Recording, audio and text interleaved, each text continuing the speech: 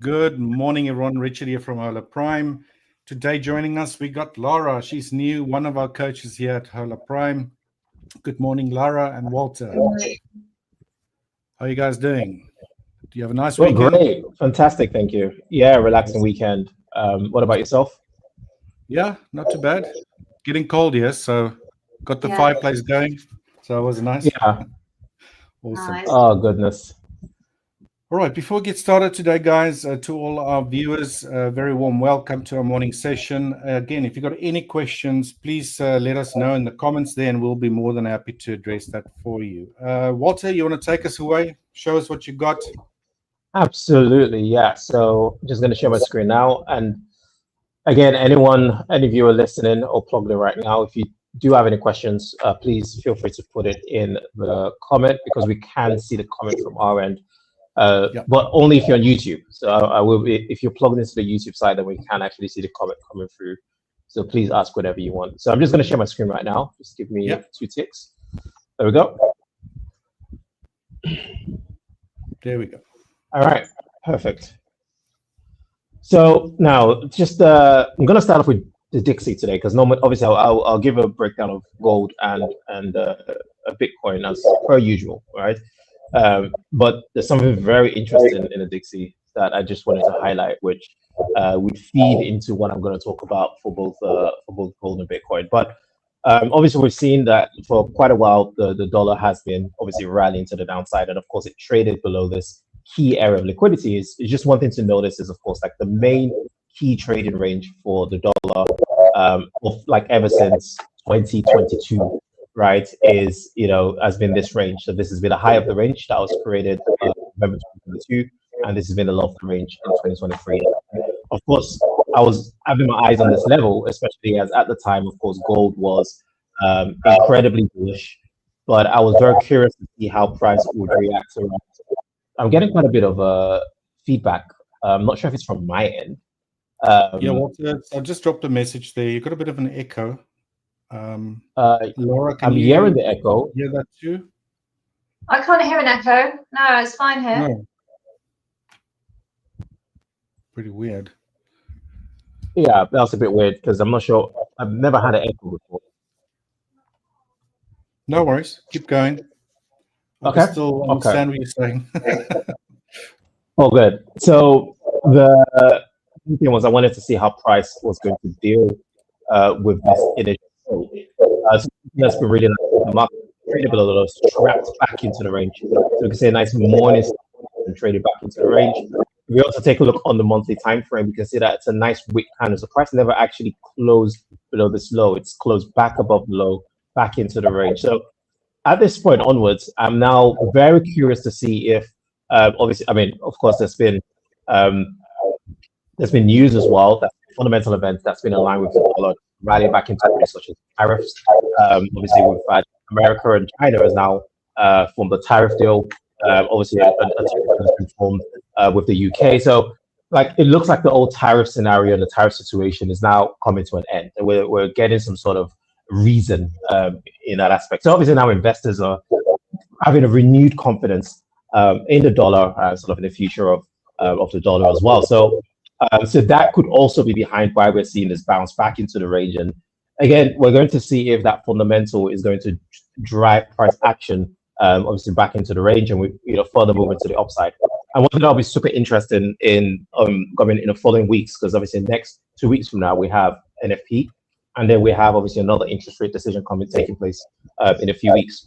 And it'll be very interesting to see if obviously NFP employment data, which the whole market is paying attention to, because the last interest rate decision, one thing the central bank made clear is they want to see whether the employment data is going to indicate if employment is rising or falling. And ideally, obviously with falling inflation, they do want to see an increase in employment before they consider reducing the interest rates in the States. So if obviously we do see a rise in employment and a fall in unemployment in the States, then that would be another supporting factor to keep pushing this price action to the upside. So now that obviously we're seeing bullishness on the Dixie, that coincides with bearishness on the dollar. So on gold, right? So over the past few days, we've seen a rapid decline of gold from high created, so it created a very, very precise high at 3,500, right to the T. And from 3,500, it came back down, and then it rallied. So it price retraced into that sort of like 50%, so that midpoint equilibrium of this initial range. And then now it looks like price is making its way back down to the low of the range. So I'm just going to clean this up a bit because a lot of this is just old price action stuff I don't really need anymore. So I'm just going to clean this up because price is now traded into these levels. So in terms of like what we're now, or what I'm personally now anticipating for gold, not just within the New York session, but going into Asia for obviously those in the New York session that trade into the evening. So I do see a very key target for gold being the 4-hour low. So this is the initial 4-hour low that was created when the market began to rally to the downside. But what I find very interesting, of course, is the market traded back up into this area of major liquidity, the bearish order block, and then after trading, we saw that rejection to the downside, and now price is heading back down towards that 4-hour low. And with price obviously trade out this initial 4-hour low, we could see potential move towards lower low, and even to the, so again, this is a very unmitigated zone for when price broke that 3.1k region. So again, if we do see price fall back below sort of like 2k, we could see a move to 3.1k. So yeah, so right now obviously gold has been declining in line with bullish and a strong dollar. So taking a look then in terms of trend cycles, because of course the 1 hour just gives me an idea of the levels. So this morning I was short gold, and the target I was aiming for was this 1 hour low, which price is now taken out, and that 1 hour low coincided with the 800 EMA on the 1 hour, as well as if you take a look on the 30 minutes time frame, there was an unmitigated on the block as well, sitting in the range. So there was just like a lot of juicy price action at this 1 hour, and why it made sense for me to set these targets in earlier session today.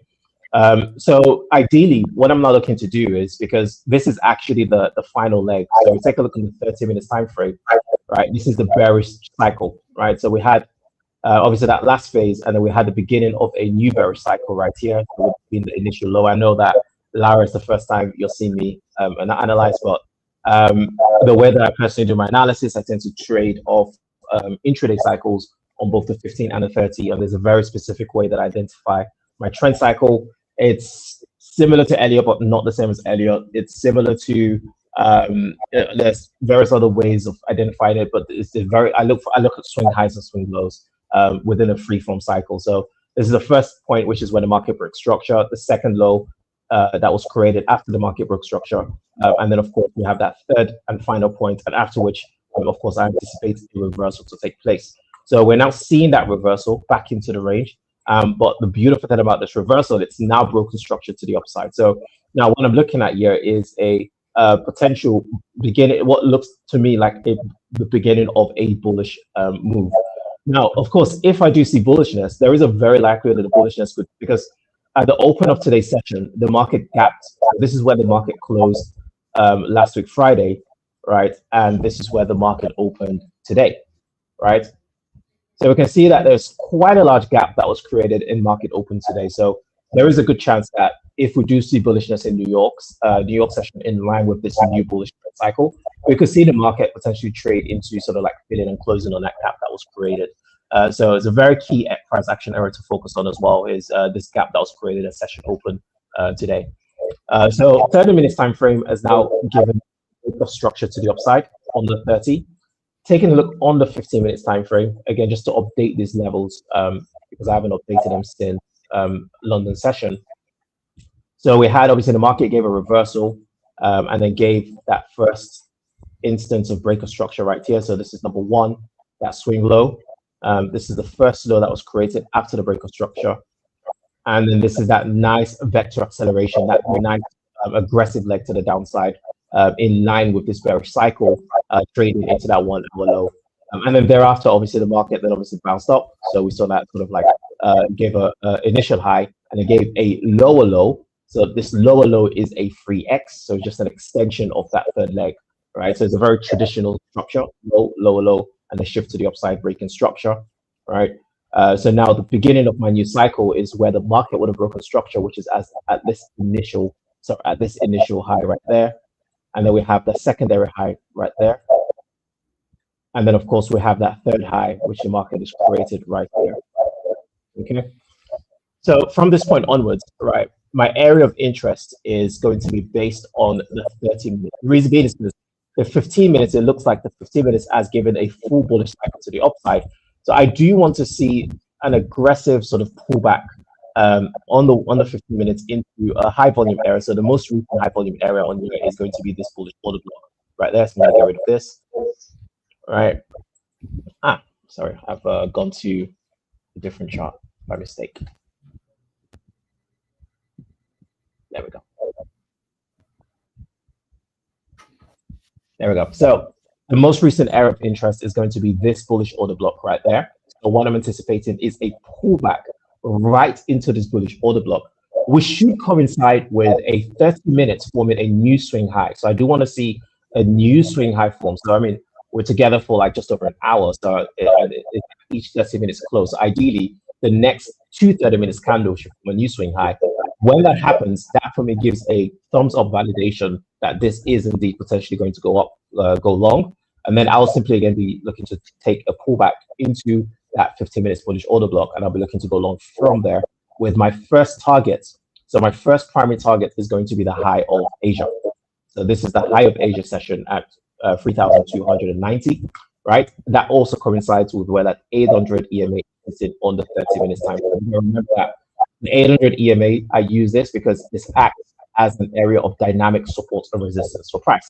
Price has a tendency to gravitate towards the 800 and reject it. So in this case, obviously we can see that if price is going to move to the upside, it will be likely that the 800 will be some sort of a gravitational pull towards price, which coincides with price action, such as the swing high, which is also the high of Asia. And of course, the high of Asia above that price is going to be a significant amount of stop losses, which would form sell-side liquidity or buy-side liquidity pool from the sellers that came into the market. So that's what I'm looking at for gold right now. Bullish is the optimal direction. I'm just waiting for a setup to confirm on this. Okay. Moving on to Bitcoin dollar. Any questions on this, by the way, or any additions to gold? I'm not sure if you guys, or Lara, I'm not sure what you look at, but is there anything you guys wanted to add? No, I'm good from my side. All good? Okay. Awesome. Yep, all good. Yeah. So looking at Bitcoin dollar, now Bitcoin, okay, since last week, of course, there's been a lot of advancements. And one thing I said is, if we do see price break above this high, obviously if we see price break above this range, it will likely just keep on rallying, right? With very little pullback. And price did exactly just that. Above this high, and above this high is just nothing to stop price from pushing upwards. So we're seeing the market push upwards into now sitting at around 104K. Of course, we're still just a little bit away from obviously our all-time high of $109,498, $109,400, which is the all-time high for Bitcoin. So there is obviously a very high likelihood we're going to see price trade there at some point over the next few days. But it's a question of, are we going to see an aggressive pullback to the downside before into the all-time high, or are we just going to see a continued climb of bullish candles pushing into that all-time high? I think it will most likely be the latter, because almost every time that the market has traded into an all-time high or given a new all-time high of Bitcoin, it has always been a sustained run with very little pullbacks. So, but then of course, I like to support this with what the 15 and the 30-minute cycles are telling me, because even within this bullishness, there are still these micro cycles in exactly the same format that I look for in gold that takes place on Bitcoin, and that's why I trade Bitcoin as well as gold, because it's the same form of analysis and it works. So, so with this, of course, we have that initial point, that price structure right there. The market, obviously, I was bullish, but then the market came up, it came down, retested obviously that high volume area, and then rallied, and then came back down into the range. So right now, the market is still in that initial point of break of structure. So it hasn't given me that new high yet. I do want to see a new high. So this is not a new high because this is a railway track. The market opened outside of the range and closed back into the range. So that's a trap pattern. It's a trap formation. A swing high needs to not close back into the range. It needs to create a new trading range. So a new trading range hasn't yet been created. the market is still trading within this initial range. So what I do want to see is for the market to trade outside of this range, create a new high. After that happens, then I'll be interested in adding onto a long position on this, right? But for now, I'm just waiting for the perfect opportunity to show up on the 30. As for the 15-minute time frame, right? So 15 has been a very similar scenario. So we've seen here the market obviously gave this sort of like bearish cycle to the downside, and then after that we gave a bullish reset. So it was the initial high, right? And then after this, the market gave a secondary high, and then it trapped above. So this is a morning star. So on the 30 minutes, this is a row track pattern. But on the 15 minutes, this is the evening star formation. So evening star formation back into the range. So this is still within that secondary leg.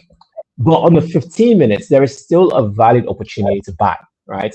And this would be a very brave buy. Personally, I'd rather wait for my 30 minutes confirmation to buy. But on the 15 minutes, there is still a valid opportunity to buy. But the opportunity, like you can basically buy at the current market price, right?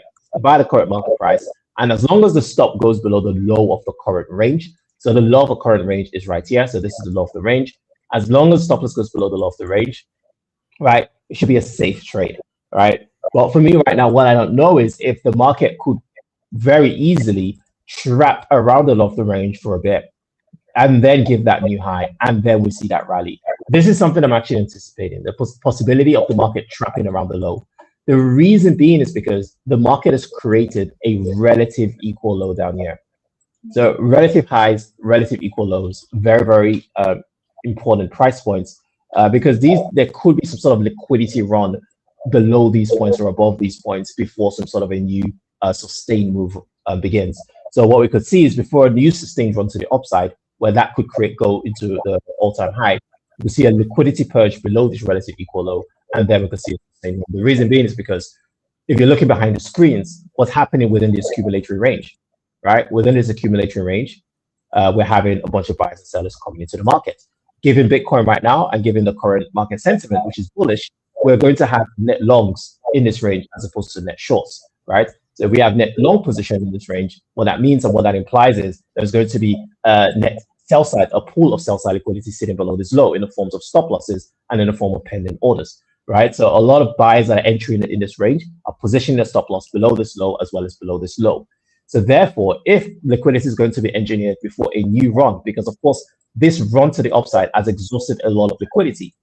So before a new run to the upside, fresh liquidity is going to be required. So where is that fresh liquidity going to come from? That fresh liquidity is going to come from below the low of the range. So therefore, before I'm confident of a sustained new run to the upside, I do want to see an aggressive trap or purge below this liquidity pool, basically stopping out any late buyers in the market. And then when it trades back into the range, that for me is going to be the signal to buy, and I will immediately add onto my buy positions. And I would definitely, in this point, anticipate a sustained run towards the all-time high of 109.4K. So that is my bias on Bitcoin. Still bullish on this. Right now, I'm just waiting. So just be very cautious because market price is in an accumulatory range. Don't just buy or sell in the range because that's just going to be like standing in front of a truck that's moving at 100 miles per hour. Just wait for price to purge whatever buyers or early buyers are in the market. Let those buyers be stopped out, and then we get in on the fresh liquidity that could give us that new run to all-time high. So that is my bias on both gold and Bitcoin for today. So when you've seen that liquidity get run, Walter, on the, let's say that happens on the equal lows on Bitcoin, what are you're waiting for a 15-minute breaker structure at that point, are you, to enter? I know I'm not going to wait for that anymore because that's already happened in the range, right? So what I would wait for is a trap pattern. So what I mean by that is, I don't want to see a wick below this low, right?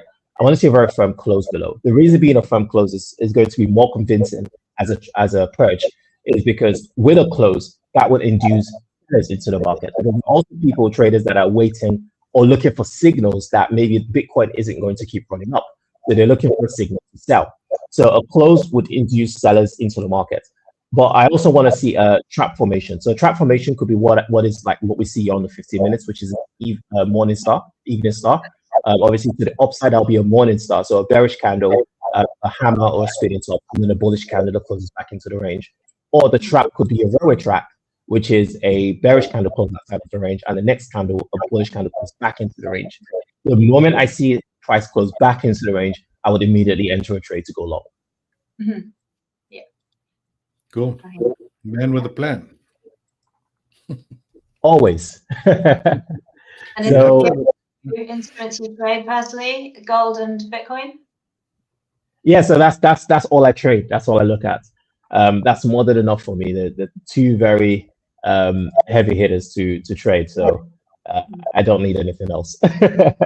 Awesome. So yeah, I shall hand it over to, I'm not sure, Lara, if you wanted to go next and share what you're looking forward to. Yeah, that's fine. Let me see if I can do this.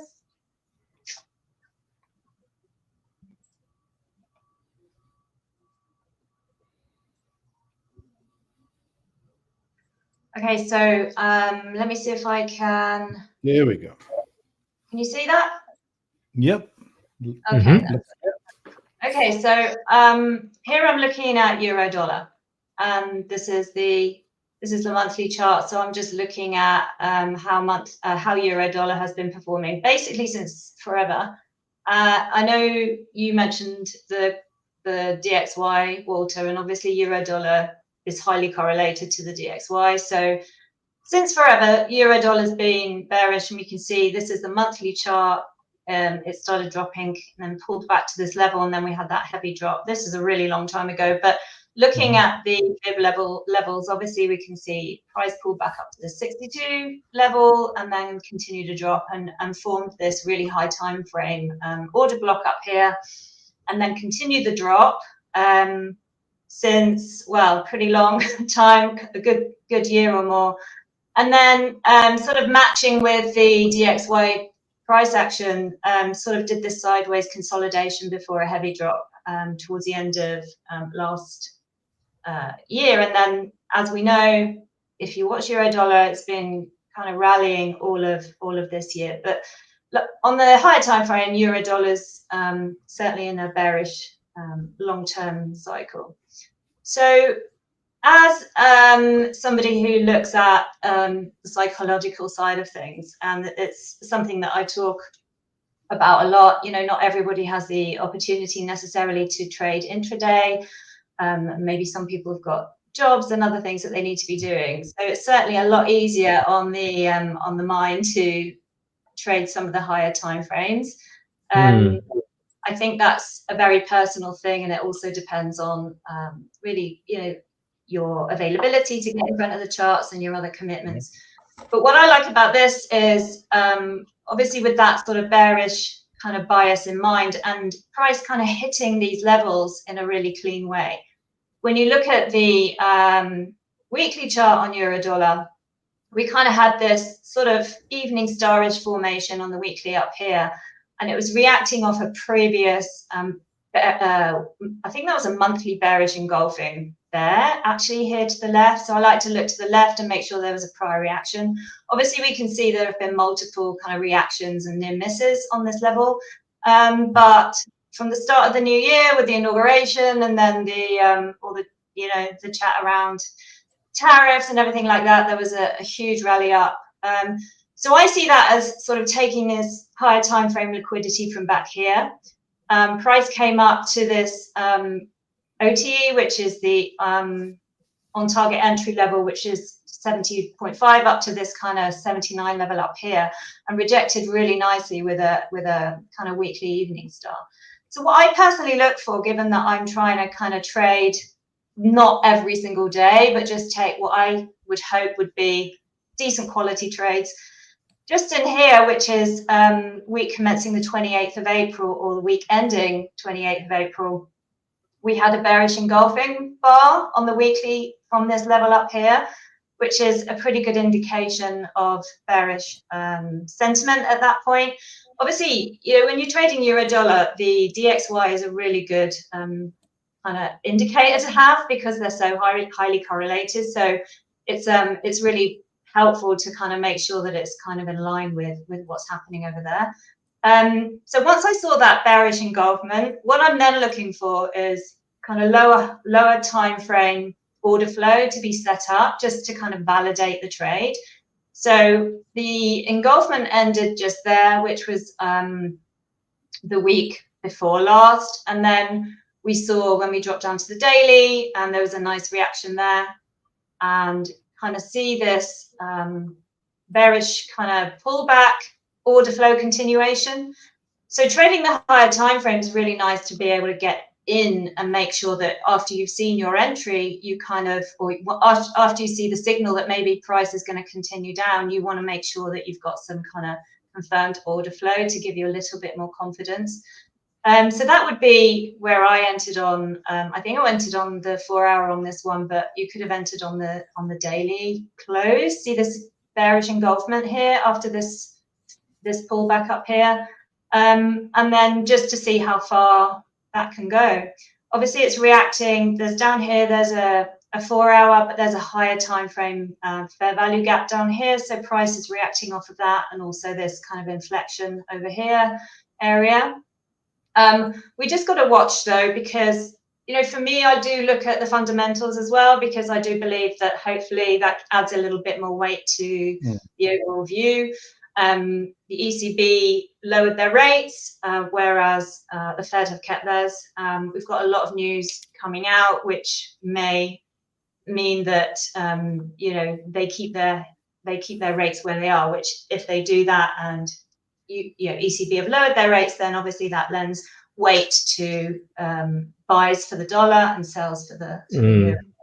But at the moment, so price kind of gapped down this morning, or last night, this morning's Asia session. There was a huge gap down actually on quite a lot of them, and then we saw the kind of pullback and then the continuation down. And at the moment, we kind of got this, we've got this sort of reaction off of this level.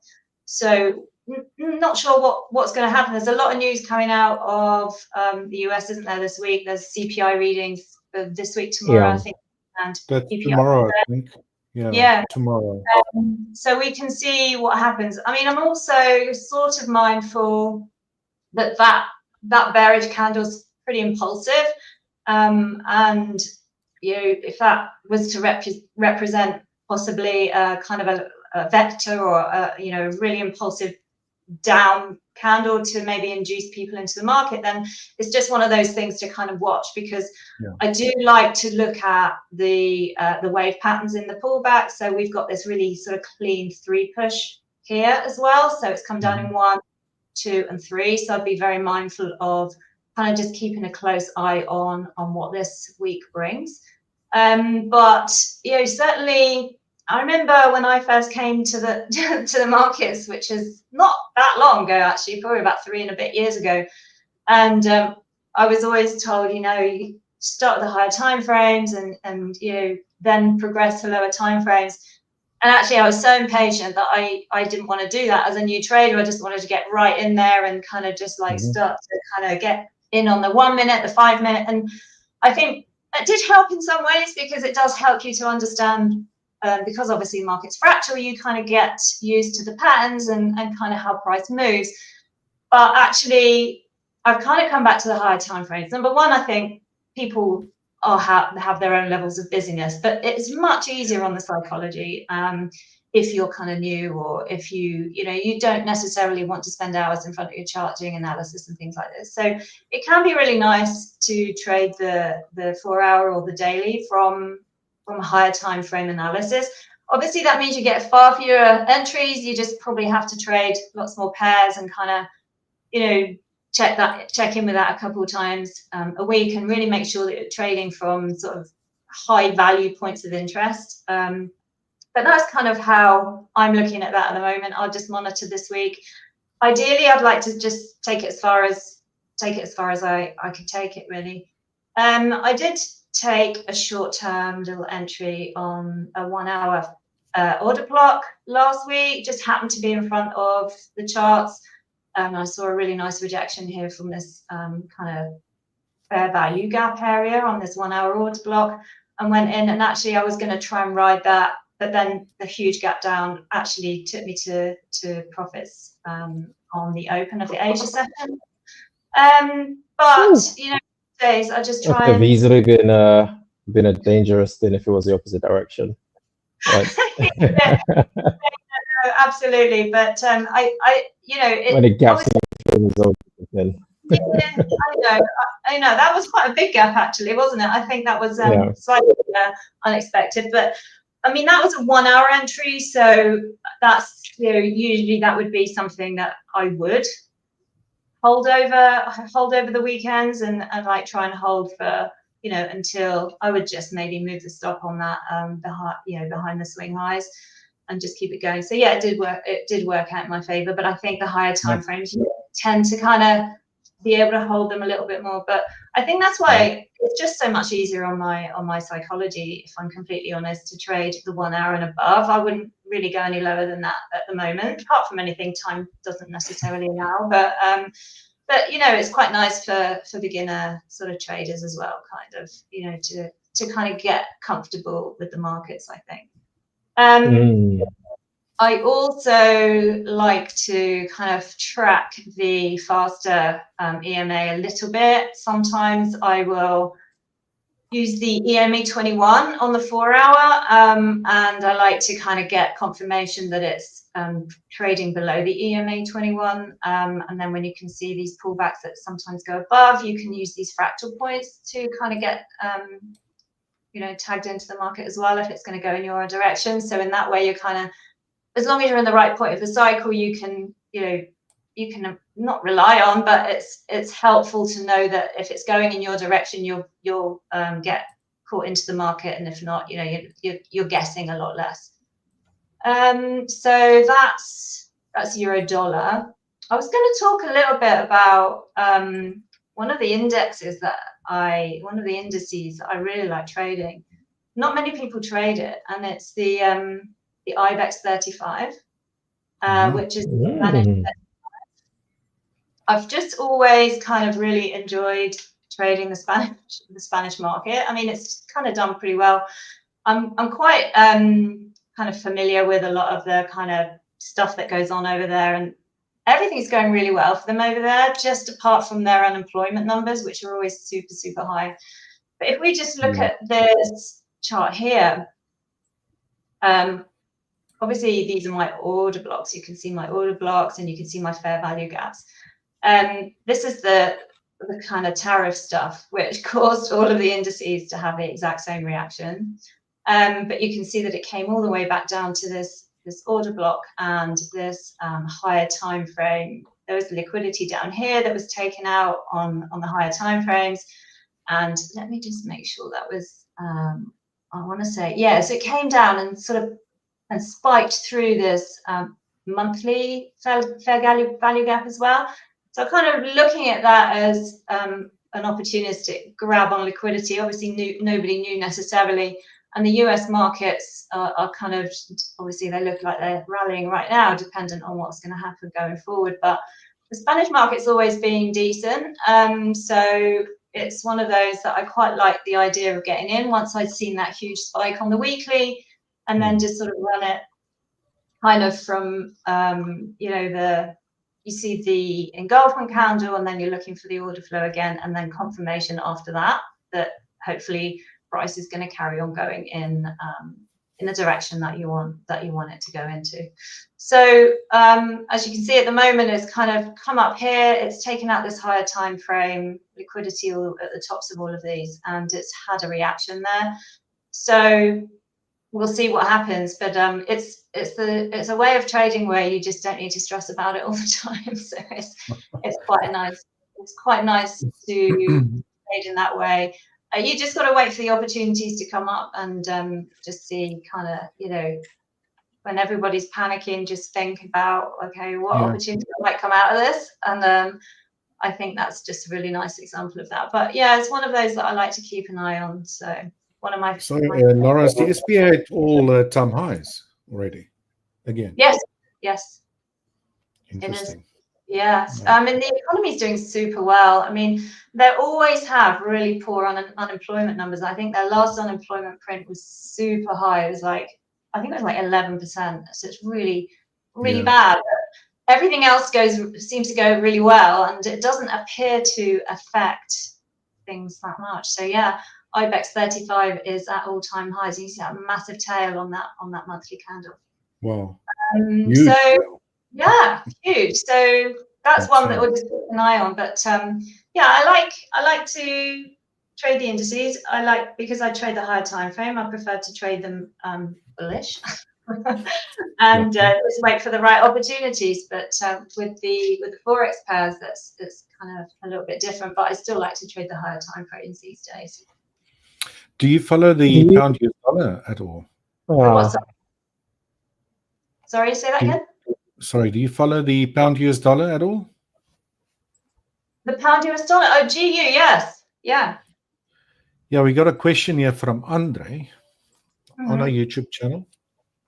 And he says, hello, Andre. He says, will the pound US dollar continue correcting or will it return to the top? Andre, if you had a glass ball, that would be easy to say. Yes, but nice. I guess you would like your viewpoint on the pound US dollar, if you don't mind, Lara. Yeah, sure. Well, pretty much similar in terms of where it's come to in this kind of pullback that it's been doing since this area around, down here, which is huge on the monthly. It's been doing this pullback since forever, and it's come up and taken out this liquidity up here, which is this high that was created on this early September 24. So for me, here was a monthly engulfing candle here. I like to make those ones white. So we have this monthly kind of engulfing over here, which caused this massive drop. And then price came back up to that area on the early September. And then what we got then was a weekly bearish engulfment here. And that's where we have come back to right now. So I'm looking at this because this is like done 3 pushes back up to this level. Then we've had an evening star on the weekly. And then we haven't, well, it depends where this weekend's, but this could well form, depending on what happens this week with news, but this could well form a bearish engulfment down here. Dollar's looking reasonably strong right now, and the pound, they just cut their rates last week again to 0.25%. So we kind of just got to look at that. This, for me, is a bearish formation because if you look at it like that on the 12-hour, you might call that a head and shoulders, and then we've got lots of nice higher time frame rejection candles through here. We're just reacting off again, price gap down in Asia this morning, and it hit this volume imbalance on a 12-hour chart. So we would definitely have expected a reaction. It's also kind of reacting off this inflection point over here. And now come back up to this higher time frame fair value gap. So we'll see kind of what happens from here, but there's a lot of kind of liquidity in this area. So I would say I've got a bearish bias on GU right now. Just got to see what plays out. It looks like a pretty large head and shoulders there on the 4-hour. Yes. Yeah, exactly. Kind of follow. I don't really trade them, but classical sort of pattern. Classic reversal pattern right there, and it's happening in a beautiful point of interest on a higher time frame, which for me adds weight. We're trading under the EMA 21 on the 4-hour, and we broke structure down here. We took all of this liquidity and then rallied up, created a 1-hour order block, and then reacted with this huge candle down. And then we've had this reaction, and so that was a high. I think it was an H12 fair value gap, but also we can see that is a 1-hour fair value gap that it's reacted off at the minute with this kind of morning star right there. So just kind of depends what goes on up here. But for me, actually, while it's trading under the EMA 21 on the 4-hour, it's that's bearish for me until it isn't. Yeah, until it isn't. Until it isn't. At least you've got a bias. That helps. Yeah, so for me, GU is a bearish bias. I mean, if you look at them currency for currency, we cut our rates. I say with the Brits cut the rates last week again, as did the ECB, and the Fed's holding. So we need to see how that goes. But yeah, that's my take on things at the moment. Awesome. Well, thanks for sharing, Lara. Can I quickly share mine? Yes, Get that out of the way. Walter, how's your charts looking there? You got any opportunities yet? Bitcoin is flirting with the low, but it hasn't quite taken it, but it looks like it wants to.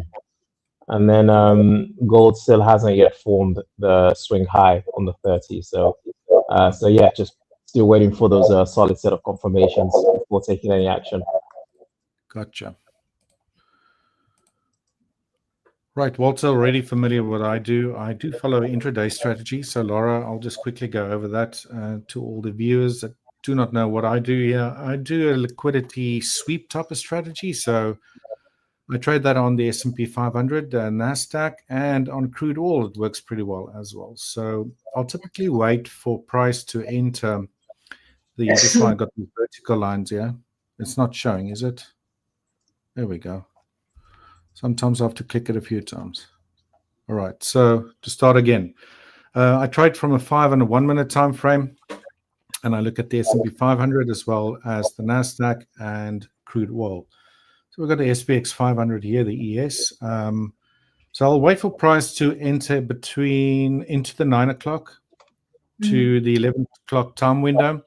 And it's during that time that I want to see price either pip a high or a low and give me a liquidity sweep or grab, as some of you guys would call it.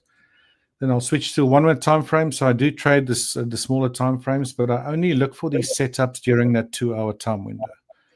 Right. So although it is a smaller time frame, there will be days where you get a setup here and there, and some days you won't. So although, yeah, it is a very small time frame, you know, for all of the sequences or the stuff that needs to fall in place for my strategy to signal a trade, you know, there's normally quite a lot of time to react on that. So just to go quickly what the market's done here before we actually jump a little bit more into the strategy for you here, Lara. It's on the S&P 500 and on the NASDAQ for that matter, you know, price was sort of ranging a little bit here on Friday. Then we had a quite substantial gap up higher yesterday when the futures resumed trading, and then also a very strong move up here during the pre-market session. So prices now obviously entered at 9 a.m. Time window of mine. Mostly we get most of the action happen with a strategy at 9:30 when the cash session opens. And what I'll typically wait for is for price to break a pre-market high or low, and then wait for a reversal in the opposite direction. And I'll then switch to a 1 minute time frame and see if we can get a break of structure, and also then fair value gaps. And I'll use those fair value gaps as my trade entry location to place limit orders. So I can normally get in with a market order. I would like to see price after a break of structure return to a fair value gap and then get into a trade. Then I'll aggressively manage it on a 1 minute time frame. So it's a bit more of a scalping type of a vibe going on there. But there, like I mentioned, a few things needs to happen. Let's assume, for example, for those that are new to the strategy, price has done this, and we had an overnight session high over here. And then as price enters between the 9 a.m. to 11 a.m. time window, price takes out the overnight session high or pre-market, as you want to call it. We then get a drop, and we see price break a previous price structure point. Let's say that was a price structure point over there during this uptrend. That could then obviously signal that we might be getting, from a technical perspective, a reversal. And then if I have fair value gaps that formed prior to that breakout of the previous price structure point, then I would like to see price return to that and then take a short. So that will be a bearish type of setup for me. Now, before I look at crude oil, we can look at a few previous examples. Last week was very, very rough. It was up and down, up and down.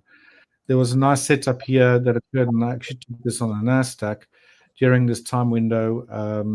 When was this? The 5th was Monday last week.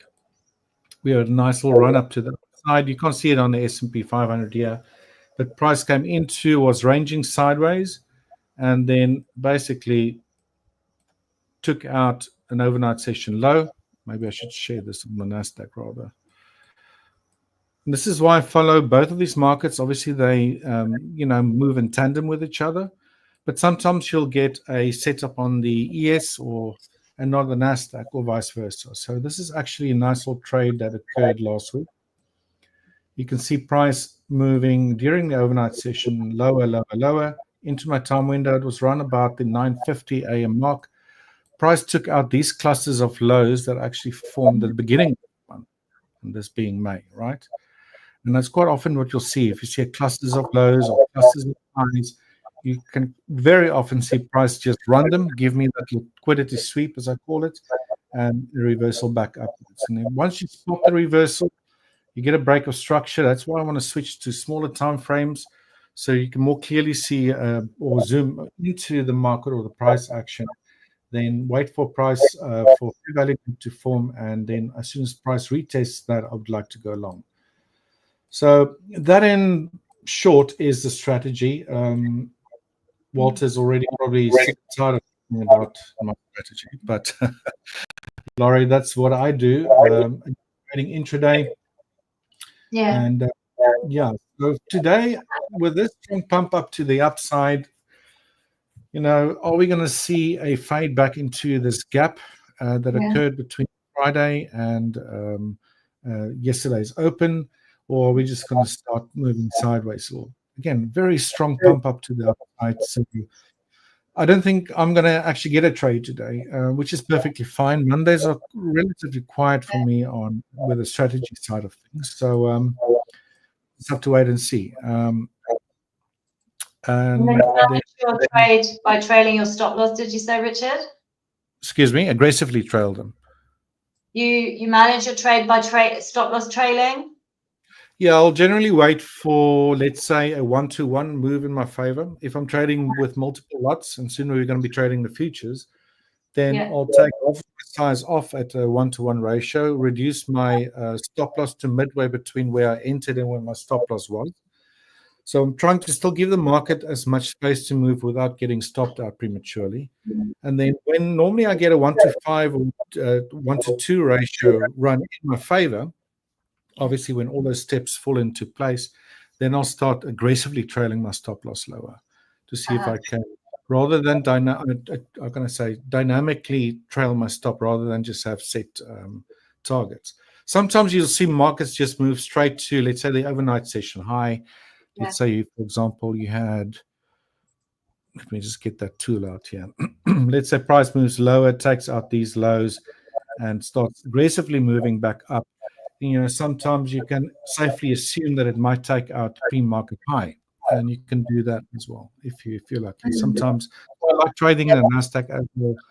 Once it gets going, it can really, really move in your favor quite. But again, there's quite a few things that need to happen. Although it is an intraday trading strategy, you quite often have a lot of time to react. And I only want to trade between those, between the 9 a.m. and 11 a.m. time frames or window. So it allows me to focus during that time. It suits my sort of, time commitments really well. So I'm in South Africa. So at the moment now it's just past 4. So I can trade until about 5, 6 in the afternoon. Just focus during those 2 hours and then walk away. Don't get a setup. Return the next day and repeat. Yeah. Right. So quite strict rules and requirements then, which is, I think, helpful, isn't it? On the lower time frames, you've really got to be like that. Absolutely. Yeah.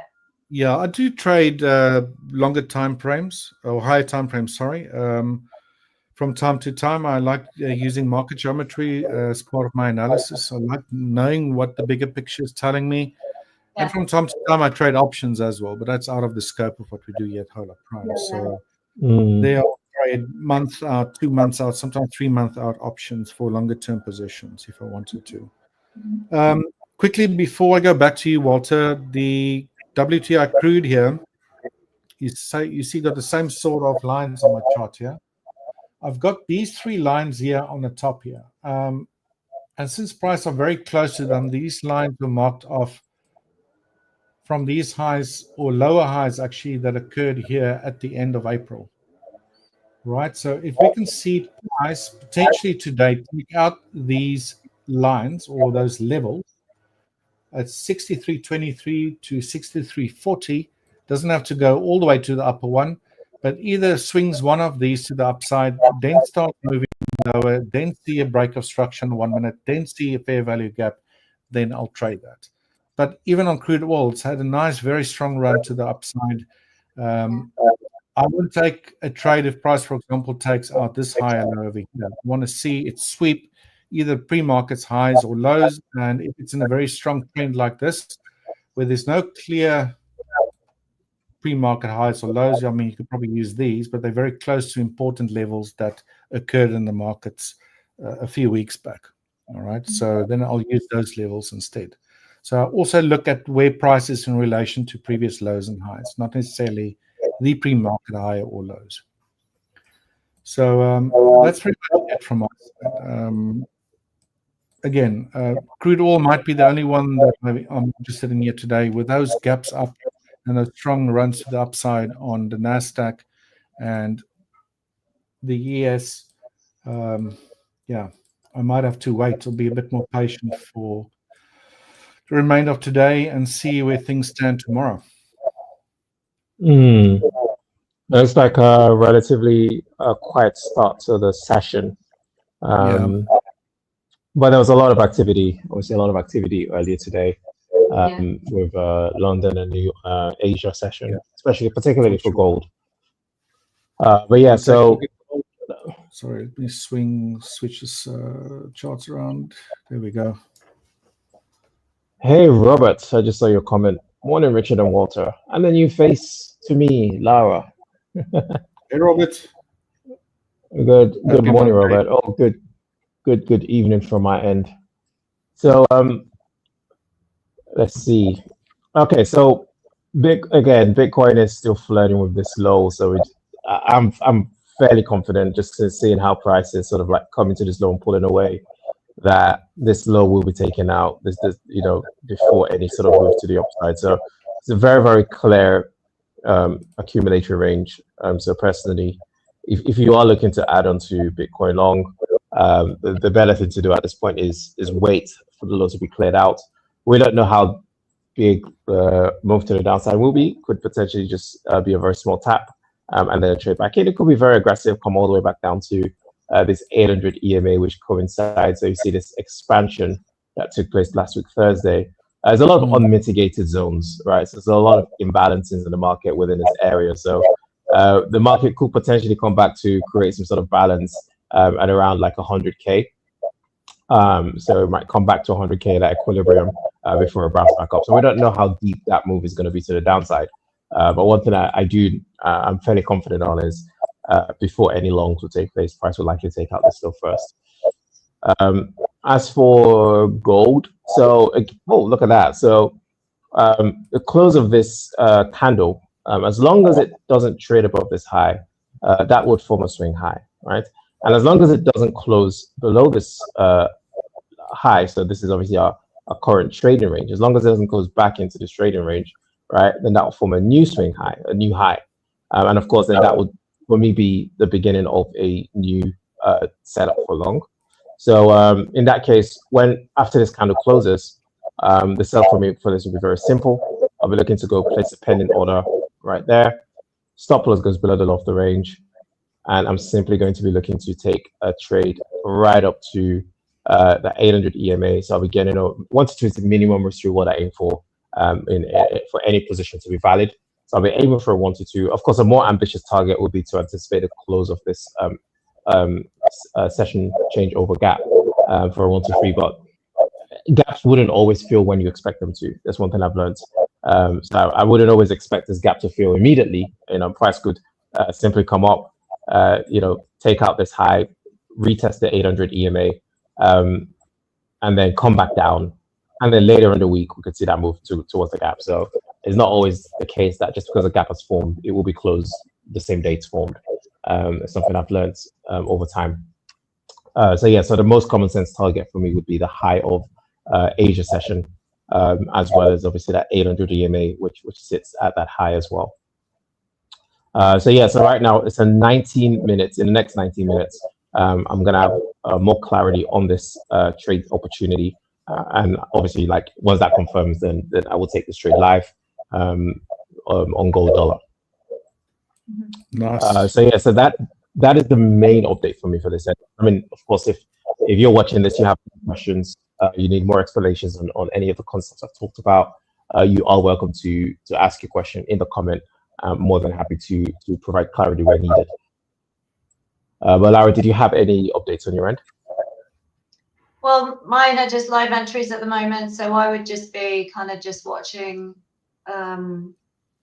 over the next few days, really. This is a pretty large tail on this daily candle on GU, and euro dollar is looking like it's lower into this, obviously lower into this daily fair value gap. But honestly, these are trades that I'm already in, and so I will be just kind of watching how they react.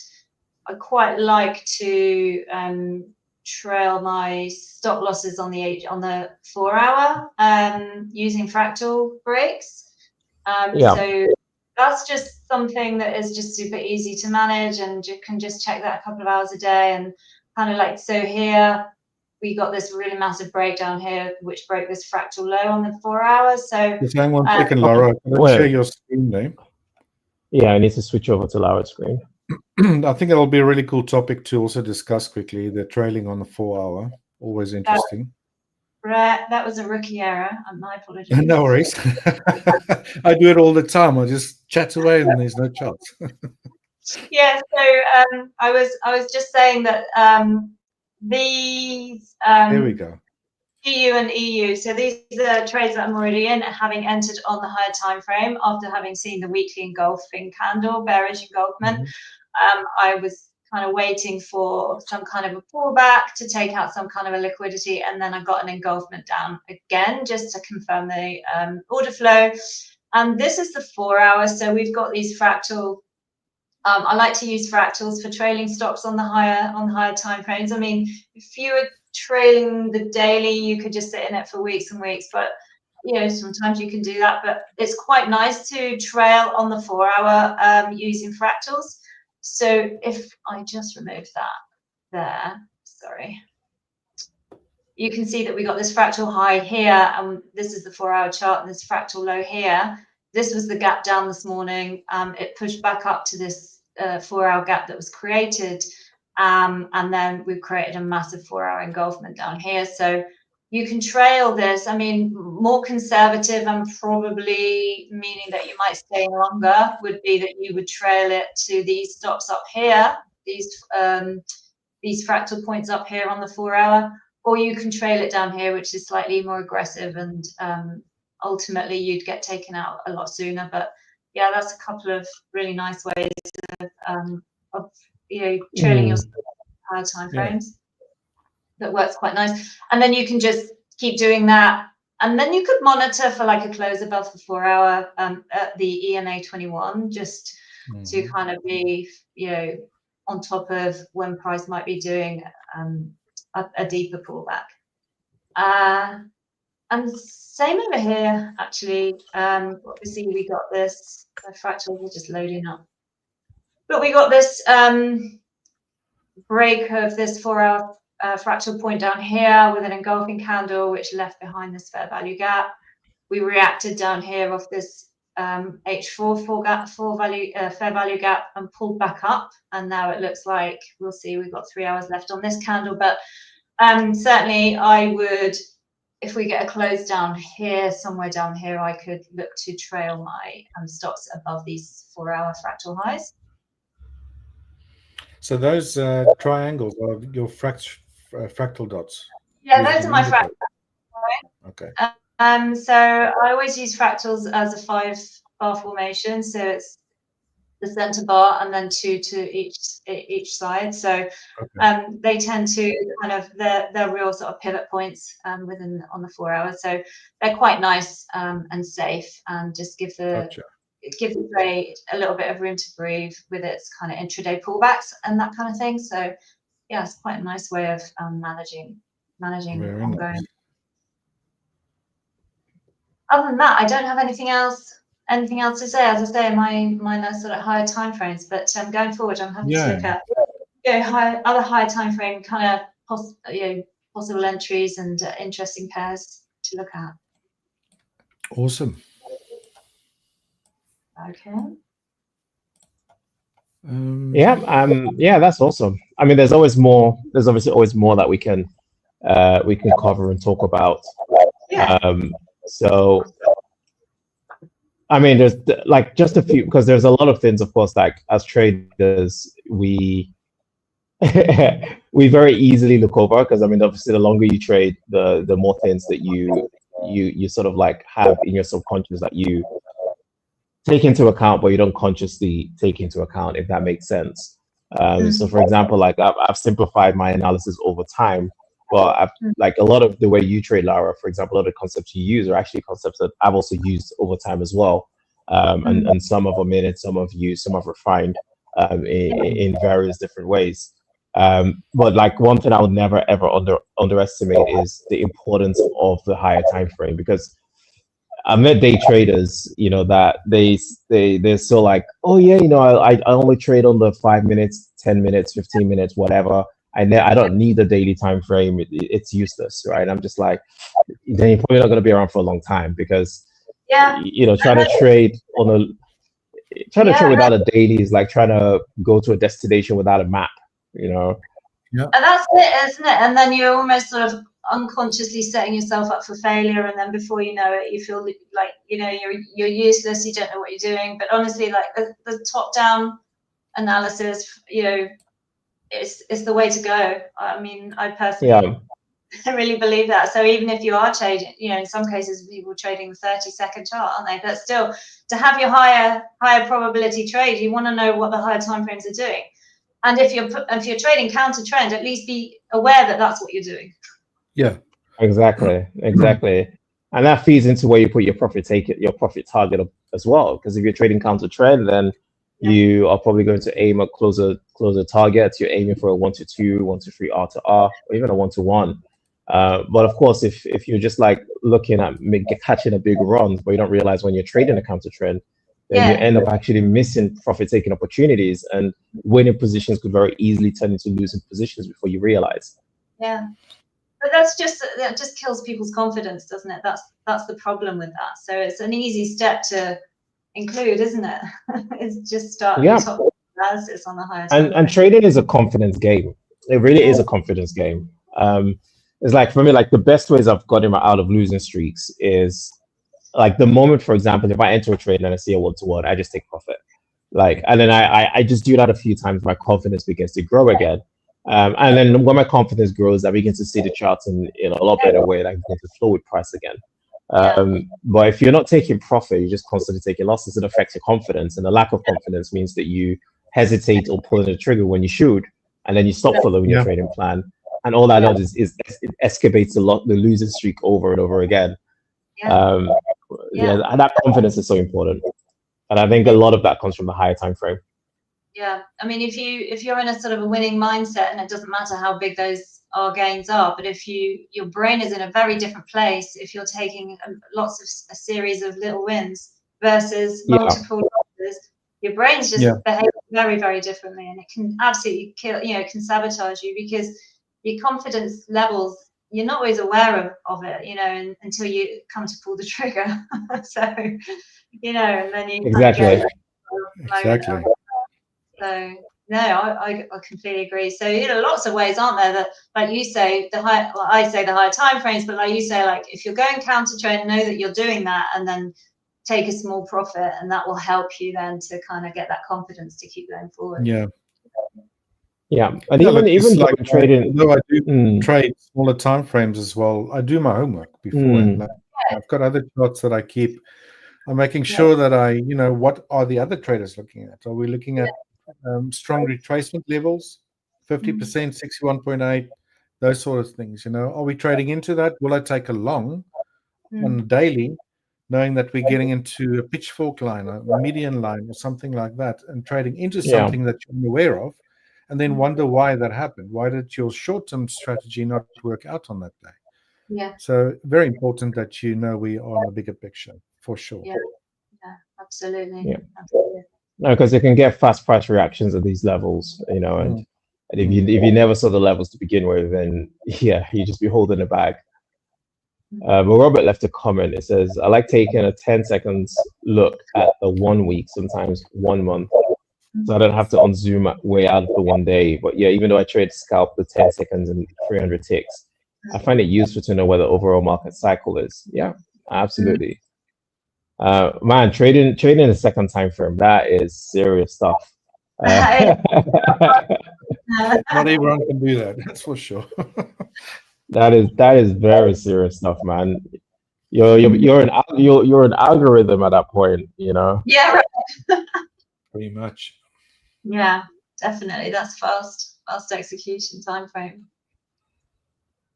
Quick reaction. Yeah, so it looks like this is about to confirm on gold.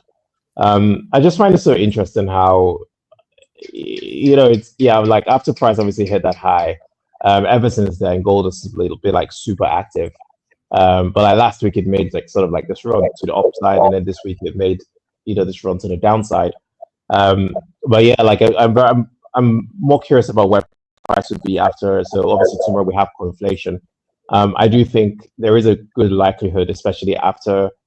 So one signal that I usually look for, that gives me an indication of where the market could go over the next few days, especially when we're looking at the intraday trends, is I look for unmitigated zones, right? So it's like if the market has spent the last few days rebalancing the market or rebalancing the books, let's say to the buy side, then it gives me an indication. But then in that rebalance to the buy side, there's a lot of imbalances on the sell side. Then it gives me an indication that the next trend cycle is going to be to the sell side, and vice versa. So like in this case, we've seen like a very big move to the downside where the market has been sort of rebalancing the books to the downside. It's a lot of unmitigated buy zones here, and of course a lot of lows were taken out. But then in the process of doing so, the market has left a lot of imbalances, right? So we have one there, and we have another one right there.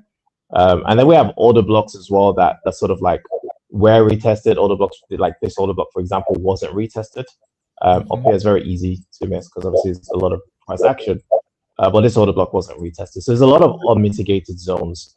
And for me, this usually is a signal that over the next few days, potentially this week, after the market has finished this move to the downside, the trend cycle could potentially be bullish for like 3 to 5 days into these sort of like unmitigated zones.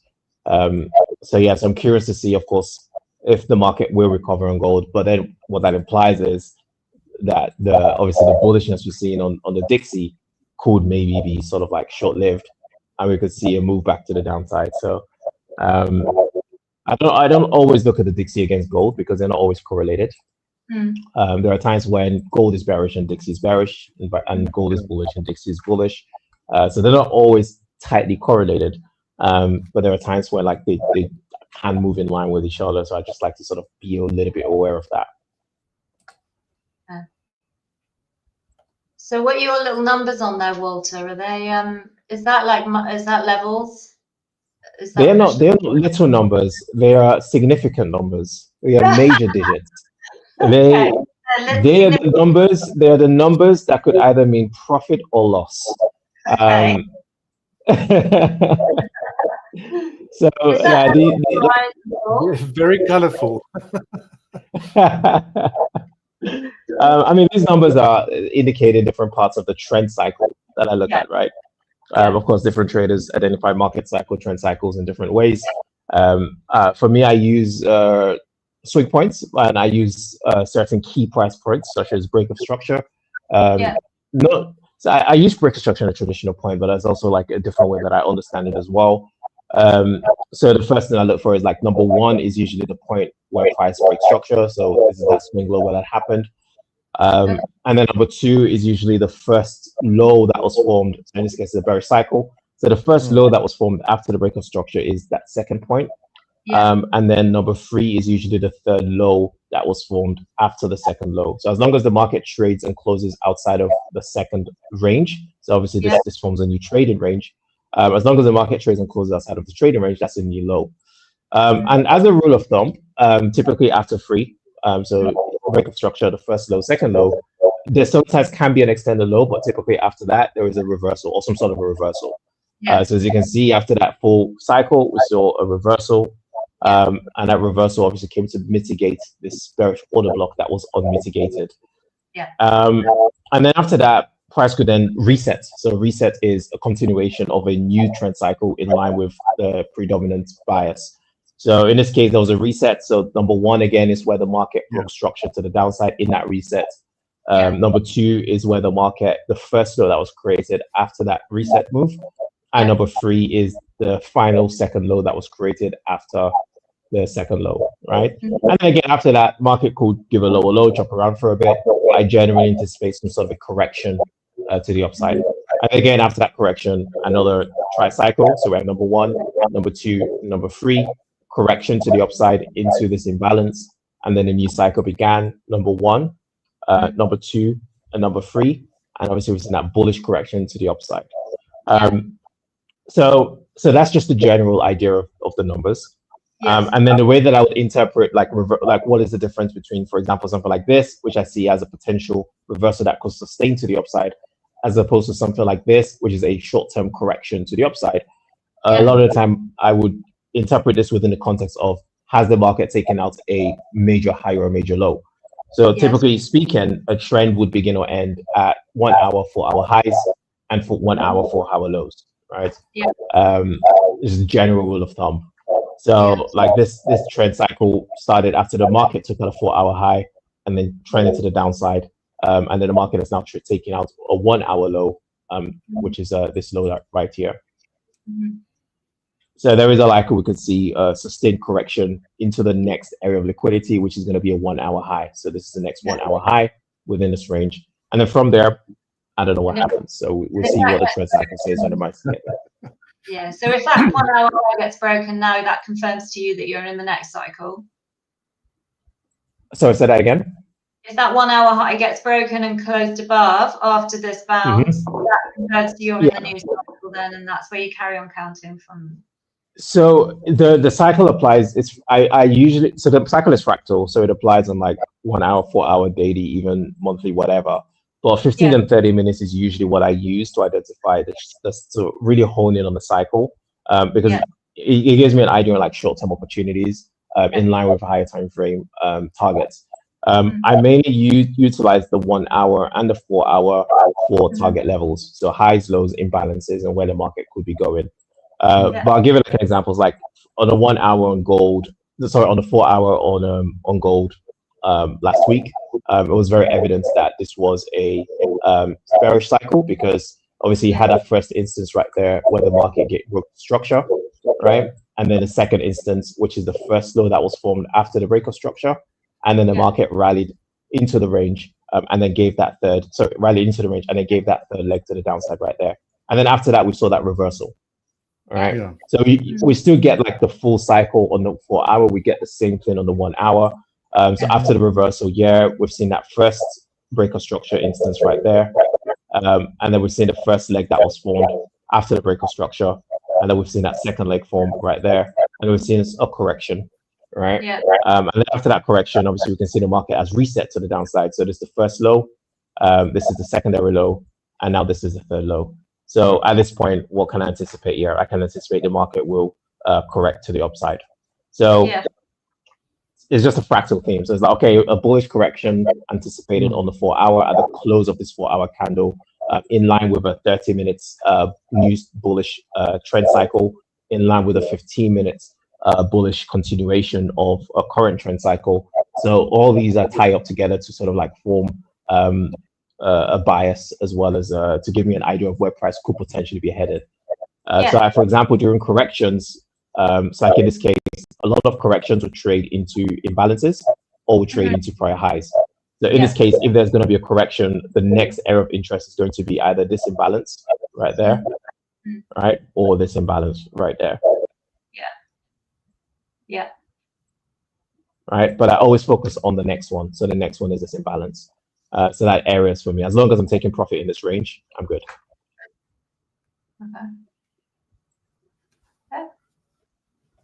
Nice.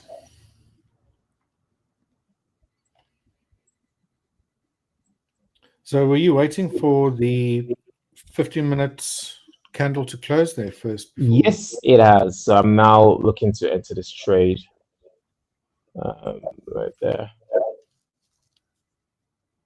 So this is the setup, right? I always place a pending order. It's never I never enter as like a instant market order, just because it's so pending order, stop loss below the low, and then I'm aiming again. I'm just aiming for a 1 to 2, and I would rather get the 1 to 2 as close to this high as possible, just because the market could take out that high and trade back into the range, and then we could see a bearish continuation to the downside. So I don't want to gamble against that.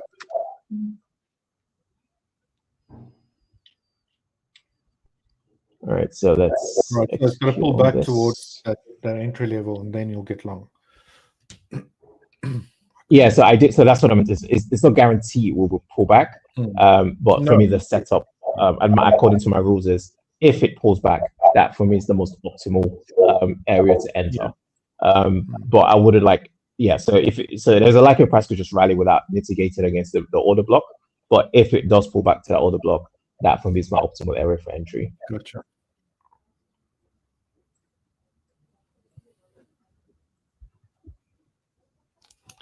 Nice. Well, let's hope it does and work out.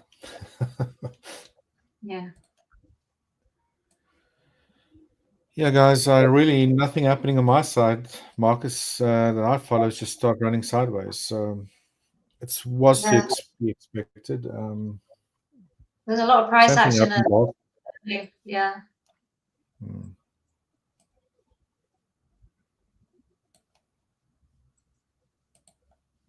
So do you get entries most days, Walter, between your two pairs that you trade? Oh yeah, most days. At least 3 setups a week, on both gold and Bitcoin. Yeah, and you're only trading the US session, the New York Open session. No, so I actually predominantly trade the Asia and London Open, and then New York is a bonus session for me. Okay, all right. Yeah, because a lot of the big moves for gold tends to happen in Asia and going into London, and this has been the case for like the past year. It hasn't always been the case. There was a period where gold was a lot more active in New York. That hasn't been the case for the past year. So a lot of the activity for gold now takes place in Asia and London, and New York usually gets the leftovers. Every now and then, like once a week, there might be a big move that happens in the New York session once a week, right? Right. Yeah. I mean, that's majority of the time the big move takes place in Asia. Because it's quite late where you are, right? Exactly. So it's a lot more suited for. Yeah. So it's now 10:33 p.m. Now, but obviously it's 10:33 a.m. in New York. Yeah. That's super interesting, because there are a lot of metals traders who wouldn't even look at it until the New York session and wait for that COMEX Open. So that's super interesting that's changed over well, you say recently, over the last year. What do you attribute that to? Do you know? A lot of cash flow has moved to Asia. Also, I mean, this goes far back, right, to just before the Ukraine war. Russia was accumulating a lot of gold. So a lot of the dealings of oil after the whole economic sanctions on Russia. Russia started to like pay for oil with buy oil from China. They started to buy oil from India, from their neighbors. Part of that deal was with gold, as well as obviously like a currency that wasn't the US dollar. So there's been a lot of capital flow into Asia, into ASAC countries over the past few years. And I do believe that's one of the reasons. Obviously, there might be other elements at play here, but there's definitely been a lot more capital flow, and therefore, like the Asia market has just been a lot more active, generally speaking. Like I used to trade pound dollar, euro dollar back in the days, and I traded it up until COVID, when the average daily range for pound dollar became significantly less than what it was before. Like it used to be at around 200 pips a day. And it went down to like 80 pips a day, and even at COVID times, like around 50 pips a day. And then I'm like, okay, what is this? What's going on here? Yeah. Yeah, markets change. So adapt. Yeah, market dynamic change. I don't know if I think pound has gone back to what it was before. There's been a lot of activity in it, but my attention has shifted to gold since then. And then and with that, I used to hate trading gold, but now I can flow with it. I understand the price action, and it's very active every single day. So if you look at this, right, it's like every single day. This is, I mean, except for like Wednesday last week, where I got in on a. So I remember this trade because I got in on a long trade. I attempted to trade this counter trend because on the 15 minutes, this had given a bullish cycle. So it gave a complete bearish cycle to the downside, and then it gave this breakout structure, and then it gave that first high after the breakout structure. So this confirmed within the Asian session. So London Open, I got in long on this, right? Because it was like ripe to go long. So my position was I entered, so when price pulled back, I waited for the close of this candle within the range, entered long, stock went below the low, right? And then I was just simply aiming to, again, this is a simple 1 to 2 trade. I was aiming to take my trade to this unmitigated order block, because that's like the next reasonable point of liquidity. But the whole day price was just like rallying, was just consolidating. And then obviously, like if you think about my time zone, right, when I'm about to go to bed, right, so which is like around here, right, around 10, 11 p.m., the market was sort of like still swinging around. So I thought, okay, I'm just gonna put this to break even because I don't like holding positions overnight. So I put it to break even. I woke up the next day to see that I had been taken out.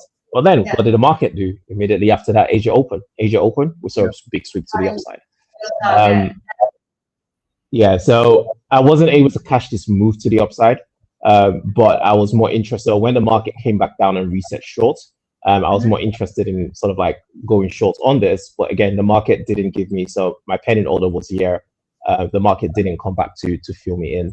So there are going to be days where, like, although there's opportunity every day, there are days where you get frustrated situations where the market just doesn't do anything. And then the next day when it does do something, it doesn't give you an opportunity to enter a trade, right? It just moves without pulling back. Without. So you're very fixed on where you enter then, but you were waiting it to come back to your point of interest. But obviously on this next day, price pulled back and tapped into this inflection that lined up there. You would not consider getting in short there. Where in this case? Like right here? Yeah. So there's two things I always account for. I account for time and price. So the times I look for is the first 3 hours of session open. So either first 3 hours of London, first 3 hours of Asia, or first 3 hours of New York. Anytime outside of that, I wouldn't look for an entry.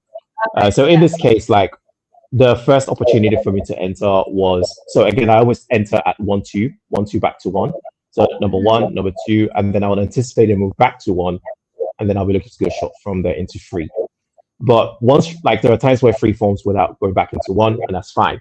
And then I was like, okay, cool. Going into the London session, so this is like 3 p.m. my time, so that's around 8 a.m. in the UK, right? 8 a.m. London.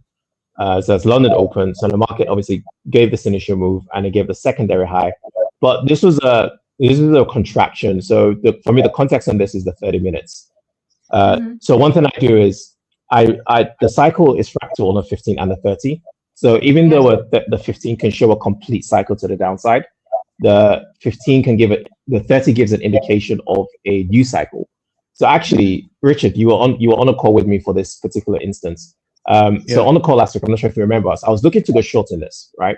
That's right. Well, I said, I don't want to sell this unless price trades into this imbalance. The reason being is because if I just sold at the edge of the order block, which is my normal rule, is to sell just at the edge of the order block, but my rule is to also have my stop loss above the high, right? To the next target in this case for me was the 800 EMA, which coincided. So if you look to the left-hand side, there was this sort of like order block down here. So I was like, if I was just simply to take that trade to that order block, which coincided where that 800 is, I'm not going to be able to get a 1 to 2 with that entry.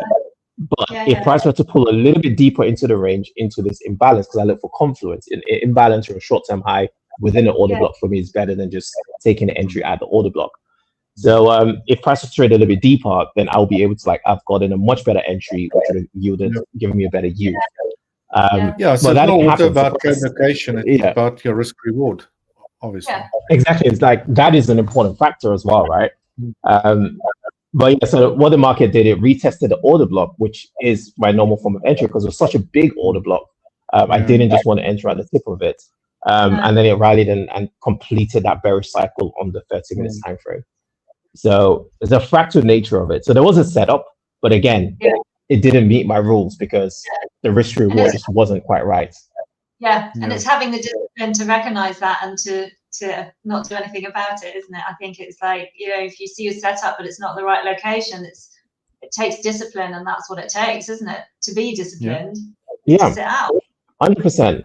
And that discipline comes with time, but it doesn't eradicate the frustration. If you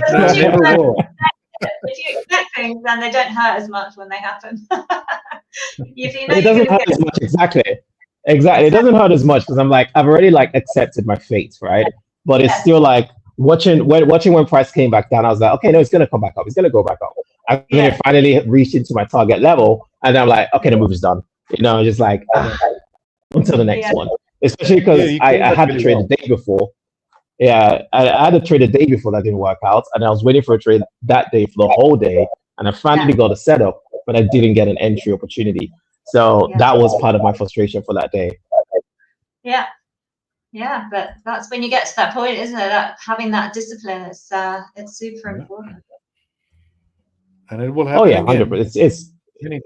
It's worth the discipline. By the way, I'm already in this trade, so did you get in? No. So the 15 minutes, like I'm not in yet, so I'm in it in terms of I'm in it in the pending order, but it hasn't triggered. But I'm just waiting now for the price to basically like swipe into this. But I want to just update this because the 15 minutes has indicated a complete bullish cycle, and this is a 3x. So again, this is where that fractal theme comes into play. It's like, okay, the 30 minutes is indicating the start of a bullish cycle. So we have the first, the break of structure, and now we have that first high that formed after the break of structure. So now, obviously, a retest would happen, but a retest on the 30 would be a reversal on the 15. And the reversal would typically take out a short-term low, such as this, or this, or this low. So either A, price takes out this low and then rallies, or B, price takes out the lower low and then rallies. So one of these two scenarios. Oh, look at that. Beautiful. This is what I was talking about. Beautiful. So that's a very nice purge of that low. Beautiful drop. So now the close of this candle in the range, I'm in this trade. Nice. Very nice, Walter. How are we doing for time there? I think we've got a couple of minutes left. To all our viewers, please, guys, if you've got any questions, already got a few there from Robert. Well, Robert was actually telling us about trading in the smaller time frames. We had a question from Andre about pound US dollar. We got a couple of minutes left. If you've got any more, please drop them in the chat box there. Our time here is almost over. And if we do close down the room, we got our next round of coaches coming up very soon. So please stick around for that. It's a bit of a quiet one my side, that's for sure, to be expected after such a strong rally. Seems to me that Walter's trades are probably the closest to potentially setting up. His expectation there on Bitcoin did exactly what he thought might happen. So let's see. Might have to recap things later this week though. When are you guys on this week again, Lara? Walter? Next week for me. Only Monday? Yes. Okay, cool. I'll be on again on Thursday. Morning? Yeah. Thursday morning. Awesome. Yeah. Right. Yeah, guys, we've reached the time. Our session is completed. Lara, it was so nice meeting you. Thank you you. guys. Welcome on board. Good to see you again. Walter, hopefully you get into a nice trade there. Yeah. And yeah, have a fantastic rest of your week. Robert, Yeah. thanks. Yeah. As always. Thanks a lot, guys. Awesome. Nice to see you guys. See you again soon. Take care. Take care. Goodbye, See you. guys. Bye-bye.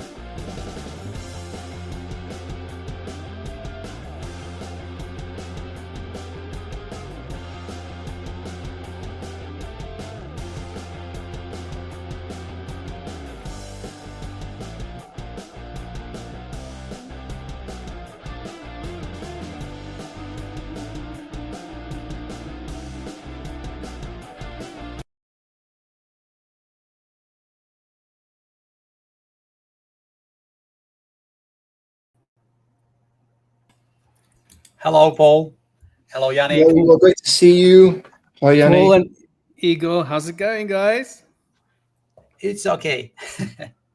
It's okay? What do you mean it's okay? Igor, like, did you not, you were in that pound US dollar drop, were you not? Yes. Oh, I was no. there. I was there. Beautiful, right? What a Yeah. beautiful, just the most beautiful piece of art. It was just so perfect the way it played out. So beautiful. Right now, we actually at, maybe I should share my screen. Oh, I nearly added someone to the stage. That would have been not so good. Yes. Okay, that is my hope, right? All right. So, why is it not? You can't see my screen, right? Not yet. Not yet.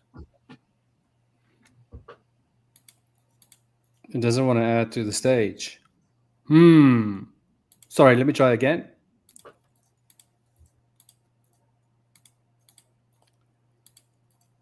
Okay, add to stage. There we go. All right.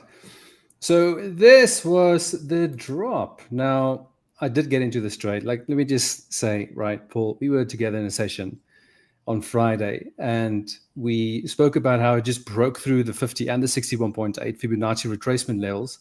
And then in the session, we were busy coming down. I think the candle was halfway through on the 1 hour time frame. And I mentioned, like, look, wait for the candle to close because it can always just pull back. But I also mentioned that I probably won't be interested in this trade because it's Friday and it's late. But I kept watching the markets right to the close. And when I tried to stack the probabilities for the opposite to happen, like, what's the probability for this to push higher? I just couldn't find anything. So it was such a beautiful setup. So I did take it. And right now where we are, I'll talk about where we are right now, but just briefly again, just to take you through what we have here is that's the weekly resistance there at the top. This is the head and shoulders formation. We got the close below, so that's confirmed. I think, Igor, you got in here. That was a beautiful entry.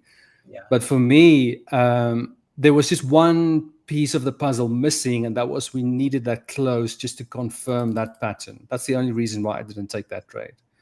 But your trade was beautiful. It was a beautiful entry.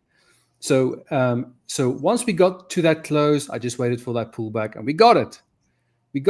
And what a beautiful drop. Actually, if you didn't trade it on Friday, it's not a problem. Like, when you got to your screens this morning during the London session, you would have seen that it gapped lower. So you can just wait for this gap to get filled, and you don't have to wait for it to pull back or break any lows or so. You already have that. Have that. So that retracement right to where this gap is filled, that would have made you could have entered the trade right there. If you were not in the trade by Friday, that was the opportunity right there to enter right there. So where we are right now is, I'll show you the 4 hour time frame. And we spoke about this support level here that will probably be a weak support area, right? Because it already it broke out, it retested it, and then it played out. And then from that moment, we formed that head and shoulders pattern. And you can see that we broke through that support level. And on the 1 hour, you can see that, we traded quite some distance below that. So we are now retesting that zone. This could potentially offer another opportunity to go short if it struggles here. But it is struggling there, but it's not exactly turning around just yet. So we want to see that price is definitely finding resistance there and then reversing to the downside, and that will present a second opportunity to enter. Our take profit is, for now, is right here where I'm interested in going long. Now, I may not leave the trade open for that long. It just depends on, I think there was also a Fibonacci retracement level here.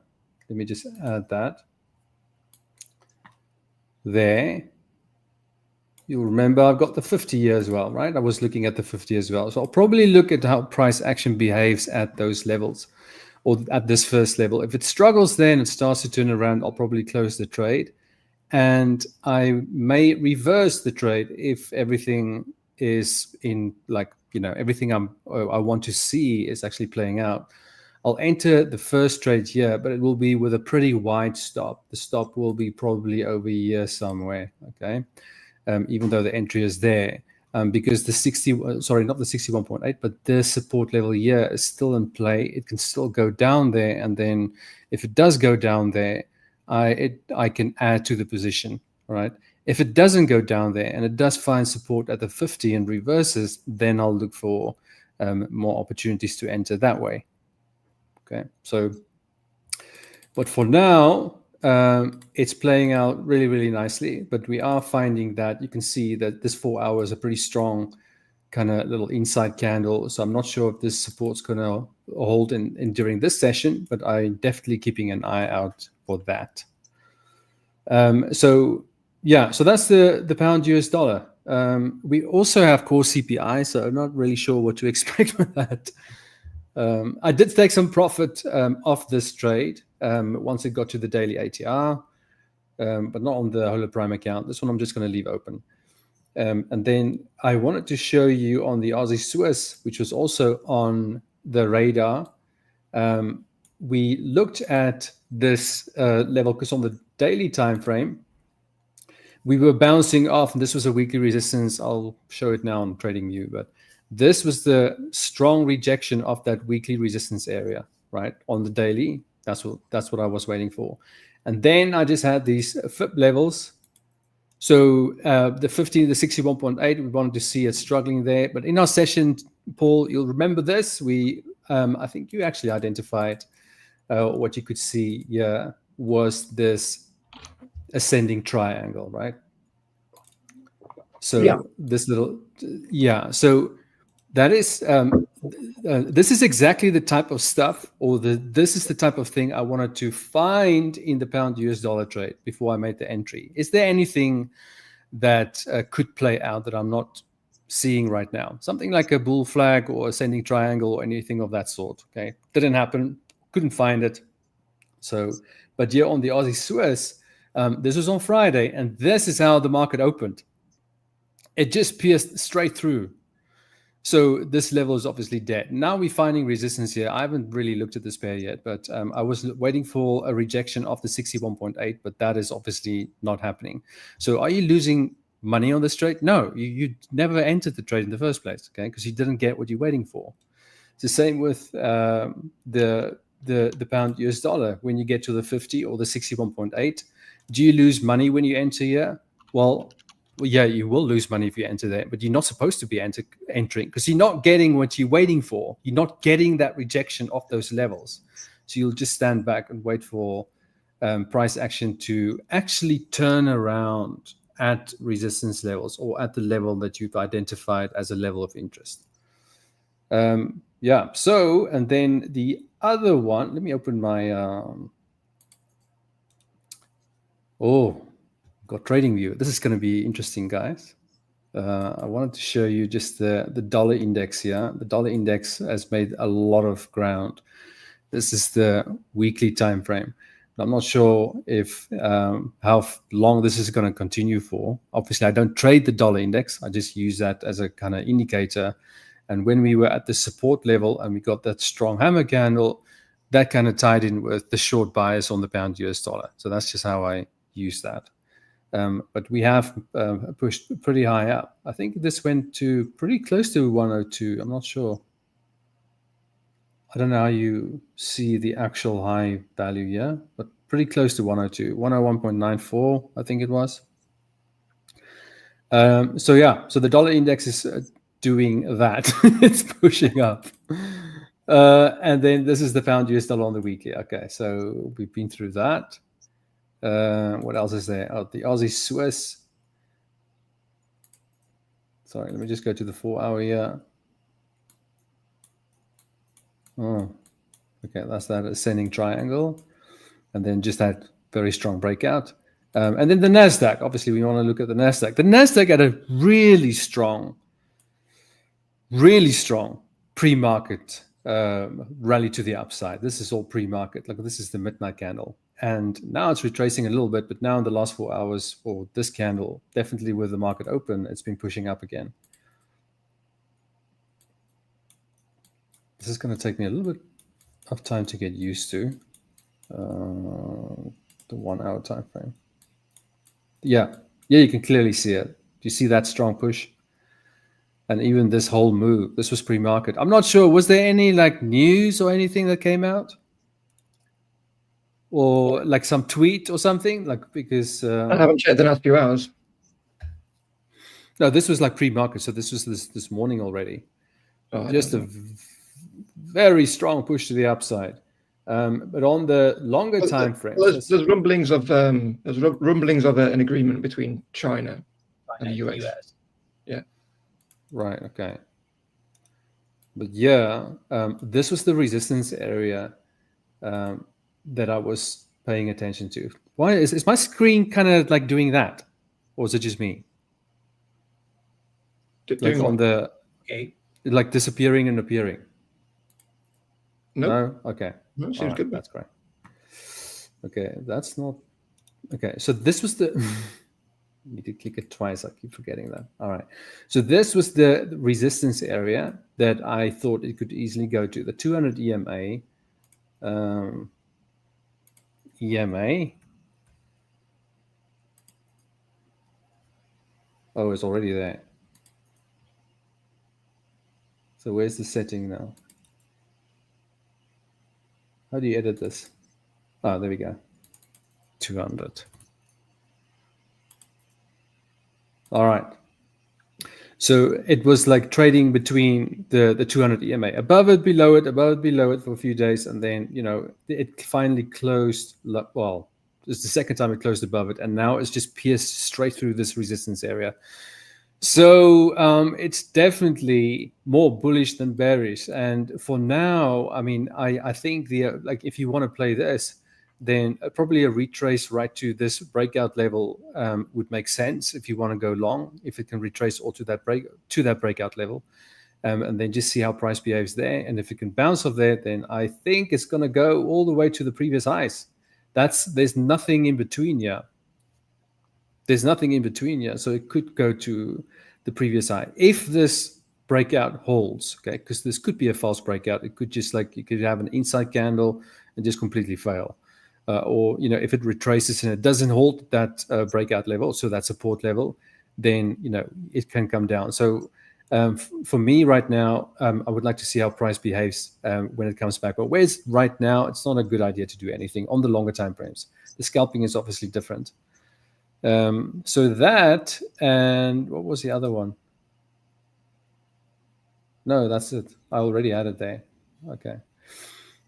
Anyway, so those are the three markets for now. Do you have any questions? Pretty good summary, my friend. Okay, great. Over to, I guess, Igor? Yeah? Yes, my friend. So let me start. This day was a little bit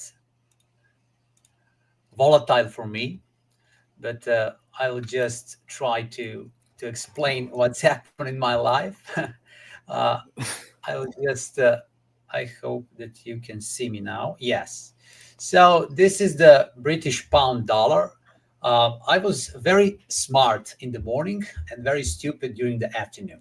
So this is the description of this day. So what's happened? So I had a couple trades from the past that I made last week, and I saw the gap. I know about the news, China and the US, and on a couple accounts where I manage, I felt a little bit uncomfortable situation because I wanted just to close all my trades and to wait to see what will happen. And I did that. And in one moment, it was very, very good. And okay, there is an Asia session. As you can see, during the Asia session, we started to fill these gaps, something like that, some small bullish potential there. And what's happened is the Frankfurt Open, 1 hour before the UK Open, the price started to be very volatile. And I think in a couple of minutes, we went 20 pips up. And we reach this level around 1.33. And in that moment, I realized that usually during the either Frankfurt, either UK Open, we have that kind of manipulation in the market, which I play very, very often.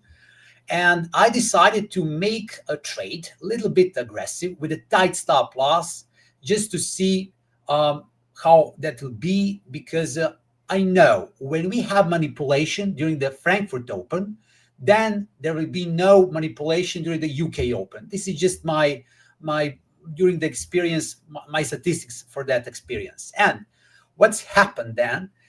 We got the news, but we know that news. We knew that news from the last day, but now we got a few more details. And believe it or not, in just I can find maybe 15-minute chart just to see how that was sharp. So it was so sharp.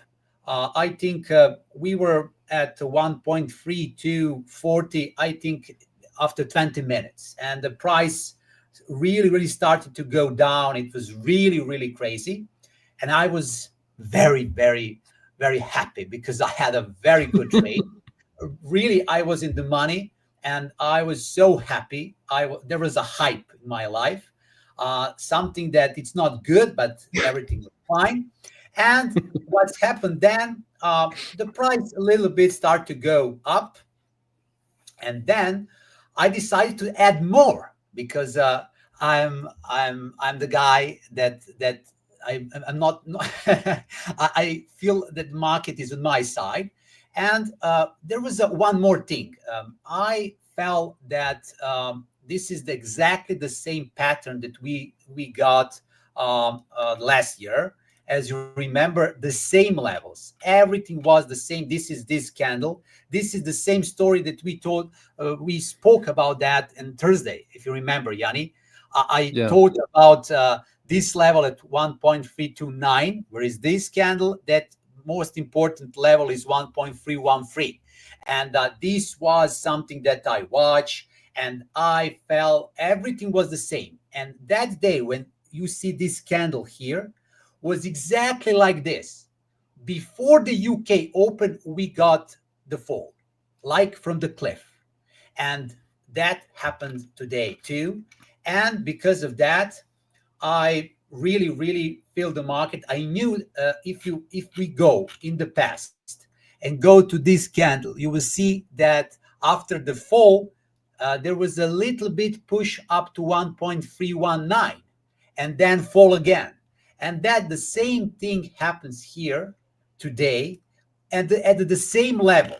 So here at this level, around 1.319, actually 1.32, we reach and start to go down, and everything was fine. And in one moment, we reach 1.314, and I expected 1.313. So I'm like I should close my trade. I should do something, but I waited for that level 1.313, which wasn't good thing. And then I saw this bullish push. I waited. Then I started to close a couple of these trades that I entered before that because they were break even or something like that. Then I panicked at 1.3121. I closed all my trades, and of course I made some profit. But the problem is I didn't took a large portion of this trade, and the biggest problem with me in this moment is that I didn't do the technical analysis and keep that technical analysis from the before. So what is the problem? As you can see here, we got this low. I will just mark it on the chart. This is the low. This is the low from the May 9. So that low is now resistance. So I should, for all my trades, just put the stop loss to be maybe 1.3216 or something and do nothing. Only that. This should be my strategy, but it didn't. And this is the problem for trading today. I feel uncomfortable right now when I watch British pound dollar because we have 1, 2, 3, 4, 5 hours we're bullish, 5 hours in the row. Even that this is the correction or something like that after a huge fall, it's not normal 5 consecutive hours to have a bullish candles when you have this kind of the drop. And this is the something that a little bit strange for me, this kind of the correction. But like I said, right now it's a 1.32909. So I think that if we keep below the 1.3215, and there's no hardly close above this level, we should continue to go down, of course, to my level 1.313 and then maybe more. However, it's a little bit strange to have this kind of this consolidation because even the euro dollar here we have really it's not huge, but it's a bullish attempt too, and I'm watching. But like I said, today I see the whole market is green for US dollar. US dollar index is really in a good shape. As you can see, this is from the early morning up to this moment, we are going up, and I need to respect that and to watch market in that way. So I believe that we can get the new lows today for the British pound and euro dollar, and I watch British pound dollar. Maybe I will enter in some sell trade, but I just want to see at least one bearish candle for British pound dollar. I want to see something that this bullish push to stop, so I can go and maybe sell and wait for the new prices.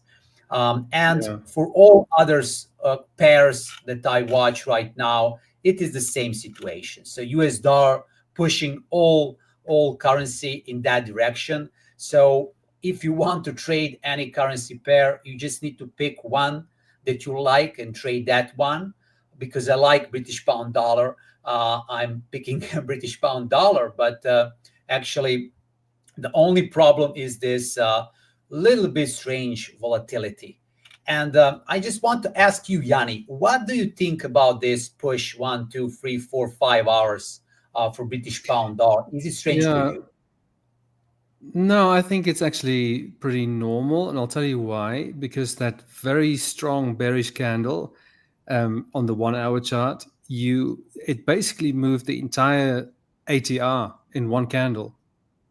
So this is just I think it's a pretty healthy retracement after a bigger than ATR move to the downside for the day.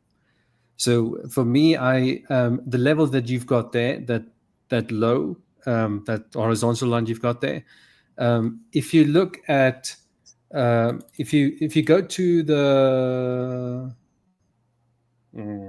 if you go to the 4 hour time frame on your chart, if you don't mind, and you look at so if you just zoom out a little bit, sorry, like you need to go, we need to see more price action of the past price action. So you'll see where, so just a little bit more. Yeah, so that level, if you see that level 1.32080, okay, if you just zoom back a little bit more, you'll see there was a spike there. Yeah, that spike there. You see that spike? Yes. Yeah, so that's it. You see, now we came pretty close again to that level. So that was basically bouncing off the support, but it's a weak support level. Yes. Right? So it failed and it broke through, and now you're below that level.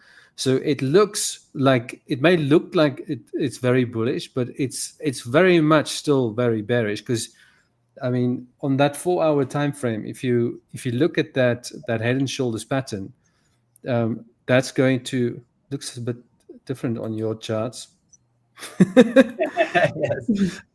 But it's still there, right? You can see Yeah, those three peaks. I see it. So- I see it, yes. So I don't think I think it's pretty normal, to be honest. It's just right now where it's trading right now. That for me is that's a retest. That's a Yes. retest zone. That's But it's I think it's more likely to continue to go lower.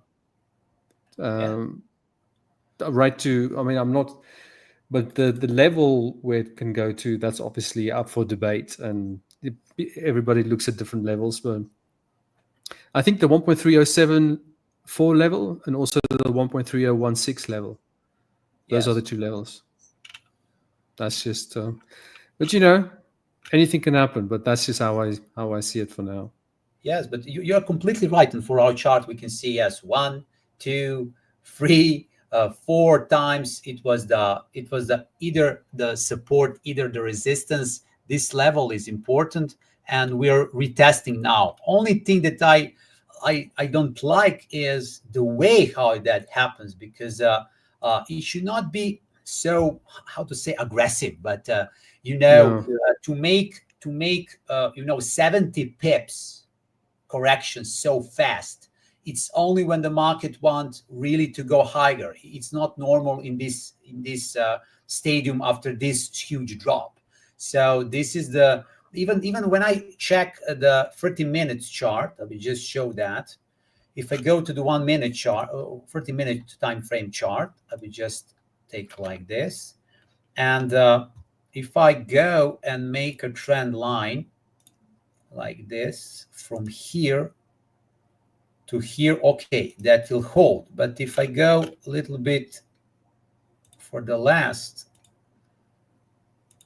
2 days, yes, we broke this relative strength index trend line here. If you watch from the Friday to today, and that I don't like. And I will watch. I will wait to see. But I would like to see during this session right now, when we are talking, maybe in next 1 hour, maybe half hour, I just want to see here a bearish candle. So I would like it right now to be bearish, and if that happens, now everything is clear. But if we start to go more bullish, it's a little bit tricky for me, and in that case, I will need to re-evaluate to see what will happen and what pattern can happen there. So yeah, for me, like I mean, I won't get out of the trade. That like a lot needs to go wrong. This I mean, and at the same time, it can go wrong. Obviously, you know, we're dealing with the markets here. It can just push up. It's like, where did that come from? But there's so much confluence. There's a lot of confluence, and that break lower is just the first leg of more downside price action, in my opinion. Yes. Yeah. So, but you're right in like where we are right now. I also like if we don't pause here and we kind of retrace a bit more, it's just going to make it more difficult for me to add to the position. That's all. I won't get out. But maybe I'll draw all sorts of I like my Fibonacci levels and maybe see if it's going to retrace there or or whatever. But right now we're at that retest zone. So like you said, Igor, it's we just need to get that bearish candle coming off that that retest zone. That would be great. Yes, we will see. I'm just waiting to see. We have half hour from now. I just want to see next half hour what will happen here, and then I think we will have a better picture here. Yeah. Great. You already mentioned about the euro dollar. You need to pick one. So euro, pound, Aussie. Which one performed? Which one performed best out of the three? Like I don't. You watch. For me, it's always the British pound dollar, only because I can catch a better trend. And gain more pips if I watch like that when we have some strong push upside, downside, and something like that. But the only problem is if I want a tighter stop loss and to be a little bit relaxed, I like euro dollar. But if I already have a good stop loss and I'm in position, the British pound dollar is better. So I just need to see right now, for example, for selling, maybe euro dollar looks better, but it's similar. It's a similar when I watch everything is similar. So euro dollar can be sometimes boring, but the British pound dollar is more interesting for trading for me. So the best performance I have at British pound dollar. So this is it. So yeah, I'm definitely with you on that one. The British pound US dollar is just the best forex pair to trade. It just is. It's the only one that can really hit the daily ATR pretty comfortably if everything lines up perfectly. Whereas with the other pairs, you don't quite get that, right? You can get maybe 60-70%, and it's always the levels are not that respected or as as well respected. There's a number of reasons why I prefer the pound US dollar, and also I think I've mentioned before, if I look at the pound US dollar and the euro dollar and the dollar yen and all of that, and because they all contain the dollar, I get confused. Like the euro dollar looks short, the pound US dollar looks long. Now yes. what? Yes. But just now, focus on that one.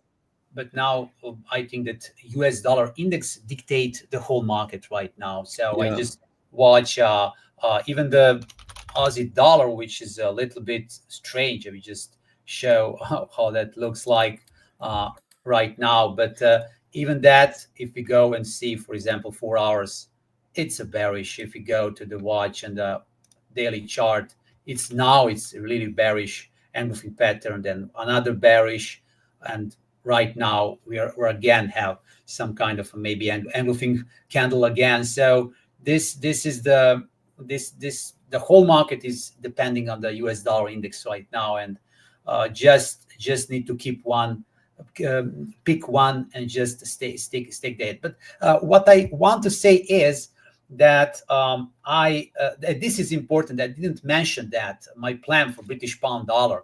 So right now, British pound dollar is like I said, we are here. I believe it will be bearish. One of the target is 1.313.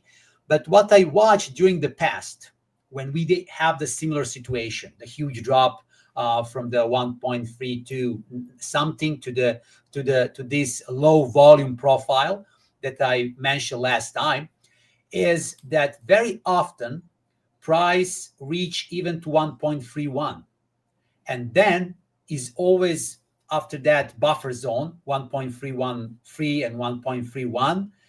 We have a 1 day correction, and that correction is usually something like this that we have right now. But I hope it will be several attempts to go upside and very good opportunities to sell British pound dollar. So if some traders watch this, I just want to, with my experience, to share that you will have enough opportunities to sell British pound dollar if we have a real bearish trend for the next weeks. So it will be a lot of opportunities. Yeah, I agree. Well, we say next few weeks, but I mean today, man, that was a big move. That was a big drop. That was a very big drop. Like, what was was it 140, 150 pips, something like that? Yes. So my target was 160 pips, and I reached 150 pips, and I didn't close my trade. So okay, I know what that feels like. Don't worry. Yeah, that's horrible. Like if you target 160 pips, it goes to 150, and you end up taking like 100. It's like, really? Yeah, I know what that feels like.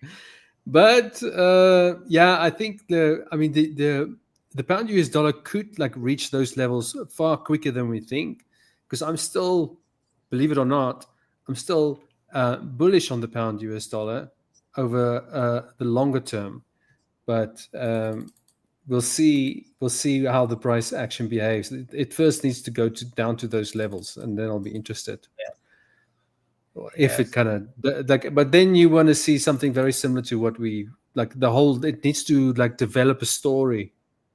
There's the catalyst. There's a strong support level, and how price action is unfolding, and you get all the confluences. Very similar to the short, right? It took like a week, maybe longer, to build that story, and you wait for this and for the confirmation, and then the confluences, and a really, really strong case, so that the opposite has very little, kind of chance of working out. If that makes any sense. Yes. So just to add, I have one more trade on my swing trade for US dollar Swiss, and now I'm in the profit for that trade, because today we got a really, really bullish candle, and everything looks nice. You see on the daily chart, we broke a relative sentiment trend line more than a week ago, and we retested and start to go up, and really looks fine. So everything is working to the plan. Only my risk management that I did today was really, really messy, and this thing I need to avoid next time. So I'm a little bit angry on myself. So just to note that.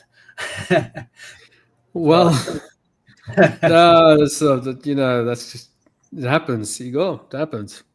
Yes. But what was your? But do you think what messed with your mind? Is it because of the 160 take profit and it came to 150? Do you think that the problem why was your take profit at that level? Was there because it's an institutional level. If you go to the weekly charts in the past for last 40, 50 years and analyze, you will see how 1.313 level is so strong.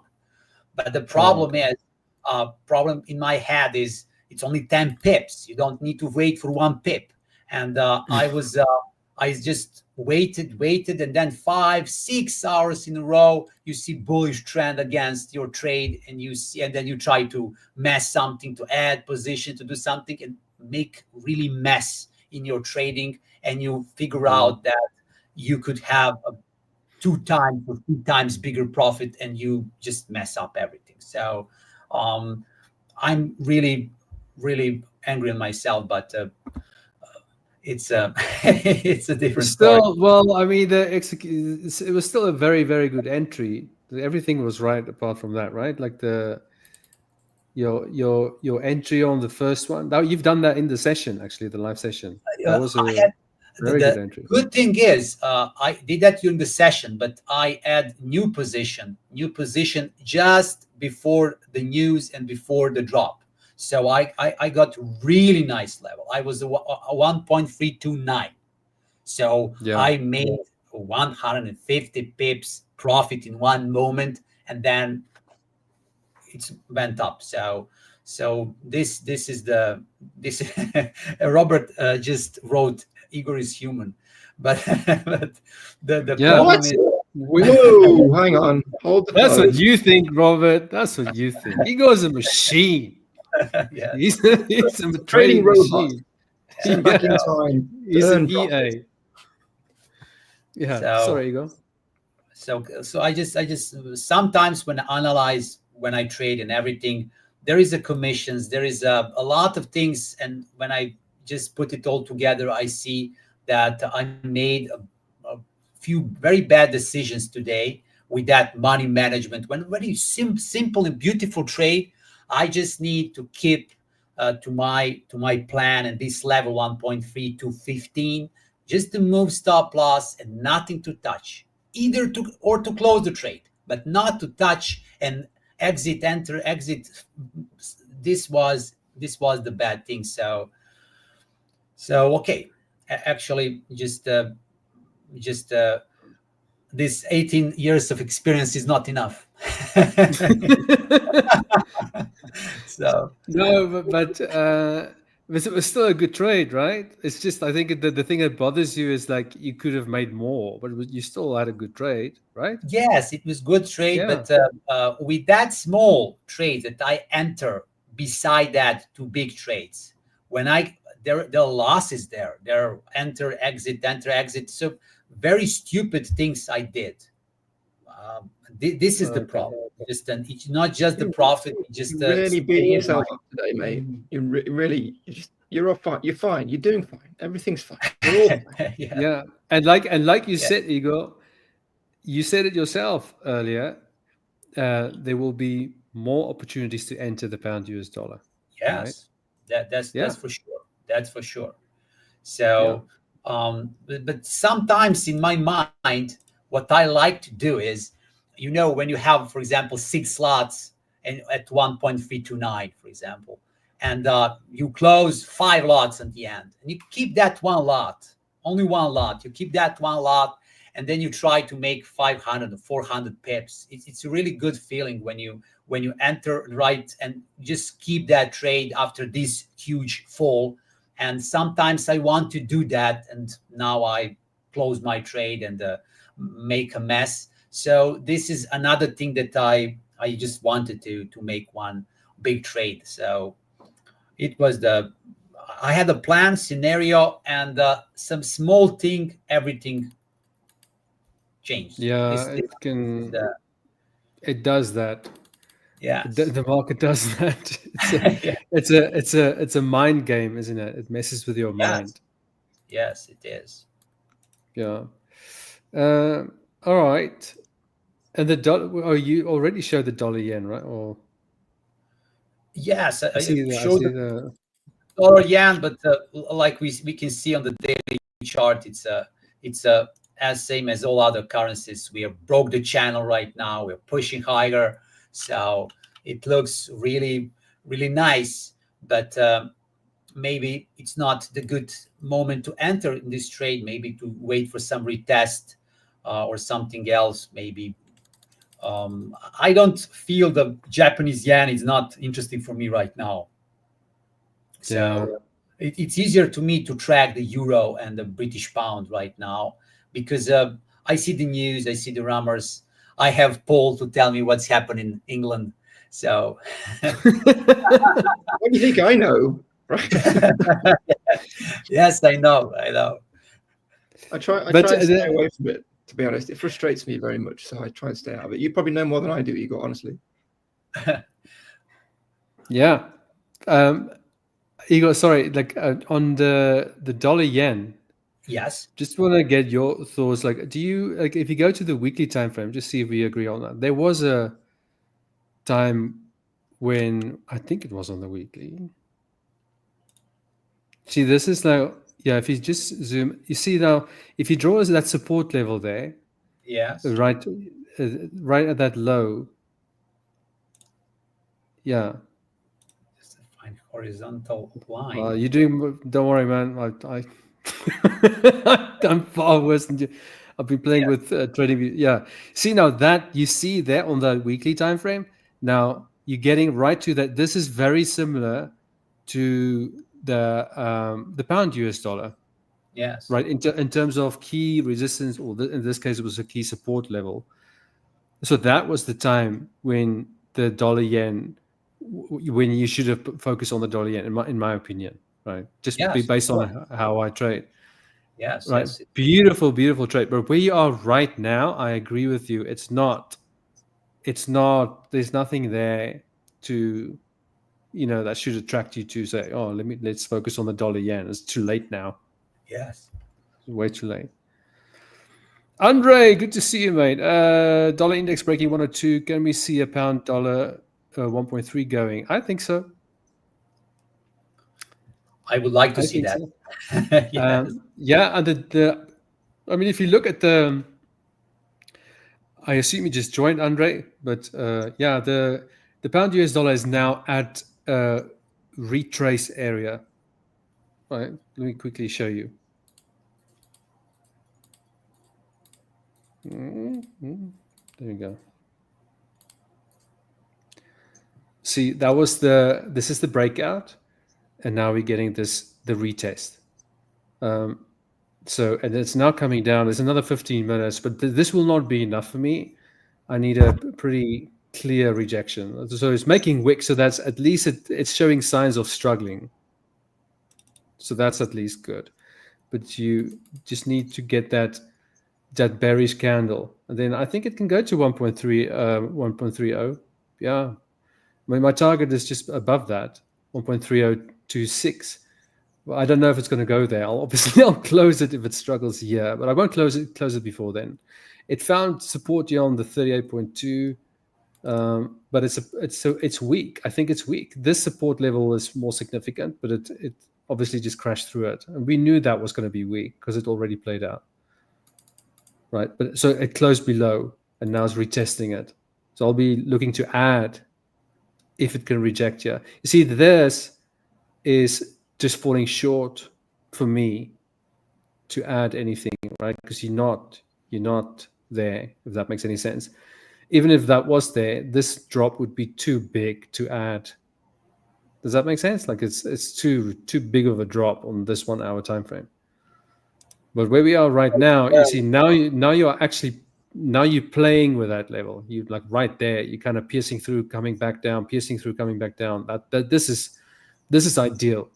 But now you just need to see it rejecting, like very similar to there, basically. That's what I mean. Yeah, just coming clearly off it and then following through with a fairly decent clearance as a stop loss, and then that should be fine. I think it's going to go lower. Maybe the second trade will stop me out. I don't know. But that's how I'll play it. I hope that answers your question, Andre. Yeah, I do think it's going to go lower. And over to you, Paul, for now. And then we'll probably just keep an eye on how things are going, because we may, I think, Igor and I will probably both take a trade, yeah, if it rejects it. So we'll just hand over to you for now, if that's okay. Sure. Please. Well, speaking of taking trades, okay, so just this is an updated setup for GMX, which I am considering taking. Now, we'll go over Bitcoin in a minute, but Bitcoin's potentially got a little bit of a retrace ahead of it over the next couple of days. There's some bearish divergence, which we'll talk about.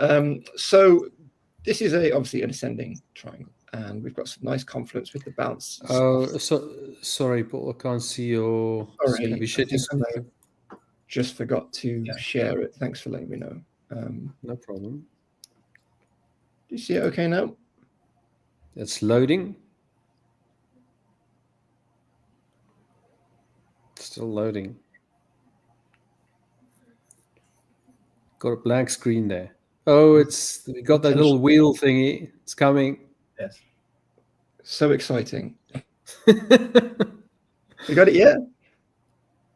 No. Let me just remove you and put it back on. Yeah, there we go. Okay, cool. So obviously I've been talking about GMX for a while, and this is a new setup. Bearing in mind, of course, I'm not going to be trading a setup which I has long since invalidated 3 weeks ago. So we reevaluate a chart and we look on what the trading opportunities are going to give us. So we've had this ascending triangle, and we've broken out of it, and we have nice support with this moving average on the 12 out of 200 MA. No golden cross yet from the 50 and the 200. And the problem is, of course, there is this weird. I'll just turn the order blocks off so you can just see what I've put on. There's this very strange transitory zone. It's a bit of a space. So the price action has previously bounced off this line, but it's also bounced off this line, meaning that we've got a bit of an odd space here for the price action. So I'm not going to enter here, especially knowing that Bitcoin potentially could have a pullback. But I'm also not going to wait for the RSI to be oversold where it was when we previously had the launch pad for this previous move and the other move at the bottom. I will be looking perhaps for confluence with the median line here, as that supports a more bullish context. So I'll be drawing a line on the RSI, and I'll be looking for a bounce around this area. I'm not going to be too fussy about it, but around this kind of area, I'll be looking for a bounce. And this is where I want to enter. That may then facilitate the golden cross.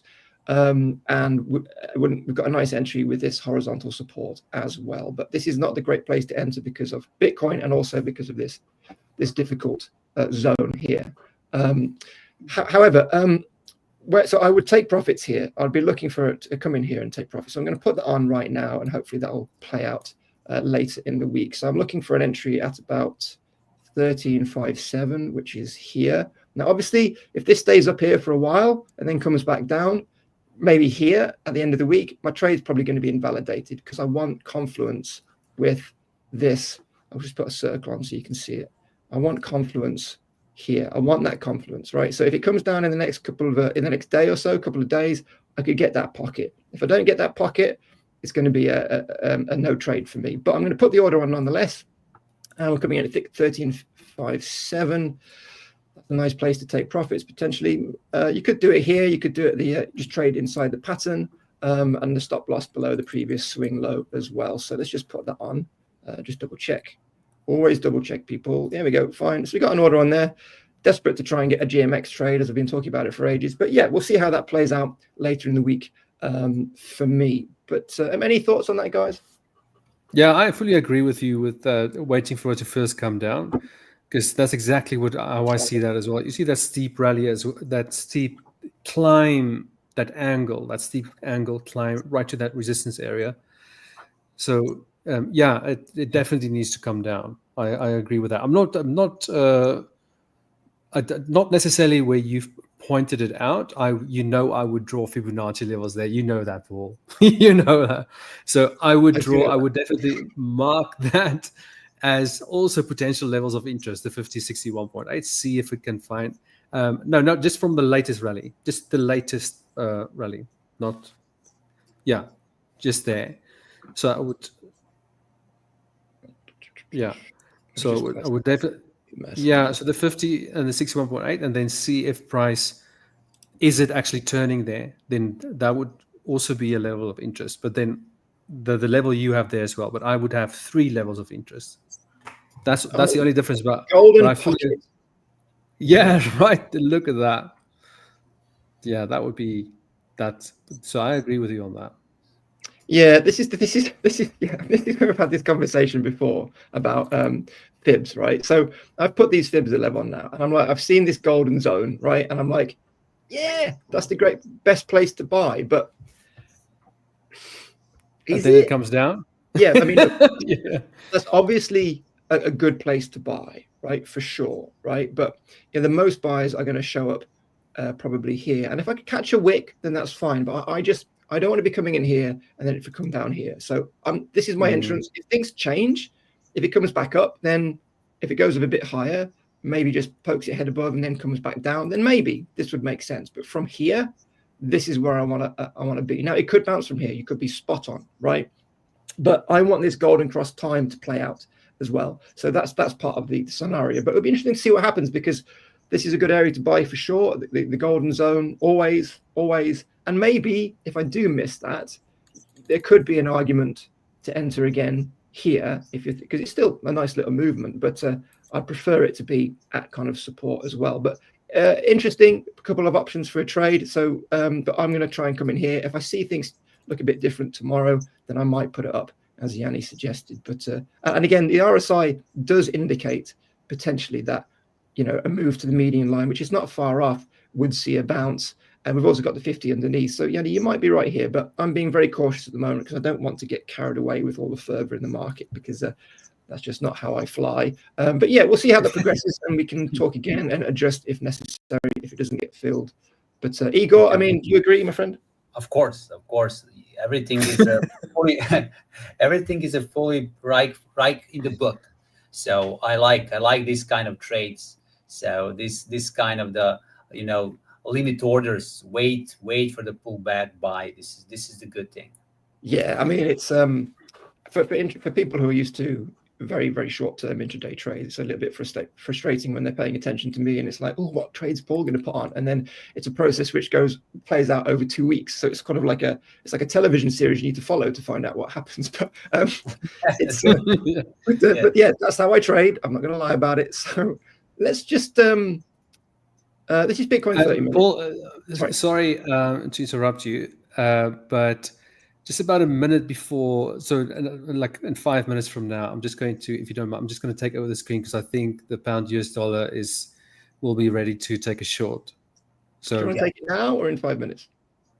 Probably in 5 minutes because there's another 5 minutes for the candle to close. I just want to show exactly how I entered the trade. Right. Well, what I have to say is 6 minutes, but I'll try and speed it up. Okay. Now you've got 5 minutes. Right. Okay. So, and just in case if I do get cut off, there will be I'm just joking. There will be a coverage video out tomorrow covering all of this. So anyway, so Bitcoin 12 hour. Obviously, we've run into in resistance. There is a line just above here, which this is just a wick and just a little bit of a candle. So this is really, if we get above this, we're tapping up new all-time highs. So we've got a little ways we could go from here, but it looks like a retrace is in order. Now, obviously, the point of control is just below. We've got lovely confluence. 50's coming up here. So this would be a nice place to enter for a bounce here. But I wouldn't recommend entering here, right? We might get a bounce here and that's fine, but I wouldn't look to come in here. If it comes down here, that's your entry. If it doesn't, you need to wait and see what happens. But just to give you a little bit of an insight into what might be happening, this is the daily chart, and we have bearish divergence with the MACD and the price action on the daily. Now, obviously, when you see bearish divergence on a high time frame like this, it does carry some significance, and it's not something you're immediately going to see play out. So a move back down to here would facilitate that for sure. So this is the reasoning why we might get a bit of a pullback, in addition to obviously the basic TA. The sellers are up here. They're waiting to fight the buyers, and so a retrace to let the troops catch their breath before heading upwards. And just a cleaner look, as you can see, very strong price action, but it might be starting to weaken. But we're just above the 200% here, even though I think those fib levels are not particularly helpful at that position. In terms of the altcoins, this is Bitcoin dominance 4 hour on the left versus some additional Whoa, playing out. that's just like sorry, but that's a big Bitcoin dominance. That's a pretty that's a nice drop, isn't it? And this is what has facilitated moves. This is what's facilitated moves like, well, I was going to show you this in a minute, but this is what's facilitated moves by Pepe, right? That's facilitated that move, right? Which was a trade. I just want to I'll come back to this after you've spoken. I'll just finish with Bitcoin. But so yeah, this is obviously what we've been looking to see, and we're at now resistance, at support rather. And this move facilitated a lot of altcoins having some movement. Now this bearish divergence could be it, just playing out. That's fine, but obviously we want this support to break, as that would allow the altcoins to have some continued movement. And but we look at the big picture, we are now retesting with nice confluence, you know, for the altcoin bears with this little pocket here. But this green line represents the primary trend, and if that can break, which is kind of in the process of trying to do, then so you just look very close, we've got a wick. If we see that happen, kind of like you saw happen here, this is what we're waiting for, right? This kind of cascade. Now, I'm not suggesting that's going to happen, but the first signal we can get is a break of the primary trend, which is in the process. And if you look at Ethereum is finally responding to this move, and it's back in its pattern, which it was last week. And there's a couple of potential entrances if you're waiting for Ethereum. This is one, and this diagonal line is another, but you don't want to be entering now. Don't chase it. Wait for this. This is a nice little area. This is a nice little area to kind of enter for a buy, right? So anywhere in here, you can start scaling in one position here, another position here, and then if it retakes it, your third position here. So that'll be the idea. But Ethereum finally giving us some bullish signals, and as we previously talked about, is very reflective of the sentiment in the altcoin market. And I'll come back to that chart, Jannie, and I'll pick up with that a little bit later. But yeah, I'll send it back to you for now, and I'll pick up. Okay, great. So, well, basically just what I was talking about, you want to see a rejection of that retest level, and that's exactly what we're getting, right? Yeah. So this is exactly where you're going to enter your second trade. So just another minute to go. Usually I'd probably close, well, not usually, I would wait for this candle to close, and then the new candle is probably going to, I can probably immediately start to, or place this trade, because usually there will be some sort of lower wick, and then I would like to see price just breaking the low, right, before I'd enter the trade. But this is pretty, okay, there it retraces a little bit. I'll still follow the process. It's just that little bit of extra final criteria, because in some cases, say for example, like over here, right on the 50. Remember this pullback here? No, it did bounce off the 50, but the new candle never broke the low. It needs to follow through, and it didn't do that. So that prevented a loss. So in this case, not the greatest example, because you're getting a pretty, okay, there we go. So just see how the new candle behaves here. But if it breaks that low, then I'll enter a second trade, yeah. So no, I don't know how long we're going to wait. Okay, you know what? Maybe I'll just take the trade. But you know what? I don't know if that's going to be good practice. I'm trying to do things right, but at the same time, I also try to place a trade. And sometimes they don't agree with each other, if that makes any sense. Okay, see, but this is exactly what I mean. So if this candle just pierces all the way back up, which is highly unlikely, then I would avoid a losing trade. It's just that little bit of extra criteria. Yes, it's going down. It's going down. I feel yeah, it. No, you can definitely, it's definitely going down, but it's not breaking it. So it doesn't have to go that far. Yes. But this is the rejection. So we'll go through the, we might as well just do that now. I'm not too concerned about getting a little bit of a late entry. But see, again, that's the that resistance area that was broken turns to support, and then we identified that as a weak support area, right? And it came pretty close, and then it bounced, and then it came lower, and now it's breaking below, and now it's just retesting it. So we just want to, it's definitely rejecting off that level, but you need to get that confirmation, that final confirmation. We're not getting it right now. But that's exactly what I waited for on Friday as well. Just that confirmation there. Yeah, does it make sense? Do you agree with this trade, Paul? Of course. Igor? Of course, you know my standpoint of view. So my stop loss was for this trade is, like I said, 1.3215, and I think that we can reach today's low, maybe lower. Yeah, that I would agree with. I don't know if we can reach today's low, only because, again, the time of the day, it could slow down, the last 4 hours of the New York session. So we could end up in here somewhere.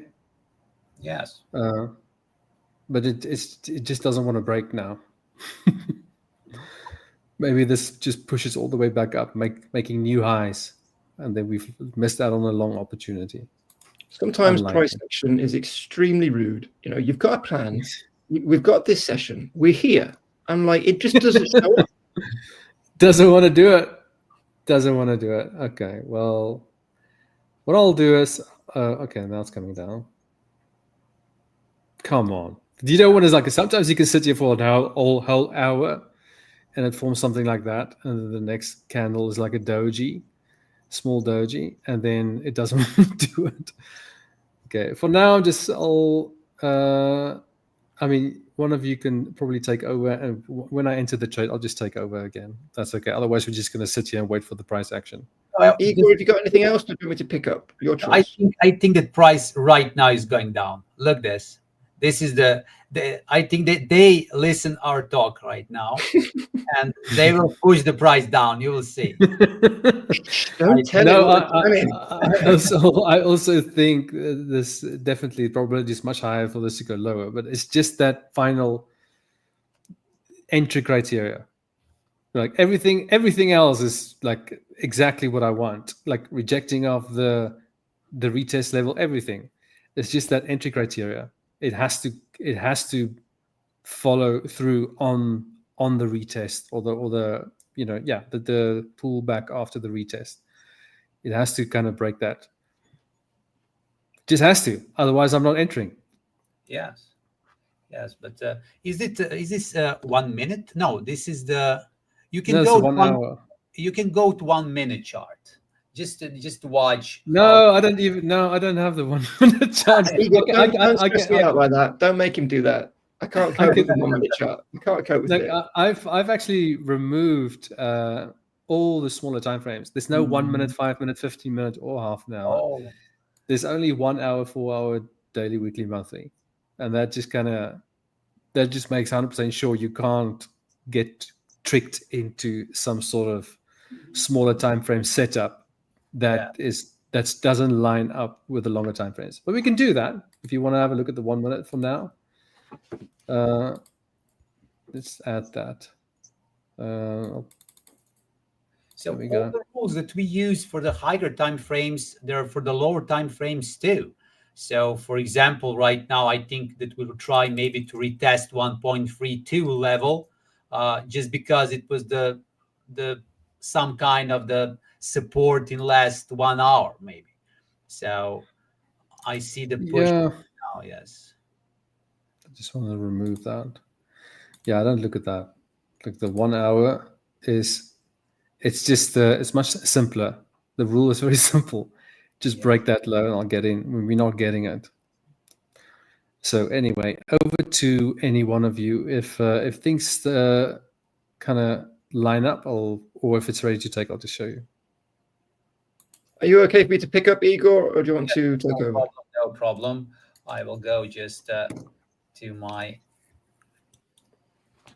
charts. So I will just go a little bit. I can talk a little bit about this. That I started just about 1 minute level. So even that this is 1 minute chart, I think that the same rules we can apply here. Just for example, if this 1.32 level was some kind of the support, we broke that support, and now we try to test that. So I know it's look a little bit funny because it's a low time frame, but very often when I watch the charts, the same patterns I can see in 1 minute chart. But the problem is to trade, the commission is very high. You need to scalp all the time, and it's really, really frustrating. And sometimes you can really mess your trades. But I realized that sometimes it's good to go to the 1 minute chart just to find out the perfect spot to enter into the trade. So look this. I just want to show this 1.3212. This is the interesting thing. Because this level was several times strong support. The last time when we got last week, we touched 1.3215. We didn't make that 3 pips start to go up, and then we broke 15, and now this is the former support, now resistance. So it's really like from the book. And look this, 1, 2, 3 minutes.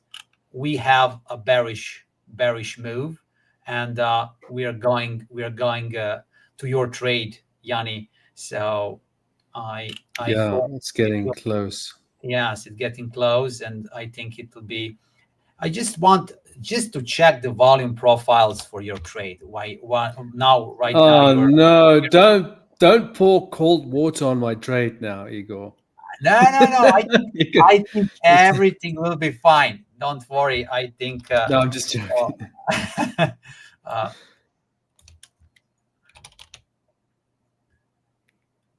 Yeah, that'd be interesting to see the volume. It's not obviously not something it's not part of my trading. First, for 1 minute, as you can see, yes, it was a 1.3205 on minute. 1 minute chart was very, very, very strong, and it was like that. And now, when we break this, it will be a lower profile volume. Just to see the 15-minute chart, I think it'll be interesting. 15-minute chart. Yes, this is the low volume profile here. Of course, hold this section down will be like that.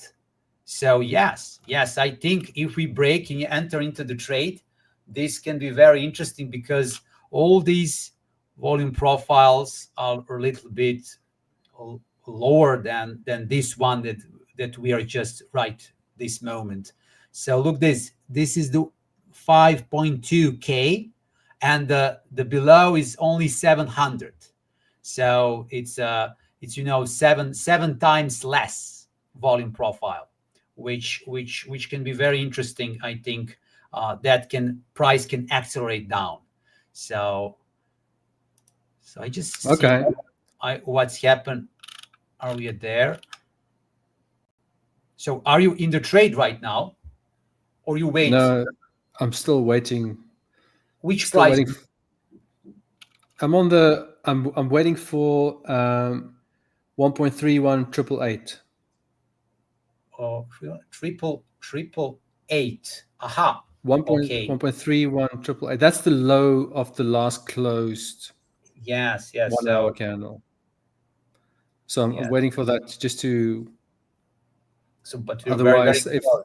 We're very close to that level right now. Yeah, we're 1.31953. That doesn't look that close on the 1 hour. It looks pretty like it. Yeah. But, Andre says, Jannie, calm down. It's going to fall. Oh, I'm calm, Andre. I'm calm. Sorry, we probably need to, Paul, you probably need to get a word in. Otherwise, you're going to get, we're going to just steal all your time. Okay. let me just answer Andre's question before. I'll share my screen, and we'll do it. But I agree. Don't worry. The up to minute trading should be. Okay, so just a question came in. So James, I'm not sure if this question is allowed here, but you guys have your own YouTube channel. I'm guessing I am on Hola Prime X, so you can find me there. But I don't think you guys are going to answer that, are you? No, we're just here on Hola Prime. Hola Prime stream. That's we're here to talk just about Hola Prime. So I mean, what else do you need? Much.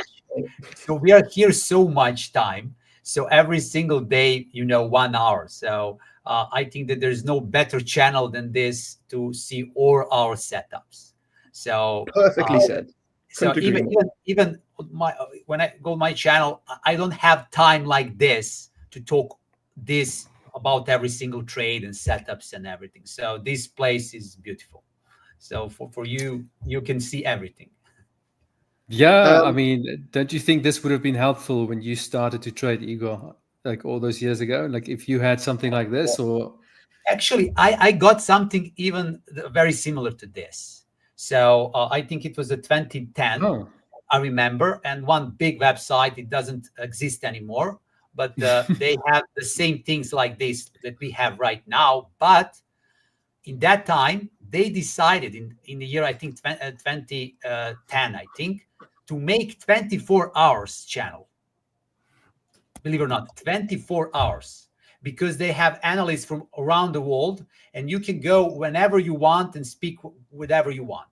And I remember I could talk with the people very similar to Howard, for example. So very smart, with experience, with license, with working in hedge funds and everything. And you can ask questions, the same thing like people can ask us. And it was really, really beautiful. So I think that this that internet has right now, that you can go to some channel, any channel, and see the trades and ask people. This is something that better than any book. For sure, definitely better than any book. Yeah, I mean, I just did one course, and that was they showed us what a candlestick is and a trend line. £2,500 in London. They ripped us off. There were no coaches back then. Anyway, so let me just quickly show. This trade is gonna get activated any minute now. So sorry about this, Paul. Not sure if it's a. I'm deeply offended, and I will not be coming back. Okay. Oh, come on. Okay, can you stop your screen, please? Anyone? I will stop my screen. This is me. Thank you. Okay, so this is now it's ready. You see, yes. Now it's confirmed. It can still pull back on all that, but you got that confirmation.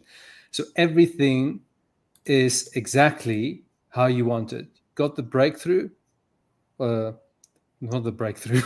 Yeah, the breakthrough of support with a retest. So that's perfect. Okay, so that's the entry. And now I just kind of place my stop loss, and it's going to be obviously, I don't put it always like right at the top. I give it some little bit of clearance, and so that you can come back and maybe retest it a little bit or something of that nature. Okay, so yeah, so that's the second trade in the same setup. That makes sense. Anyway, that is it. That's the trade for today. Oh, the second trade for today. Trade for the session. There you go. Over to you, Paul. Sorry about that. Well, I'm gratified that we've managed to get that on. That's good. It's all good. What was I doing? I'm completely lost. Right. Okay. We're sitting there. Right. Okay. So, Paul, Andre says, with this, great to see you all, by the way, James, Andre, everyone, Robert, great to see you. Paul, with this tariff agreement, people are leaving protective assets and going into risk. What happens to Bitcoin? Well, maybe a little bit early to say they're doing that. As we've talked about previously, you know, we've had some nice price action for the altcoins, but we've had that over the last few months occasionally. What we need to see now is more sustained movement. So what happens next for the altcoin market is important, which I'll try and look at in a little bit. So, but what happens to Bitcoin? Only good things, I imagine. I mean, look, Bitcoin is people lump in Bitcoin with all the other altcoins, right? So if they just blanketly say, well, you know, crypto is a risk asset, then they might just consider Bitcoin the same, which it's not. It's a store of value. It's a de-inflationary asset, unlike the rest of the crypto space. But I can only see it helping. It'll just bring more people to the space. So yeah, I don't think it'll be negatively impacted. It's just, you know, Bitcoin's been doing its thing. It'll help the whole market, because if the conditions are switching, so we have some agreements and some of the pressure in the world economy comes off, and obviously there's a lot of things happening at the moment, very, very challenging things for the world. But if that happens and the altcoins move, then it'll be reflective of much better conditions, and then Bitcoin, of course, will just have, you know, the leash taken off, which will be good. So that's my view on that. I hope that helps. But let me share my screen and let's just have a look at some of these bigger questions. Where were we? Yes, we talked about Ethereum, and we're just talking about Bitcoin, and this is what I'm talking about, Andre. So right now we could bounce from here, just like we bounce from here, just like we bounce from here. And if we do that, then altcoins will just reset. But it looks like we may be having a little bit of a breakdown. And if we do, that would be the first confirmation since November that this might be switching to a downtrend. And then that's where we'll have consistent gain. So a little bit of caution here, but for sure. Right. So where are we? Find the right chart. I'm a bit lost. Where are we? Is this it? No, that's not it. Totally off. Oh, there we go. I think I may have shut it down by accident. No, here it is. Okay, so this is a very elaborate chart, which took me more than 10 minutes. This is total. This was total 2 alt season take profit chart. So basically, the question most people will posit when they're thinking about crypto or they're invested in crypto is, when do I take profits? Now, obviously, if the market starts to move now, and if you look at altcoins versus BTC on the bottom, and this is trending down, of course, it's not good for altcoins because BTC is outpacing it. But we've just started to point up for the first time. Just little bit started to point up, but we're still in this accumulation zone. Hasn't changed the trend yet. So that's the context. But if this does start to curve round now, and we do start to have some good gains, bearing this is the weekly, so any recent gains are going to be only slightly reflected. This green line, this is total 2 on the top. So this is everything but Bitcoin, including Ethereum. And this is the previous cycle top from 2017. This is the previous cycle from 2021. And you see this green trend line is quite representative of those peaks. Now, we've seen similar things like this before for Bitcoin, but not for the altcoins. This is a log chart also, by the way, I think. Let me just check. Yeah, it's logarithmic. Okay, so we've got this previous 100 MA, 200 MA cross happening here. Then we had all this lovely movement. And then we got a death cross. And now it's difficult to see, but if we zoom in, there is a golden cross, which has just occurred between the 100 MA and the 200. And historically, of course, when that has happened, you can see back here, we've had some good movement. So you're in a trade, you've bought into some assets on Honor Prime X, and you're thinking, this is fantastic, right? I'm in profit, it's coming up here. I'm like, this is good, but where do I take them? Right now, you could be in anything, you could be in Solana, you could be in Trump coin, whatever you want to do, right? But This is the game. So where do you take profits? So you're looking at your chart, right? So you'll look at a chart, just like we look at Pepe, and would zoom out and would think, all right, I'm going to take profits here because that's the top, right? So you'll have an idea of where you want, whenever you're trading, to kind of peak on larger time frames. And obviously this is just a 4 hour, so I'm just giving it as an example. But then when we, but then you look at this and you think, right, but we're not here yet. We're nowhere near here yet. So if the price action does come up, if the indices action comes back up here, then this would be another line in the sand you can use just to consider scaling out of your positions. Because the biggest threat when doing long-term investments in crypto is not, making money. It's very easy to make money in crypto if you just buy in the right place, in the right time and cycle. But a lot of people they'll ride it up and they don't know when to take it. And because they get all their emotions flying all over the place, because like, look, everybody, I've just made 50K on this. But by the time they're having a party, it's crashing, right? So you need to have some definitive lines in the sand, not just this, but just this is one line in the sand, your trade-off. You look at Bitcoin, you look at other things, you look at obviously the chart, the tier on the chart, and you do those things. But this kind of shows how far we could potentially go. And if we look at the market cap, so this is currently altcoin market, including Ethereum, not Bitcoin. It's about 1.22. So just a fraction of what Bitcoin is at the moment, right? And Bitcoin's like trying to knock off all the big players and the big companies in the United States from their pedestals. But if we come up here, we're going to be about, and this is the end of the year. So let's go down to the end of the year. So end of 2025. If we hit this, we're going to,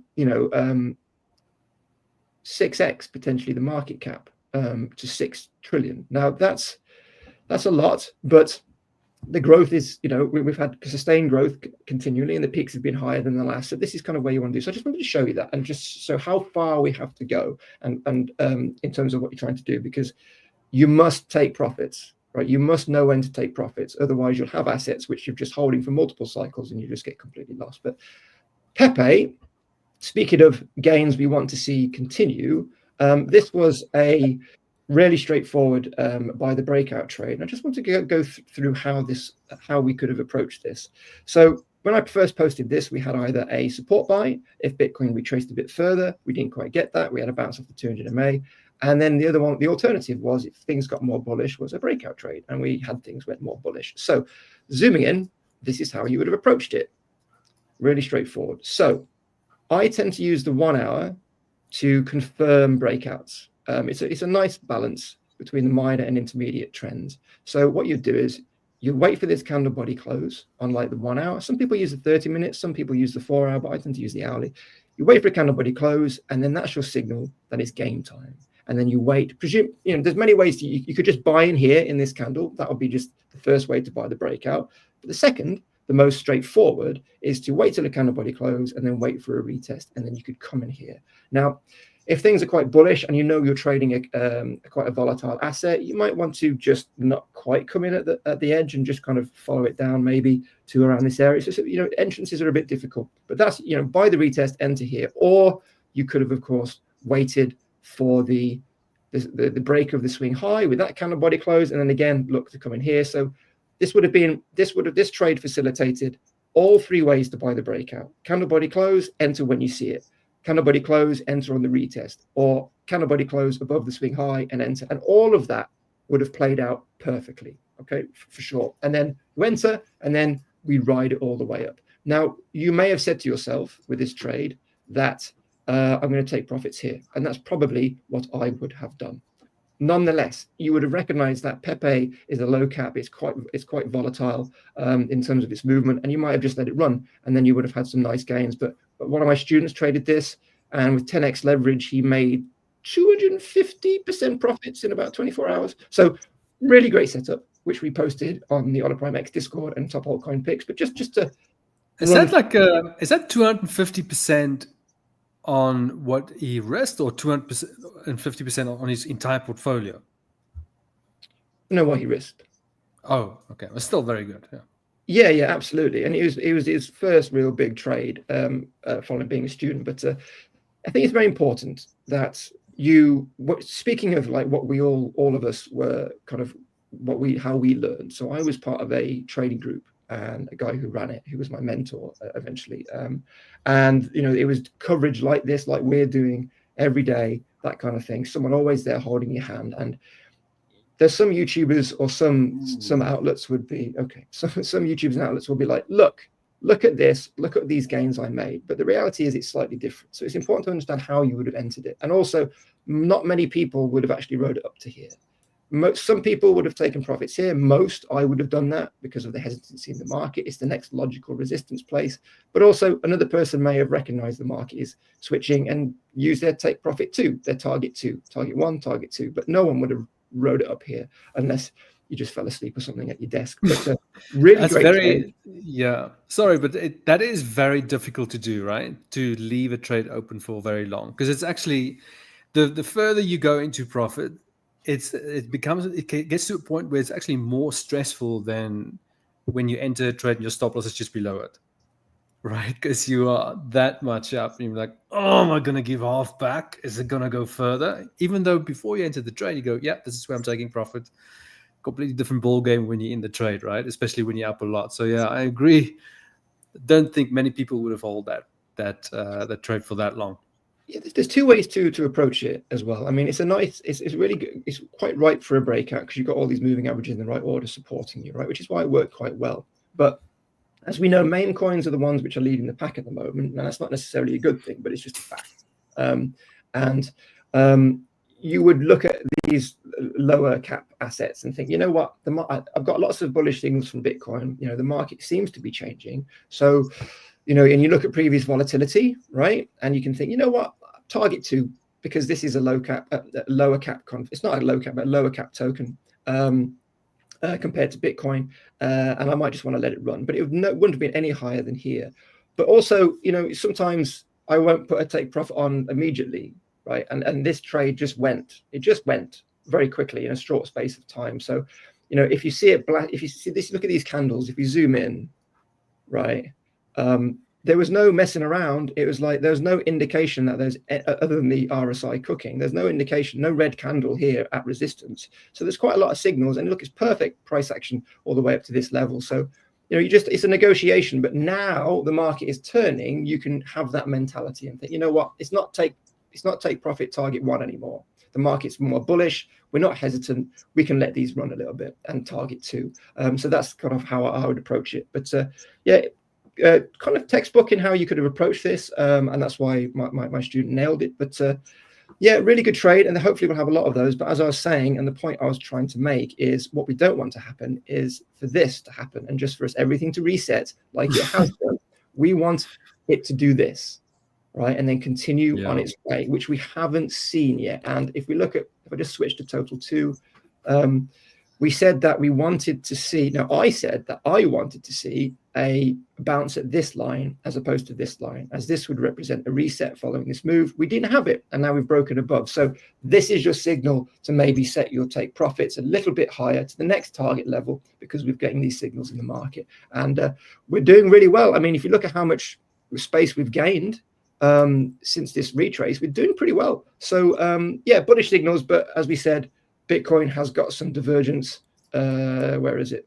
Bitcoin has got some divergence on the daily. So the next few days might be a waiting game just to find a good entrance for longs and spend your time planning them. And as I said, with my my new GMX trade, it's just a waiting game to get it to come back to the ideal situation. And I'll keep you apprised throughout the week on the progress with that. But I think that's me. Thank you so much, people. All right, James has a question for you, Igor. He wants to know what pairs. Okay, so you can just take that. You can close off with that one. Okay, so what pairs in your watch list for a swing trade? Thank you, James, for this question. Actually, I had US dollar Swiss. I already there in that swing trade.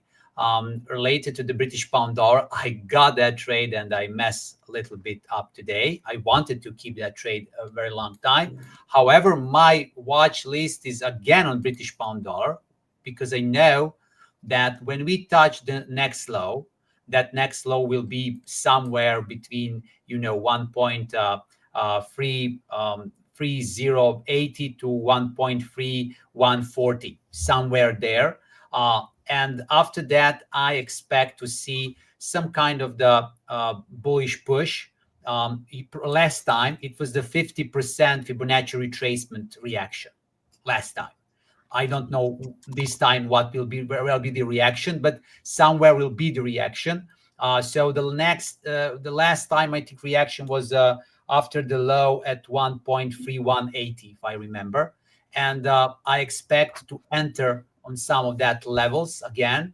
And then I will try to keep to 1.303 or maybe 1.2950 or something like that. So I plan swing trade for British pound dollar in the future. Okay, awesome. Well, I think, sorry. Oh, I'm so sorry. Sorry about this. Okay. Anyway, that is it. Sorry, my phone just started ringing. Like, anyway, that is it from us for this session. James, Andre, Robert, thank you so much for joining us. Everybody else watching, thanks for joining us today. Paul, Igor, always great to see you guys. And yeah, the next session starts in 30 minutes time from now. So make sure you stay tuned for that. From us, it's good evening, safe trading, and don't place any silly trades. Cheers, guys. Thanks, Igor. Thanks, everyone. Thanks, Jannie. Bye-bye, Paul, Jannie. Bye-bye.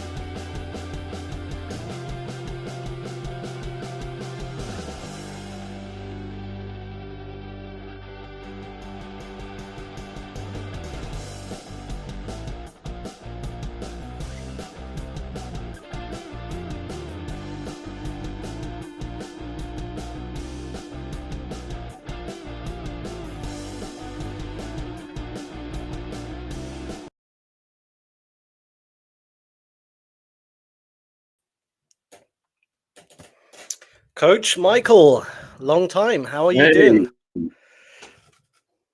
Man, I'm awesome. Long time no see, Sam. How have you been? Very good, very good. Thank you. I think we're, excuse me, I think we're waiting for Aymane. And, oh, there he is. He's just popped in. Add him to stage. Aymane! Hello, How are you? hello. I'm good, Nice. Sam. How are you doing? Michael, Very good, nice very to good. see you again, Sam. Thank you, Yes, thank yes. you. Had a good 2 Sam's weeks been all off. over the world. Got myself a bit of color, but I wore sunglasses, so I've got clear panda eyes right now. We can see it. But it's all good though. It's all good. You look like you've been on Miami Beach or something. Yeah, maybe Mexico. He Yeah, came to yeah, you, Michael. Exactly. I was in Mexico with Michael. That's This sun is Mexico or Colombia or Brazil. Yeah. How are you doing, Sam? How was your? very good, very good. No trading for the last 2 weeks, so opened up the charts today, and I was shocked. Everything is bullish. I was like, whoa. We had a good recovery. So yeah, Bitcoin's up, everything's up, all the markets are pushing up. It's been, by the sounds of it, a pretty crazy last 2 weeks. Yeah. Me and Aymane had some stories. We had a lot of sessions together, so we had some similar days. One of the days we both hit our maximum loss for the day. I think 2 days later, we a lot of similar days here. Nice. Yeah. It was funny, Sam, because we started the session and I said I had max loss. Michael said I had max loss also. Next session we had a very good trade, and actually Michael called the EURUSD, I think. He called really good trade. So yeah, you are right, Sam. Market is crazy. Like, it's open up with a big gap and everything is bullish. There is, I think, a deal, the US and China about the tariff. So everything now is looking bullish. Yeah. No trades for me today, but definitely there is a lot of volatility, and we will see a lot of opportunity later this week for sure. Yeah, it looks like it. I mean, so you didn't take any trades today? What about you, Michael?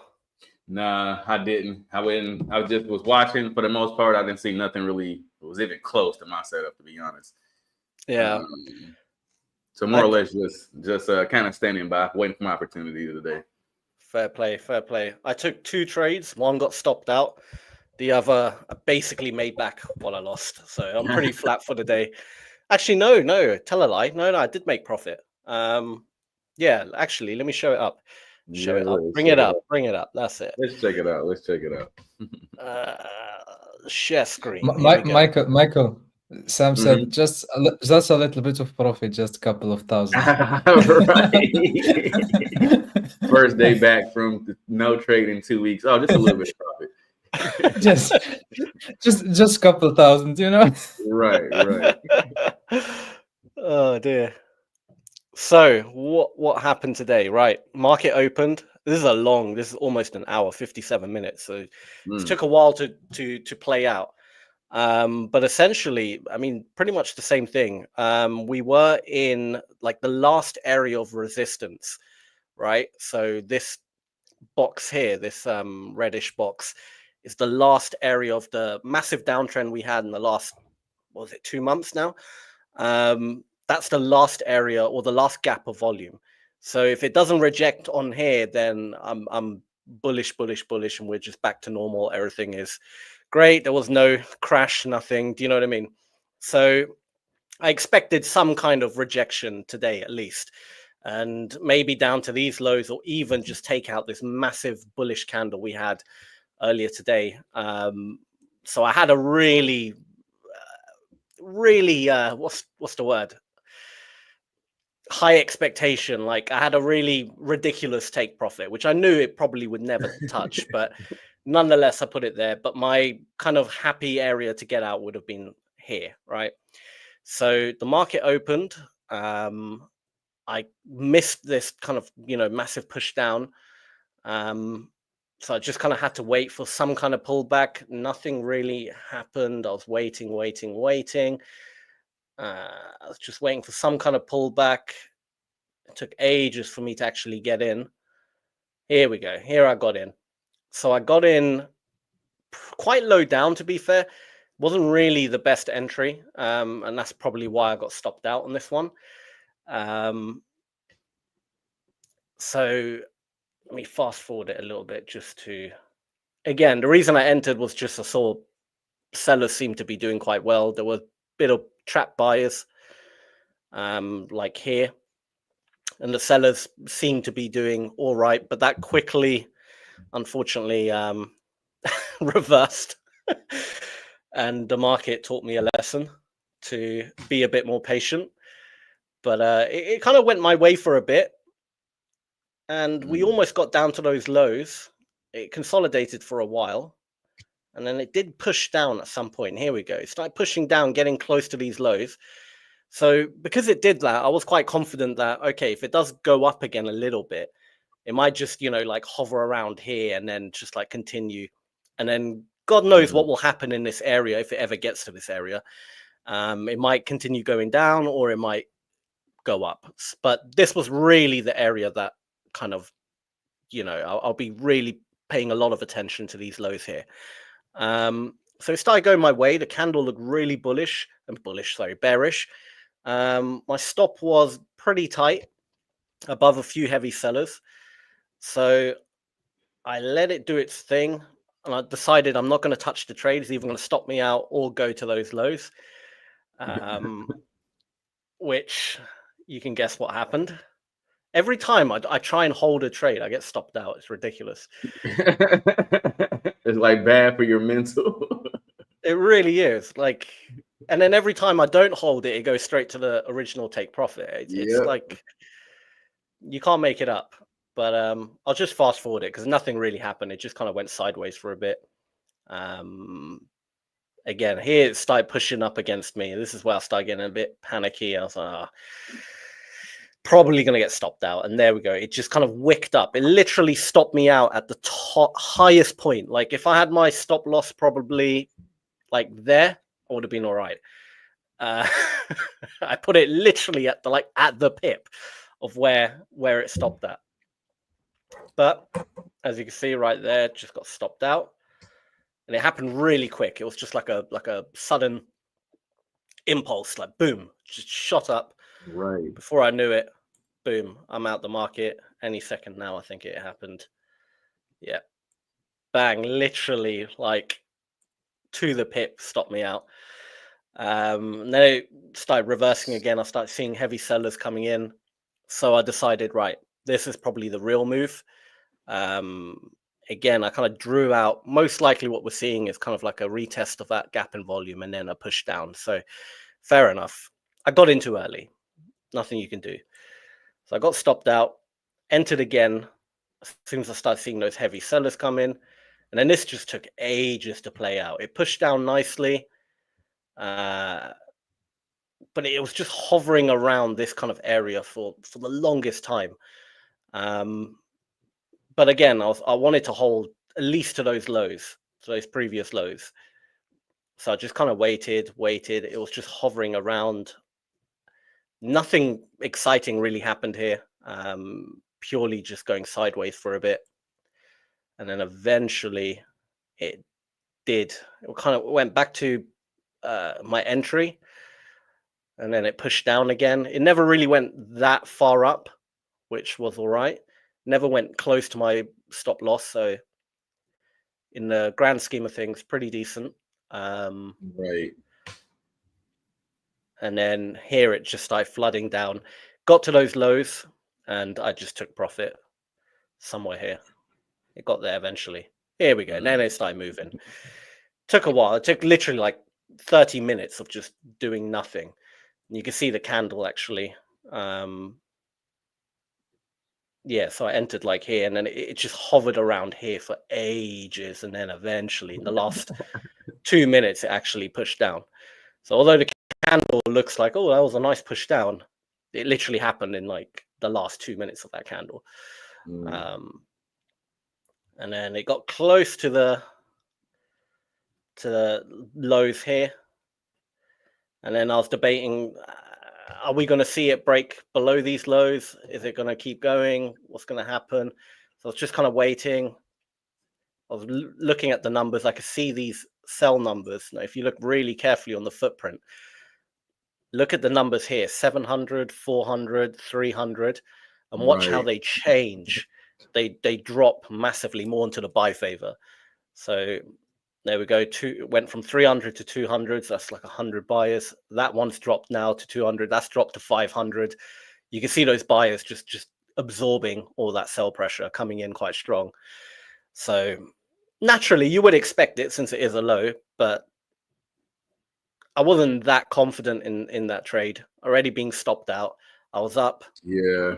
I just take your money and you know. So the moment it pushed down a little bit more, I think I just exited here somewhere. Pretty sure there we go, and that was it. So yeah, not bad. Yeah. Could have avoided being stopped out, to be honest. I feel I rushed that trade a little bit. I should have waited, because even in my own strategy, like when we break through a gap in volume, comes back to retest it. That's your entry point, and then you continue. Like the second trade, I entered like way too low on the first one. Honestly, don't really know what I was thinking. Why I did that, no idea.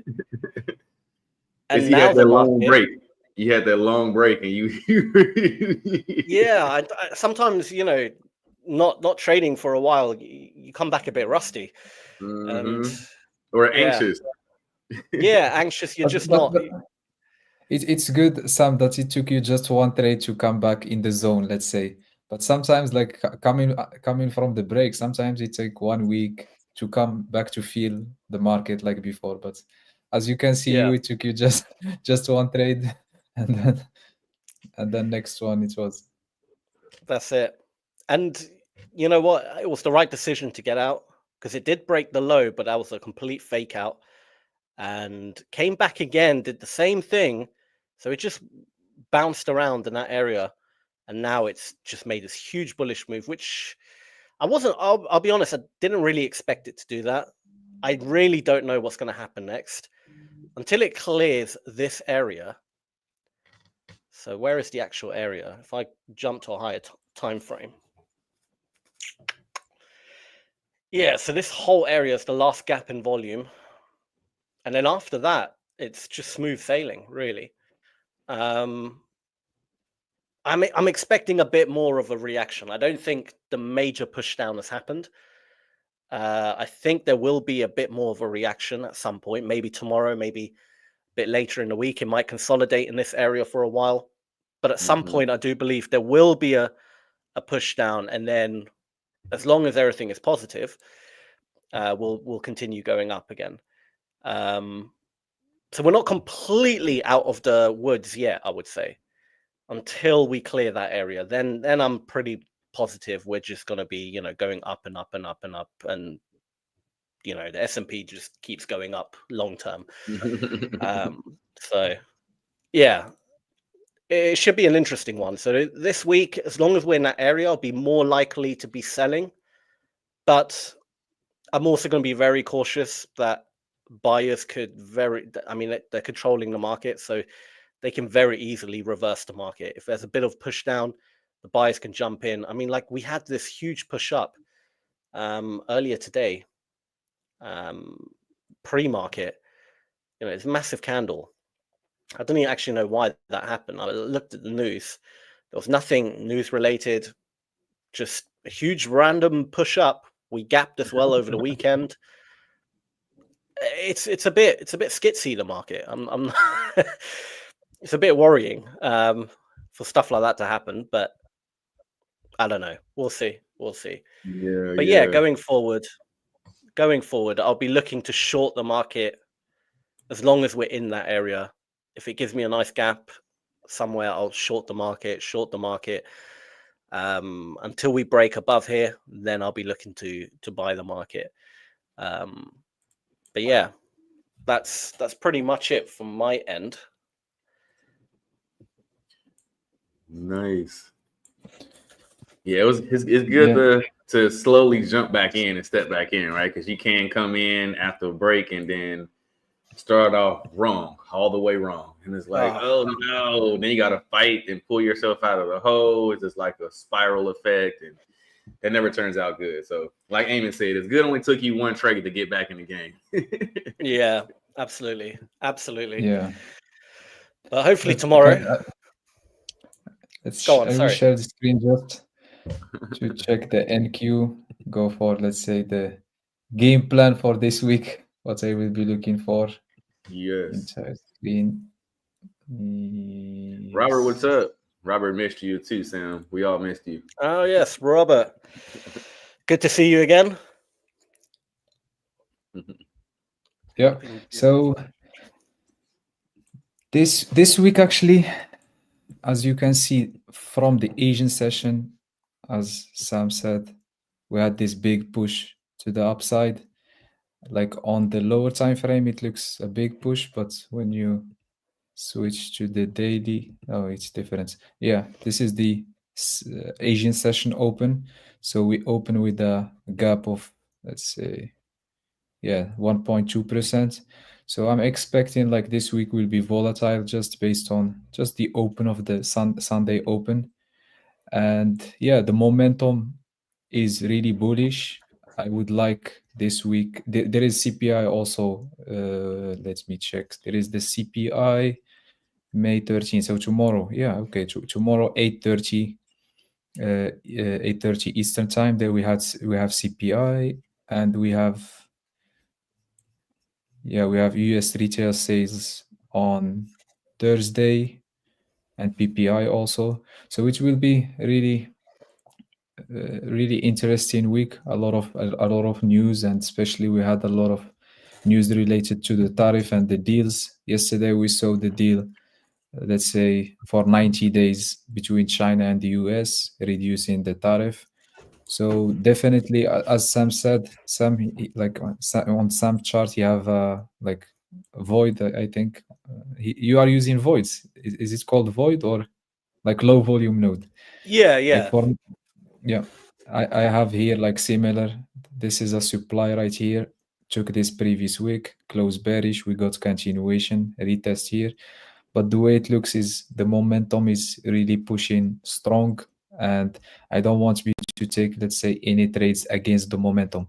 So yeah, so tomorrow, if we are trending from Asia and London trading up, I will look for continuation to the upside. We will see how the CPI on the pre-market. So we have CPI pre-market at 8:30, and then we will start our session normal. So definitely the way it looks is definitely bullish. It looks like we are breaking this supply right here.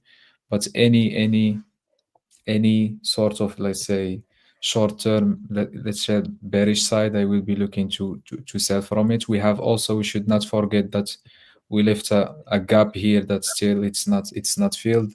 So there is possibility that on CPI we will come back, fill this gap before going higher.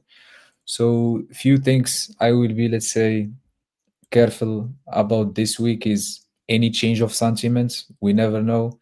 Maybe China, the deal will be, let's say, something will happen and there will be no more deal, or something unexpected could happen. We could shift the sentiments and flip bearish, and we could respect the supply. And don't forget that also, remember when the price was here, when on April 4, sentiment was bearish. They were talking about Black Friday. It was literally here. So they were talking about Black Friday, and then we got Green Day and pushed to the upside. And until now, we have a V-shape reversal. So we can see like on the weekly charts. So we're respecting this demand right here. And until now, we are getting a V-shape reversal. Yes, I have a supply here at the top right here. But if, let's say, the momentum continue like it is, we will break and visit the all-time high. So yeah, so we are in a supply right now, but the momentum is bullish. we could see, as I said, some small reactions like we got already here. Yeah, we could come back, take the highs and continue the trend. So weekly, there is a potential of V-shape reversal. There is supply on the daily between 20,558, 21,309. We have another, let's say, resistance or supply at 21,800. And demands or supports to buy, I have this area right here at 20,015 and 19,630. Very interesting to buy also from here. 4 hours, yeah, 4 hours, it looks like. So we had this big push to the supply, took this previous week, closed bearish. Let's see this 4-hour candle, if it's gonna break, or we will respect the 50% of this week and coming back if we see some sellers is pushing the price. And yeah, so we have this supply on the weekly, this other supply here, momentum bullish, we are creating higher highs and higher lows. So yeah, so A+ setup currently, it's just more, let's say, to go with the momentum. Also scalping, I will be scalping with the momentum. So yeah, it will be an interesting week to trade. Volatility is good always, and yes, that's for the NQ. Nice. Very nice. Yeah. Yeah, I would agree with what you're saying. It's very similar to the S&P. So yeah, totally. Should be a good week. Yep. Yeah. Especially for me, it's not too much news. Like I kind of mentioned, like when we do have news, I want it to be before 8:30 Eastern, basically, or at 8:30 Eastern, because I'm really looking to make decisions on that 4-hour candle close. So at 9 o'clock, so that's fine for me. But like I think Thursday we have news at like 10:30 or 11 or something. It's like, see, those days I don't like when it's late news in the day like that. I want it to be early, before 9 o'clock, preferably, and just be free to the rest of the day. So I think we got 2 days that look a little iffy on my side, but other than that, not too much. I am looking at this one setup here. I'll see if this confirms. I got an alert on it. It looked like it might do it. This is on AN right here. Reason being is, so this is my 15-minute setup, the only one I have. This is my ID50, what I call it, intraday 50 move. Because if you check this out, like always, guys, we got our 5,200 cross. So we know the next move we're looking for is the W off the 200, right, which we have here, right? Then the next move would be something like this, a bounce and going forward. But in this case, you would expect it to just go up. But in this case, if you drill down to the 15-minute, we kind of have a small ID50 move setting up, right? So it looks like this. This looks like this might go actually. So as to where this move comes up, and then we got this funny W structure here, but we got this second move to kind of continue the trend, right? So if this does close above, which I want it to be, I don't like where this closed at, right? If you zoom in really close, you can see that this blue tracer is kind of stopping it a little bit, right? I want to see price close above this. If it closes above this price, I'll take this. If it doesn't, though, I'm going to just stay away from it. So you see how it's kind of playing with this area a little bit, but if we can get a nice close above this, this will be nice. I would take this. It'll be a nice, nearly a 2-for-1 actually. I'll take this somewhere right here. Stops to go below, obviously, and it will aim for this high up here. So one for $1.60, not too bad. And we only got a 15 pip stop, so not bad at all. So we might end up taking this here in a moment, in the next 5 minutes. Oh, nice. So we'll see if this actually pans out. But we need to close above this blue tracer here. That's the main thing. That'll kind of like continue that structure for me at that point. So this is actually all I'm actively watching right now. We do have a few possible setups this week. I'm really looking at for the rest of the week. I'm liking GN, right? The GN. The one, yes, it is. Right. So this for me, and this is where they trick you at, right? Because you think that this will be the move because you got the W here. I'm sorry, you got the 5,200 cross here. And it looks like, oh, isn't that the W right here and going long? And the answer is no. The reason being is we have no reload. Market baseline needs to come down below the static and then come back up, right? So if this comes down and then makes this W pattern going long in addition to the reload, then I'll be all over this trade.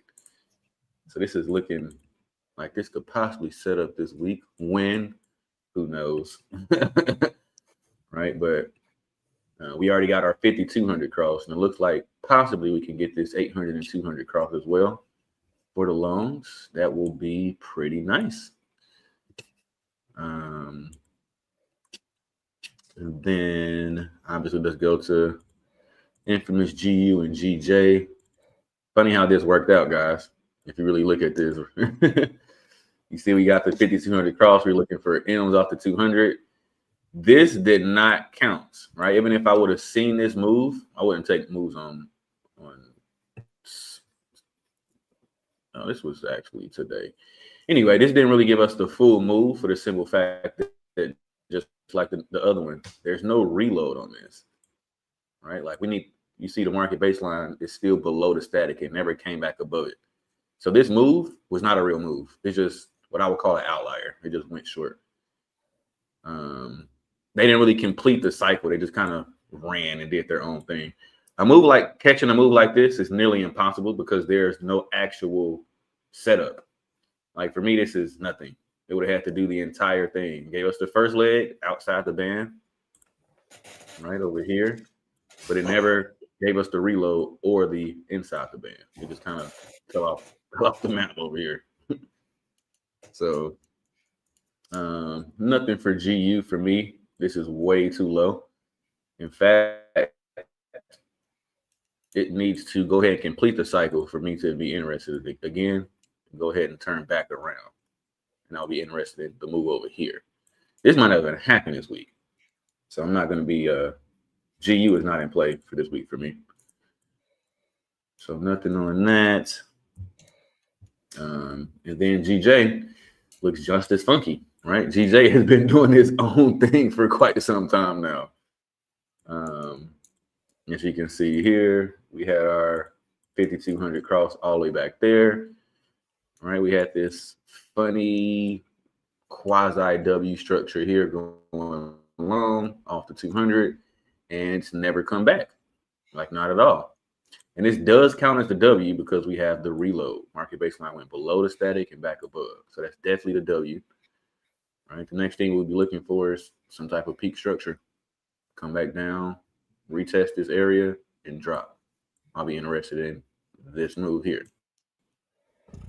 All right. In addition to, of course, market baseline going below the static. There's no reload on this setup, so no need for a reload. Right? Just market baseline we need to go below the static. And the RSI line and signal line will need to come above the market baseline and drop like that. And I'll be interested in that move. But yeah, my two main ones, GU and GJ, they're nowhere near where they need to be for me. So I have been kind of off of those. Looking at other opportunities here. But just kind of go through them really quick since I don't have much to show today. Because I didn't really get into anything. Would be obviously you guys went over those. Oh, gold. So gold was no, it was silver. Was it silver or gold? Oh, it was silver. So silver looked a little interesting for me today. This almost created a decent setup. The only thing I didn't like about this is this huge candle like this. I saw this, I saw this yesterday when I looked at the market, and I was kind of anticipating maybe it would be in the same area still. which it did. But as you see, I don't want to touch nothing with a candle this huge. No. It does look scary, yeah. Yeah. And you almost gotta hope and pray that it does that again. Like, nah, this looks a little funny, but the move was there, funny enough. They just kind of ran with it, right? You got the 5200 cross, then you had the M structure here, right? And just kind of dropped. It didn't give you an opportunity to get in here. There was no opportunity at all. We had these small outside the band. Now, this is outside the band too, actually. So this technically doesn't count. I don't like them outside the band, They got to be, the second one needs to be inside. Because this could have easily came back once again and made a third leg that was inside the band. So anytime you see outside, it's not really safe because you really want to see, you know, that last leg that you want to take needs to be inside the Bollinger Band because they will definitely make a third pass at this when it's two outside the bands. And what I like to say is, if we have two outside the bands, this first one is now canceled, right? This is no longer the first leg. This is the first leg now, right? So I'm looking for outside, inside, which, you know, this did not give. So close, but no cigar really. They just kind of played with that level. Yeah, I think that was really it for me, guys. Like Bitcoin obviously is just at an all-time high, not all-time high, but has been going high ever since we mentioned this trade, right? And I can't say I would have held on to this because I know I wouldn't have, but I took this right at 87, and this thing has not gone anywhere. Damn, that was a while back. Yeah, I remember. I was actually there when we were talking about it. That was a long time ago. Yep. So imagine holding this. Me and Amy was laughing like, man, you would have paid a whole few thousand in swap alone trying to hold this trade for 2 weeks. Right. This is on the 21st. That's forever ago. Right. Oh, look like we did just get this. Oh. Yep, we did. So this is exactly why you always have to put your alerts on. Yes. Did they just close above? Yes, it did. All right, so now we're in the game right now. So my stop on here would be 858.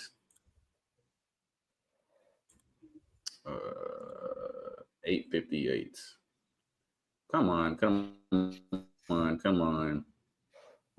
I should have had this up already. I'm tripping. StreamYard loves to slow down everything. Yeah.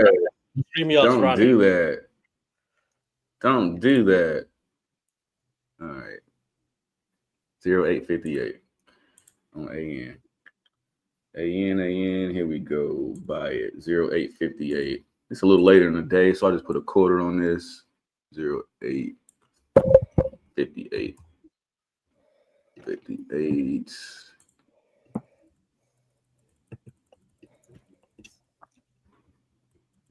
Man, why is it so low like that? All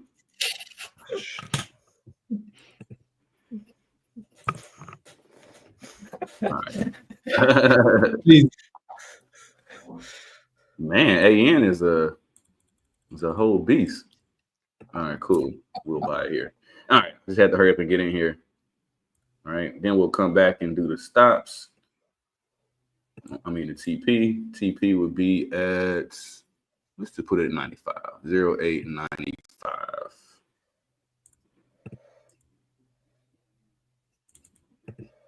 $08.95 will be here. Sweet. Not the best, not the worst, but we in here. We are in here. This theoretically should go. Market structure wise, it should. Since it broke above and closed above here, this might be good to go. Nice. Then I'm going to set me an alert here. This is what I always like to do when I get in these trades, so I can remember. I'll just put it going against you. I like to come back and just make sure everything is copacetic. Right. Then I'll put here SL hit. And I do this for, I'd say, almost all my trades. If I don't get an alert, that's nearly good news. if I get an alert, I want it to be this one that says SLWE.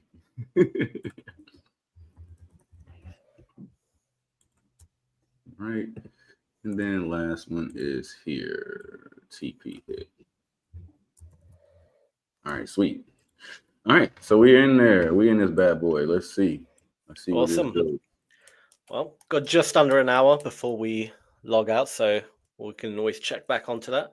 Yeah. See how that plays out. For sure, for sure. Let's see what we get.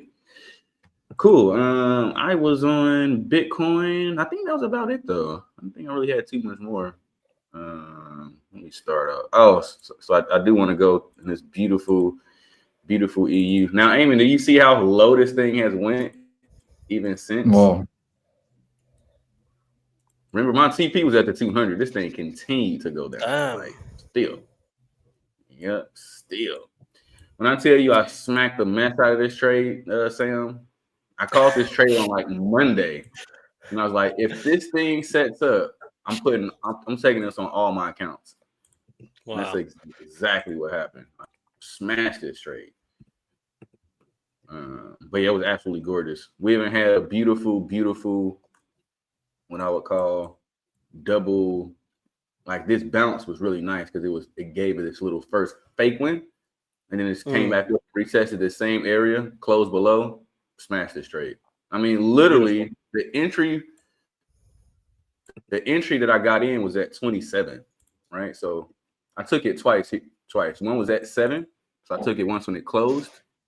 Actually, it was a little bit higher. I think it was at 07. Yeah, so I took it here, and this next one was at 27, bro. Wow. I'm talking about entry was nearly perfect. Like, look at this. This is only a 10 pip difference. This thing came down, dropped, came back and tried to retest it again, fell off the map. I ended up closing around at 27 over here too. So smashed this trade.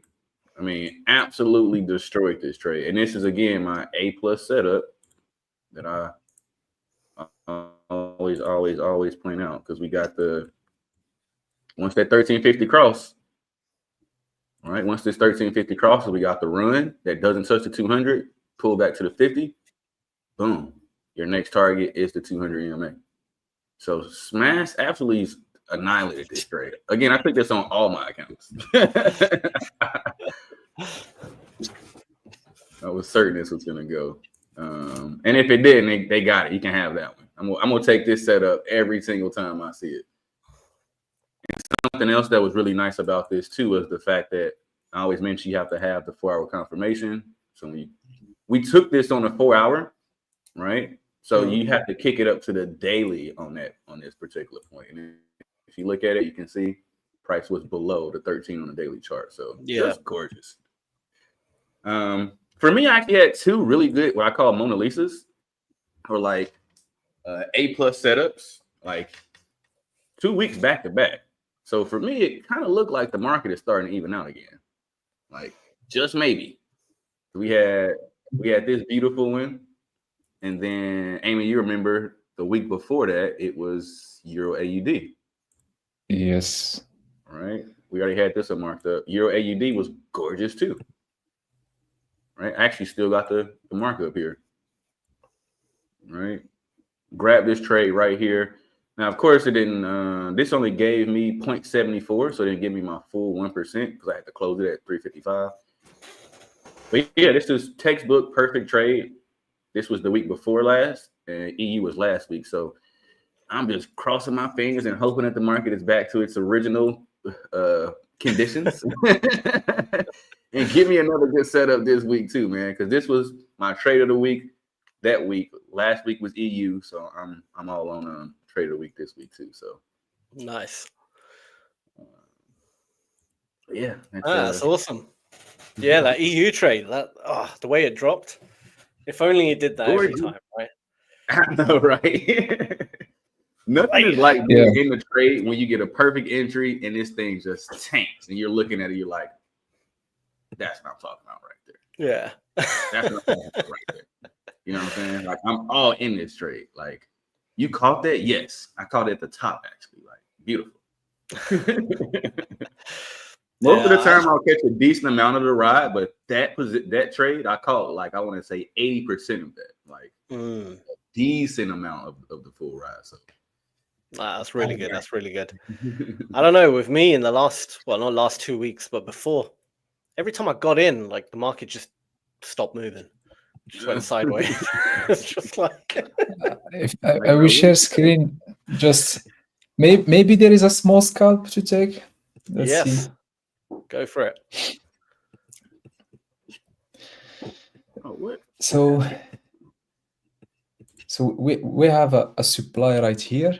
So this supply, we took this previous week, close red, and then we push down. So on the 15 minutes, this is the only thing that I'm still, let's say, waiting for more confirmation. So we had this, let's say, big candle into the supply. And if I show just the footprints, what it shows, we had this minus 400 cluster here at the open, at the NY session open. So, and when we were coming, we came with, let's say, this last candle was 8,840. So in terms of volume, so we had some big clusters at the top, and now the volume is, let's say, it's going lower. So I will wait maybe for just maybe a failure to break this high here, and maybe take a small, let's say, small scalp. The only thing that I don't like for now is this 90 cluster, and we got straight, let's say, small retracement. So we had this 90 cluster here at the low, and we start, let's say, pushing, and for now we are holding. That's the only thing that I am still, let's say, I'm not liking it much. But if we came back to just to see the 1 hour, so there is 17 minutes for the 1 hour candle to close, and always like before or after the hourly candle or 30-minute candle close, we see a little bit increase of volatility. So sometimes when I want to scalp just 10-20 points just quickly, most of the time I wait a little bit until the hourly closure or the 30-minute closure to take a couple of scalps to just to the volatility in my side. So there is a little bit of volatility, so you get a straight movement of 15 points, 20 points. So yeah, so we are in this supply. I will wait this 2 minutes to see if we will hold this support here, and yeah. So yes, normally when I see big candles like this and then we are holding, most of the time there is strong absorption on the higher time frame. So normally like we will break. But if I get a confirmation to, let's say, just to take a quick scalp, maybe just to take this low of this candle here, the low of this candle here, it will be nice. So on the 5 minutes, actually I hesitate a little bit here to sell from here, but it's okay. So we got this big candle. So this candle compared to this two, this is a big one compared to this two. So maybe we are having some absorbing, let's say, absorption here, and now we will come back to break. So here we got confirmation to take buy, but it's within the supply. So I will not take it. You can see this candle here. So we took this previous week low, close green, and now we are starting having the continuation. So we will wait just for 50 seconds just to see how the candle will close, and we will see. So in terms of the delta, so delta, we had this candle 8,840, but still we are holding the same clusters here. This candle here, we got this minus 90, and then we got this retracement. So it could be, let's say, a reversal of this move, this small retracement to come in visiting the highs. Yeah, there is some sellers are now entering. One couple of seconds left before the close. So let's see if we will have confirmation here. So now we are taking this low, close red. Let's go back to see the delta. Okay, minus 60. Next candle open. we are still holding.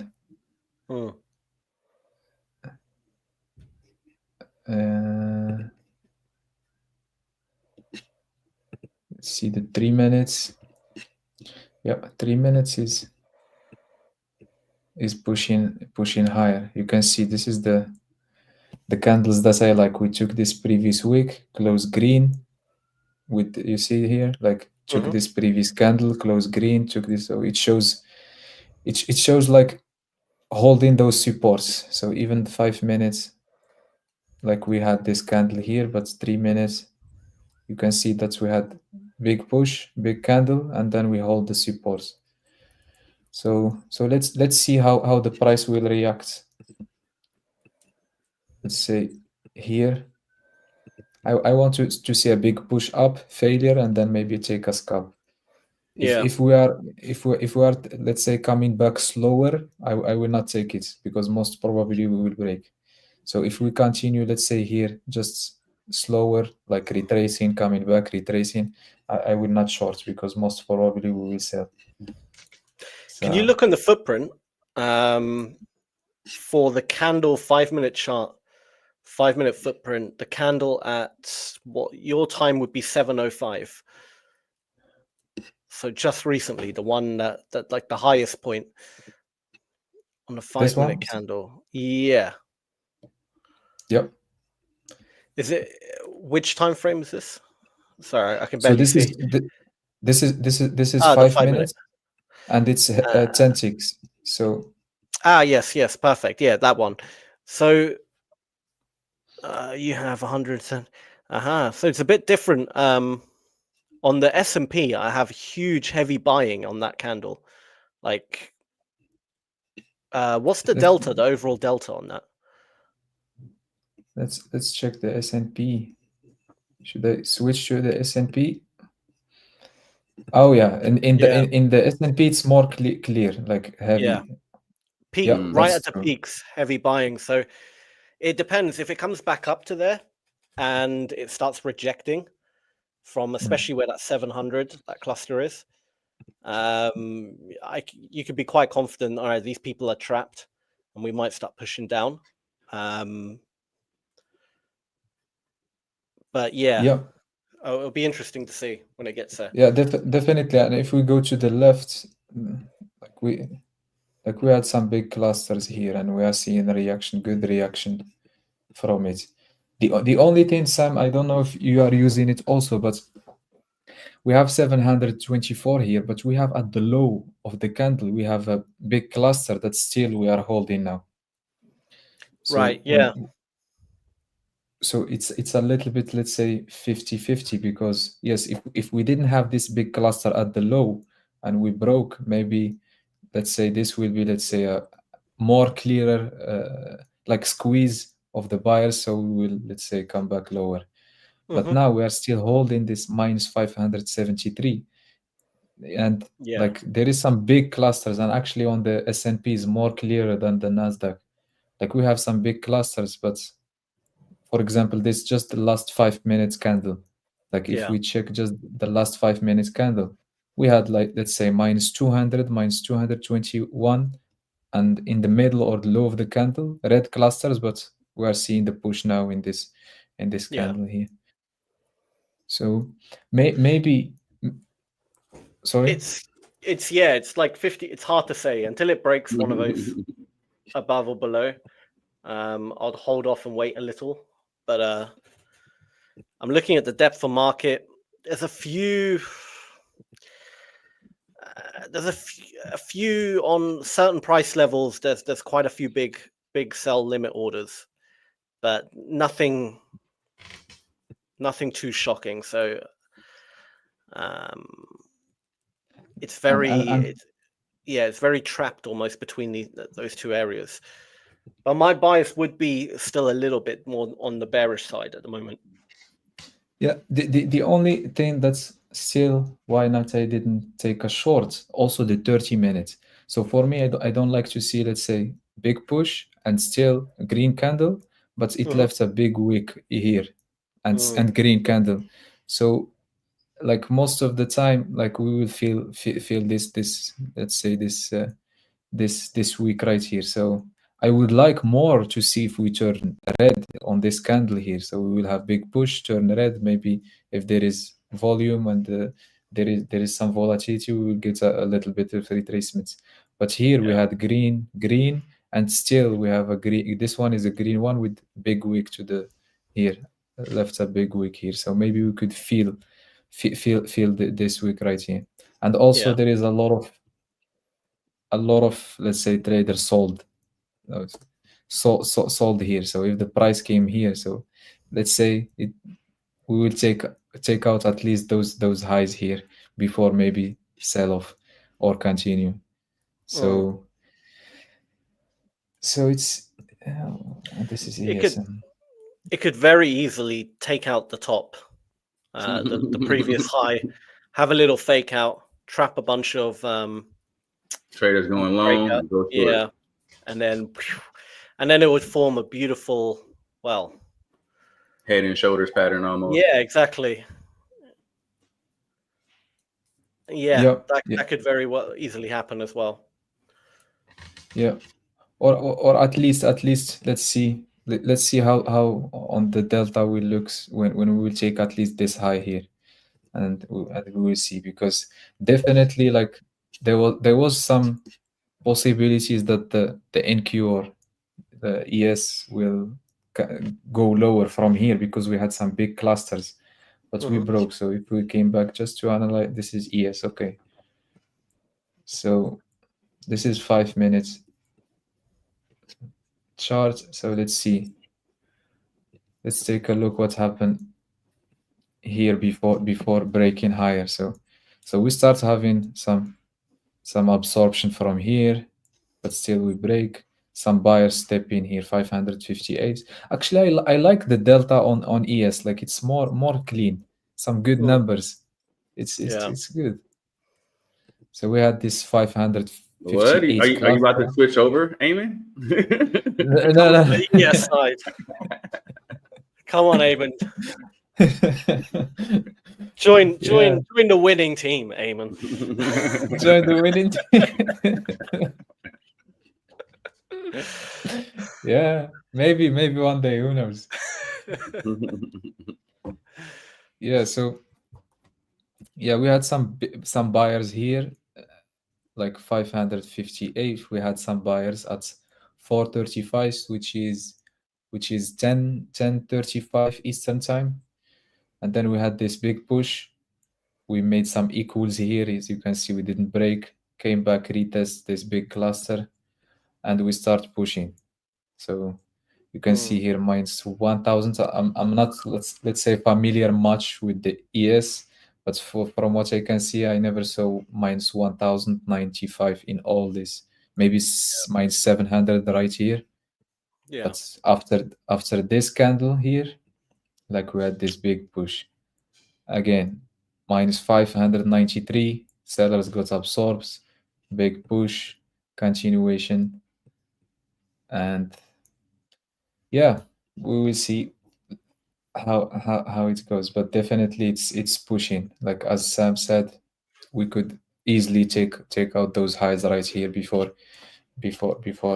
getting let's say a move to the downside or continuation. But it could definitely easy take those high, in my opinion. So this is what I see for now, and especially after this push down and we didn't get any continuation, like big candle, and we held this part here. You can see we're starting to hold here. We took out those lows, try to push again after this big candle here. So we turn back, and this pattern, like it happened a lot in NQ, a lot. We saw it even last week.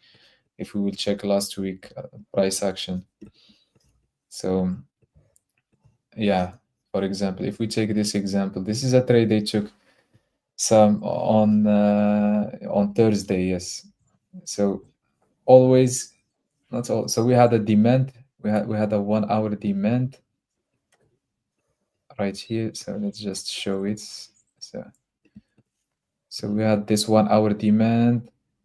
Same thing. Like we took this previous candle low, come back, close green, and got continuation. And so before going lower, it's always like it shows like we are pushing like some big candle, and then flipping and going higher. And that's exactly what's happened. Like some big candle holding the supports, flipping, going higher. So and NQ does this move a lot. For example, here you can see big push, but still holding the support inside the support, and took this previous low and flip higher. Like sometimes the good and bigger movements happen in my opinion after those patterns. Just let's say if it's going up, big push down, strong, and then flip and go higher, or big push higher, strong candles without wick with big body, and then flip and go lower. And we could, that's what possibly we are seeing now. So big push, hold, buyer step in here and here, and now we will check those highs. So yeah, so because also it's market, it's not just technical but also psychology, because like how many traders saw the gap here, so maybe we will feel the gap, you know, and then they decided in beginning maybe we are going lower, but maybe there is liquidity more higher, so let's give it another push up, take some liquidity before going lower. That's it. I don't think there'll be enough liquidity in the market to really push it down heavy, so it needs to keep building it up as it's doing. Do you just have a cluster? You see, there is some sellers, but still we don't know if sellers or not. We have to wait the 1 hour close. So let's see the 1 hour, 3 minutes for the 1 hour close. Okay, let's see the 30 minutes, 15 minutes, 5 minutes. Okay, big candle inside this. Yeah.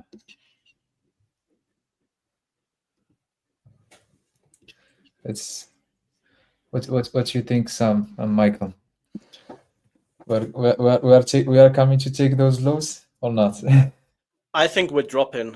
I don't think if I show really, I'll only be 1 minute. So if I just pop my screen on, I'll make sure to be off and hand it back to you before the close of the hour candle. So if I look on S&P on the footprint, it's these people up here. To me, they seem very well trapped. 900,000, and then we push down, and we've never really allowed these people to even get out a break even. These people are going to be feeling very, very, very nervous, and they potentially are already dropping off. Whether these are new sellers coming in, these heavy sellers here, whether these are new people or these people dropping out, hard to say. There was some buying again, but overall, it seems to it doesn't want to go back in this area. So if I was to do a scalp, I would be more on the sell side for now. And then, I mean, where to target, that's a tough one. You could be really optimistic and start targeting down to, the weekend gap. Or, maybe just the last low if you want to be reasonable. Play it by ear, but, especially to these lows here, you could probably target. Like down here somewhere. But yeah, I would be looking more to short it. And the candle 30 seconds before the hour closes. I'll hand it back to you. I think, let's see, entire screen. To be honest, I don't like the 1 minute. So the 1 minute, not 1 minute, sorry, like the 5 minutes. So we had this big push into this supply, and now we have strong reaction. I would like to see just a small candle with wicks to trade from it. But now let's say already the move happens. So I will wait more to see if we will come back here. But I don't think that I will short, because what I want to see in terms of candles is just, let's say, took this previous week, see some sellers on the delta, and the candle stop here, let's say. But here now we got already the big this push. So I'm not gonna take the sell for sure. I was thinking to buy because I saw this at the end before you switched the screen to me. I saw this big order, and I said, okay, let's take a 10 points buy, target the highs here, but I will stick to the plan. It's so interesting how everybody sees stuff different. Like, this is just beyond interesting to me. Yeah. Yep. But you see, it's at a stage where there's going to be a bit of conflicting. Yeah. To me, right here, this is basically the exact point to short it. Right here, we got that last candle, which engulfed that previous candle, and this is the pullback of that area, right here. So 10 points, I took a buy. 10 points, it will be just right off the top right here. So simply, I saw also on the 15 minutes how it closed. You see how it changed the bias? Yeah. So we had this big week also. So I want to see, like, if we're gonna reverse like a body, like big, let's say big body. And also I saw this minus 200 holding this like this support here. So I think we're gonna visit those highs. This is my humble opinion. we could very well. I mean, the time of day, like, although it looks like some people got trapped, the time of day it's quite late already.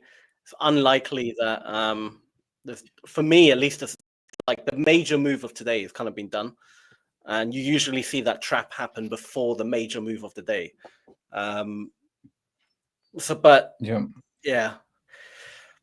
I would short it once it got near the high.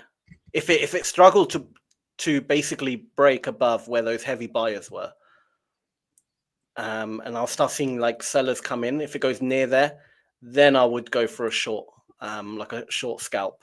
But then probably targeting literally the bottom of like the range, if that makes sense. A small little range we're in now.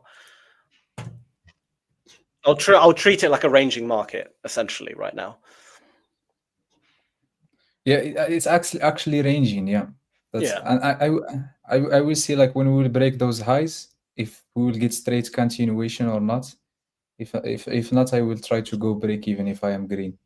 So let's see if we will take those highs. And also, like, for me, like, the story, the candle give you sometimes a story, because I was waiting for a sell, but when we push this big here and I saw the next candle, there is no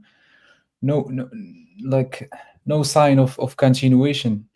So plus this heavy clusters here. So let's say those highs.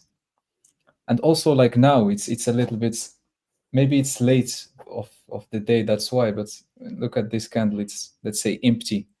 Yeah. So it's really empty. Yeah. Well, it's dead in the middle of the range as well. So I think a lot of people are picking up now that it looks like a ranging market, and you're going to see the orders pile up at the top and the bottom, I think, until eventually it breaks out in one direction. Yep. Yeah, you see, it's a little bit empty. There is.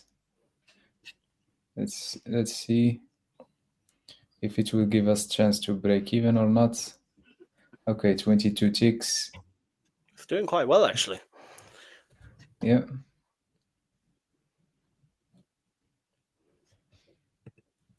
I think you should put the take profit to the highest point this year.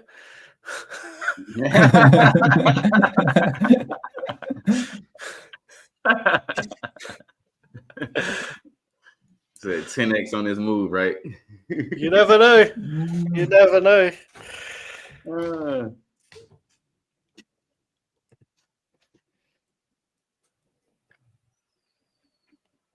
It would be hilarious if this is like the lowest it gets for the whole year, and then it does just keep going. Yeah.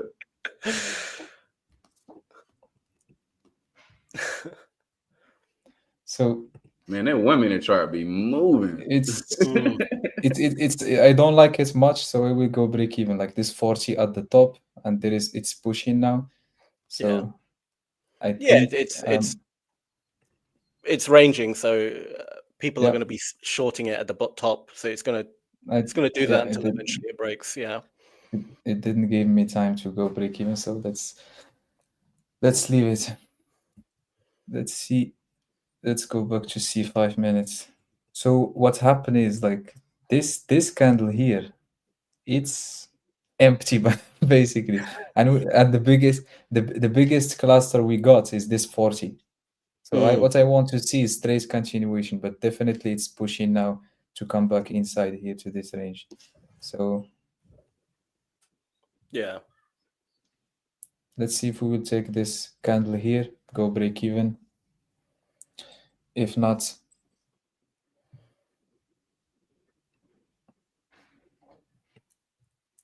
I can see on the depth of market, there's quite a few sellers near the top of the range. So exactly how you'd expect the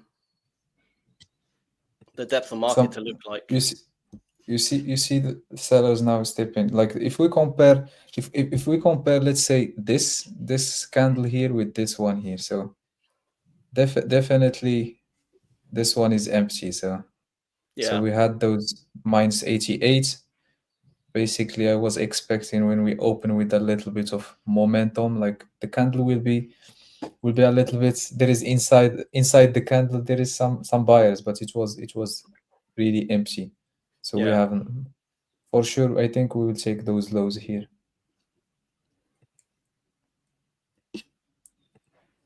Yeah, absolutely. I agree. So I'm taking -24 ticks is better. Not full stop. And I think we will take those lows. Yeah. Yeah, I mean, it's hard to say like what it will do like a bit more in the longer term. But I would still have, just for now, a short bias. I don't know. My gut is telling me the next day, maybe not tomorrow, but maybe the day after. It depends what tomorrow happens. But at some point, we're going to have a bit of a push down that would be quite nice. Yeah, and like when we see the daily, like we are on the daily. Me also, I have really strong supply. This candle here, we took this previous week, come back, retest here, big push. So yeah, the only thing that it's the momentum like is strong. That's the only thing. And when the momentum is strong, momentum doesn't care about any zone, any. They don't care about my mama, your mama, nobody. He's about to 100%. The momentum is there. You're absolutely right. But we haven't had much of a reaction to that area yet. Like we have earlier today, I think about 1 p.m. your time, Aymane. We had a nice push down all the way up until, about 4 p.m. So we had a good 4 hours of a pretty decent push down, but it's not what I would expect from that area. I feel like if you look at the 1 hour, there's going to be like a double top type pattern occurring. 1 hour? And then, I mean, I'm looking at the S&P. Might look a bit different on the NASDAQ, but probably look the same actually. Yeah, this is 15 minutes. Yeah. And then if you zoom out, so you've got the first part of the M of like the double top. So the one, we're on number 2. Do you see what I mean? Yeah. I can see that happening. And then I I would expect it to close the gap on the weekend and mimic, you know, that massive move up we had randomly at the middle of the Asian session or beginning of London. I can't remember exactly when, earlier today. That mimicked, but on the downside. I could definitely see that happening. I thought it might do it today. It didn't, but maybe tomorrow. That's but then I could be completely wrong. It could just continue going up, break these highs. If it does that, then I have to shift my bias into, okay, we're going up and wait for a good entry. And in terms of the numbers, like on the delta, like what you think? Like let's have a look. You're looking at the 1 hour, yeah. Let me just zoom in.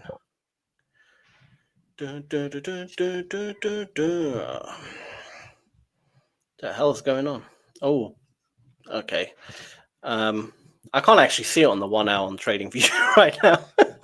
So I'm going to use your chart. Okay. What have we got? I got 800 at the top there. Yeah, like a lot of the clusters, you can see, like the green clusters are quite near the top. There's a lot of buying kind of trapped near that top at the moment. Yeah. But yeah, I would obviously wait until market open tomorrow. But you're right, there is that 1,000 right at the bottom there from the sellers. But those people would have been long gone now, I think. I think in my opinion, like at least take out those highs here. Yes, you're right. Actually, it hasn't even taken out the high yet. So maybe, yeah, maybe it will wick up, take out the high, stop out all those sellers from earlier, the people who are holding a bit longer, swing traders or intraday traders, and then make its move, aggressive move down. I could see that happening. Yeah. Yeah, or there is this pattern, like it's happened a lot. It's small retracements show like we are going down, and then tap some good like demand, and then take up the highs before going lower. And I think, in my opinion, this is, let's say, more like, in my opinion, it's maybe we could see this happen, like small retracements until here, and then break those highs. Because also, like, when we see the price action, like how it's strong. It's not like, and this is one thing, like, if it's okay to mention, where I can mention it. So for me, like, there is a big difference between trending like this and trending like this. Yeah. Yeah.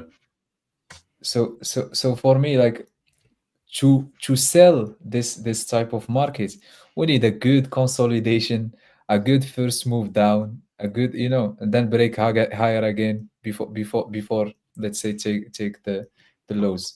But it's just my opinion. But if we were, let's say, trending like this, okay, it would be more easier to double top and then sell. But because we are trending strong, from what I see is what the NQ do is, when we are trending strong, is, let's say, go for the first low and then break all higher, and then, let's say, consolidate and then take some highs and then go lower. But we will see. Yeah.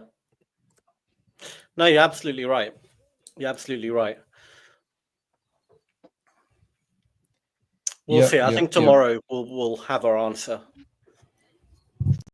Yep. All will be revealed. Yeah. Like here, it was like on ES, it was a good buys from here. Yeah. Yeah. It's yeah. Here's good buys here, like clear absorption, and we held this area here at 5822. Push. Let's see the 5 minutes.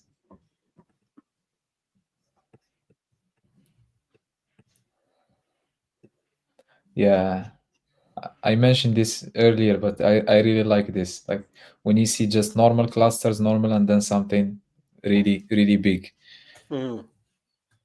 Yeah, this one here was a good Totally one. good. Yeah, beautiful Yeah. one to buy into. So because like let's say when we were here, you don't know if there is aggressive sellers or just, let's say, just some absorption to continue higher. But after this, and we saw this 300 cluster, so those one here, let's say most probably they are not sellers. Plus the context on the 1 hour, when you check, when you see all of those absorption, and if we switch to the 15 minutes, so definitely like buying from here, here. Or even there, if you want to be really cautious, where you are right now, where it's really green. Bit up, Yep. yep, there, right there. If you want to be super cautious and patient, that would be Yeah, a real. and especially like maybe I am a little bit aggressive in my approach, but if I buy here at this big cluster to look for the continuation, my stop will be just below here. I don't know, because for me, if we turn those big clusters, yeah, maybe It's a trap then. You're trapped. maybe Yeah. it's a trap. Yeah. So yeah, definitely it was opportunity here. Buy from let's say from here. Or if you are like Sam, buy from here. I wish. Sam, I come wish. on. Tell us the secret. Tell us the secret, Sam. I got stopped out. Michael, I don't want to tell us the secret. There's no secret. Just very, very lucky a lot of the time. Right. Yeah. No, we definitely said it's gonna play out.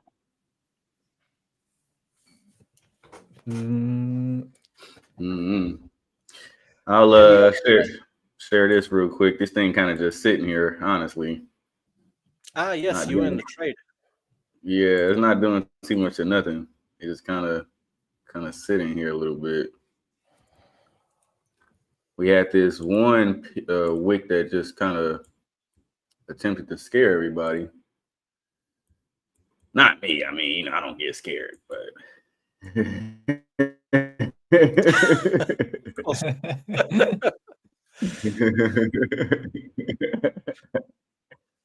no, this is what I mean though. This is such this. Look at this huge. Keep in mind, at one point, this candle right here was red. This thing came all the way down here, dipped down, and came up and closed green.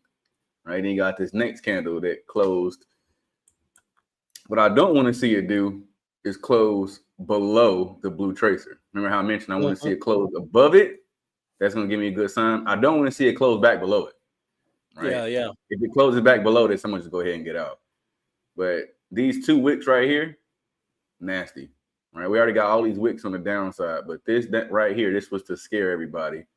Like, oh, it's short, and they close long. Then this one closed right on the line. It's like, oh, it's short. Right? So, and now they just messing around. They just playing. Like, look how aggressive this. Look at the characteristics of this candle. It's up, down, up. Like, it's a lot of action going on right here in this candle. They just messing around. A big battle's going on right there. Yep. They just messing around. But technically, as I mentioned, it should be on the long side. I mean, in addition to the actual pattern here, right? As I'm mentioning, that's the long context, obviously, but the structure within the microstructure, well, the microstructure within the structure is this right here. It's close above, fake below, close back above. This gonna go either way. It's about to bust out above all of this and take off, or it's about to close below this blue tracer. I'm gonna get out. I'm gonna get out early. I'm not gonna even sit around and wait for it. I mean, to me, it looks more in the favor of the buyers. For sure. Yeah. In terms of structure, also, like when you see the structure, we are breaking this substructure and to continue higher. So it's more. It looks bullish. Yeah, and they have to retest this area, right? Like this little area right here. If you look, that's where the wick came down to test. Mm-hmm. I can't say have to, but they always want to retest that area, like at least just to one tag those traders on who went short, but just to fake everybody else out too. Like we call it shaking the trees, like shaking out the weak traders. Anybody who took this long and moved their stops to break even too fast because they scared of losing, they got them. They got them right here. And anybody who said, "Hey, I'm gonna put a pending order short right here at this price," so they got them on both sides. They grabbed everybody who had a pending order going short, and people who got the move right going long, but the more they stopped too early, they grabbed them too. So now they just they banging everybody around right now. Yeah. Absolutely right. Yeah. So yeah, I'm just hanging out with this one. We'll see what it looks like in a second. Y'all see, I don't even have my full position on here. Only got a quarter on it. It's a little bit later in the day. AN is 2 Asia pairs for me, so I really don't want to trade these pairs this late in the day. But this is a setup, so definitely want to take it. See if it can give me a little something, you know. You can go on up here, you know. I close you at 355. Just give me a little something. I'll be happy with that. Still have time. So, yeah, definitely got some time on it. We'll see. Like an hour, 20 hour and a half, something like that. So we'll see. Yeah, that's pretty much it for this one. Not too much action at all. We took this almost 45 minutes ago. It's still just hanging out. Yeah, we took this one. So yeah, this was 1, 2, 3. Yeah, actually nearly an hour ago. Nice. Just hanging out, seeing whatever that one got for us. Little sideways movement. It happens. Boring. You get stuck in it. Yeah, classic Monday. We're breaking higher. The NQ, C, ES. Let's have a look. Oh, yeah. Still, I would expect it now to start pushing down again since we are ranging. But we'll have a quick look at the comments. I know Robert left a few comments and want to make sure we read them out.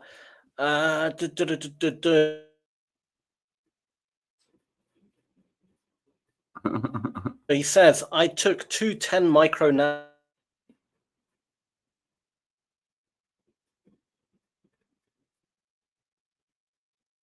Michael.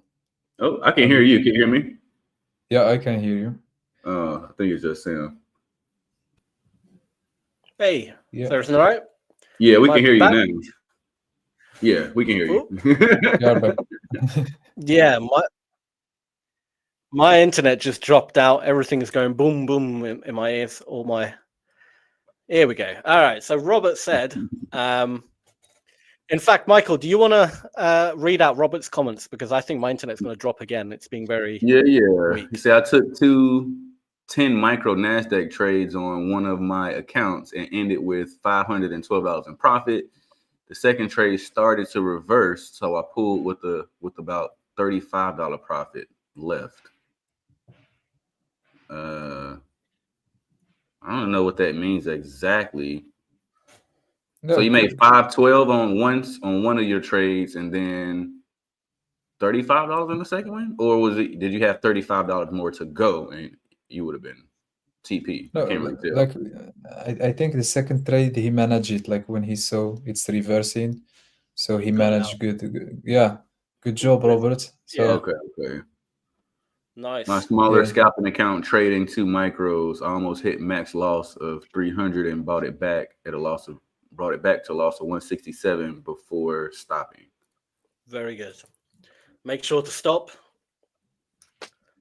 167 isn't the end of the world, especially if you made 512 plus 35, 540, 47, 167 loss. Yeah, you did all right. It's a very good day. Yeah, good start for the week, Robert. It's just a Monday. I was going to say, especially on a Monday, you can't go wrong with that. Yeah, did really well. And the psychology is good, you know. almost hit your max loss. Some people would argue you should completely walk away then, rather than keep trading. But nevertheless, you still stopped at, I'll say, an acceptable point. So Yeah. it's good. Very good. And as always, Rob, as long as you get in that mindset together, man, like this industry is huge on the psychology side of it, right? Like, were you making mistakes that you shouldn't have made today? Are these mistakes that we already talked about? Was it just a little bit rougher today? And, you know, it just really wasn't all in your favor. So definitely want to go back and make sure you're recording that data so you can improve and refine your trading plan if you need to. And it's huge. It's huge, huge, huge. 100%. Yeah, that is how it is sometimes. But that's why it's good to have your, what do you call it, Michael? Your if then scenario. No, your casino account. if you just so want to, that's what Jannie calls it. I got a bully account. Jannie calls it his casino account. That's it. If you want to feed that gambling degenerate inside every trader, use your casino account. Yes. And the sooner you can realize that you need to separate the two, the better off you'll be, right? Like, and it not only does it feed that addiction, it's also this era of, I mean, you can still learn from that account, right? Like, you know, like you see why you lose on a casino account? It's because you're taking trades you should not be taking, and the proof is in the pudding, right? Why is it that the account that you're risking regular and following your trading plan, that one's up, but your casino account is down? Why is that? The proof is right there. 100%. You know, you got 10 filters on your main account, and you got one filter on your casino account. Say, look, it looked like it's going up. I'm taking it. Says that does not work long term. But it helps to have account like this, like just to fulfill this feeling inside you of gambling. For me, at least, it's good. Like just one small account. Sometimes I had, let's say, good day, bad day. I just want to put more risk or something. I can just. It helps. Yeah. My boy calls it a scratch the itch account. That's what he calls it. He's like, yeah, I'm not taking this on the main account. I'm taking it on my scratch the itch account. Michael always has like the best phrases for things. Mona Lisa setup. Mona Lisa, yeah. Like it's gorgeous. I'm promising you one day I'm gonna have me like a killer setup, and it was like, this is the first trade that I made 20,000 off of in one trade. I'm gonna print it out, put it on my wall. I'm gonna mark it up. I'm like, this is gonna go on my wall, and all my milestone trades. This is my first $20,000 trade. This is my first $50,000 trade. This is my first 100K trade. It's gonna be pictures in my office, right? What would you call it? The killer trade, a Freddy Krueger trade. Yes. The Freddy Krueger trade. Like, yeah. Absolutely. Just the whole conglomerate of Freddy Krueger trades. Like, God. This one you'll see this one in your nightmares, guys. This was the Freddy Krueger trade. Excuse me. Oh, that is good. That is good. But we've got 20 seconds left. So I think we'll end it there. He said I'm gonna call mine the sacrifice account. Sacrifice account, yeah. That's a good one. That's a good one. So we got bully account, scratch the itch account, casino account, and the sacrifice account. Sounds biblical. The sacrifice account. Yeah. Sacrifice account. Sacrificial account. Yeah. Y'all got my head hurt and I'm laughing so much. It's good to laugh. It's good to laugh. Yes. Well, guys, that was a good session. Michael, Aymane, always a pleasure. Absolutely. Guys, thank you very much. Tomorrow All right. CPI. Yes, Yes. be careful Careful. out there, guys. Be careful. Uh, Exactly. Be very careful. Robert, have a good Yeah. one. We'll see you tomorrow as well. And to everyone else watching, adios. Adios. See you guys We'll be tomorrow. back tomorrow. Take care, guys. Take Have a care. good one.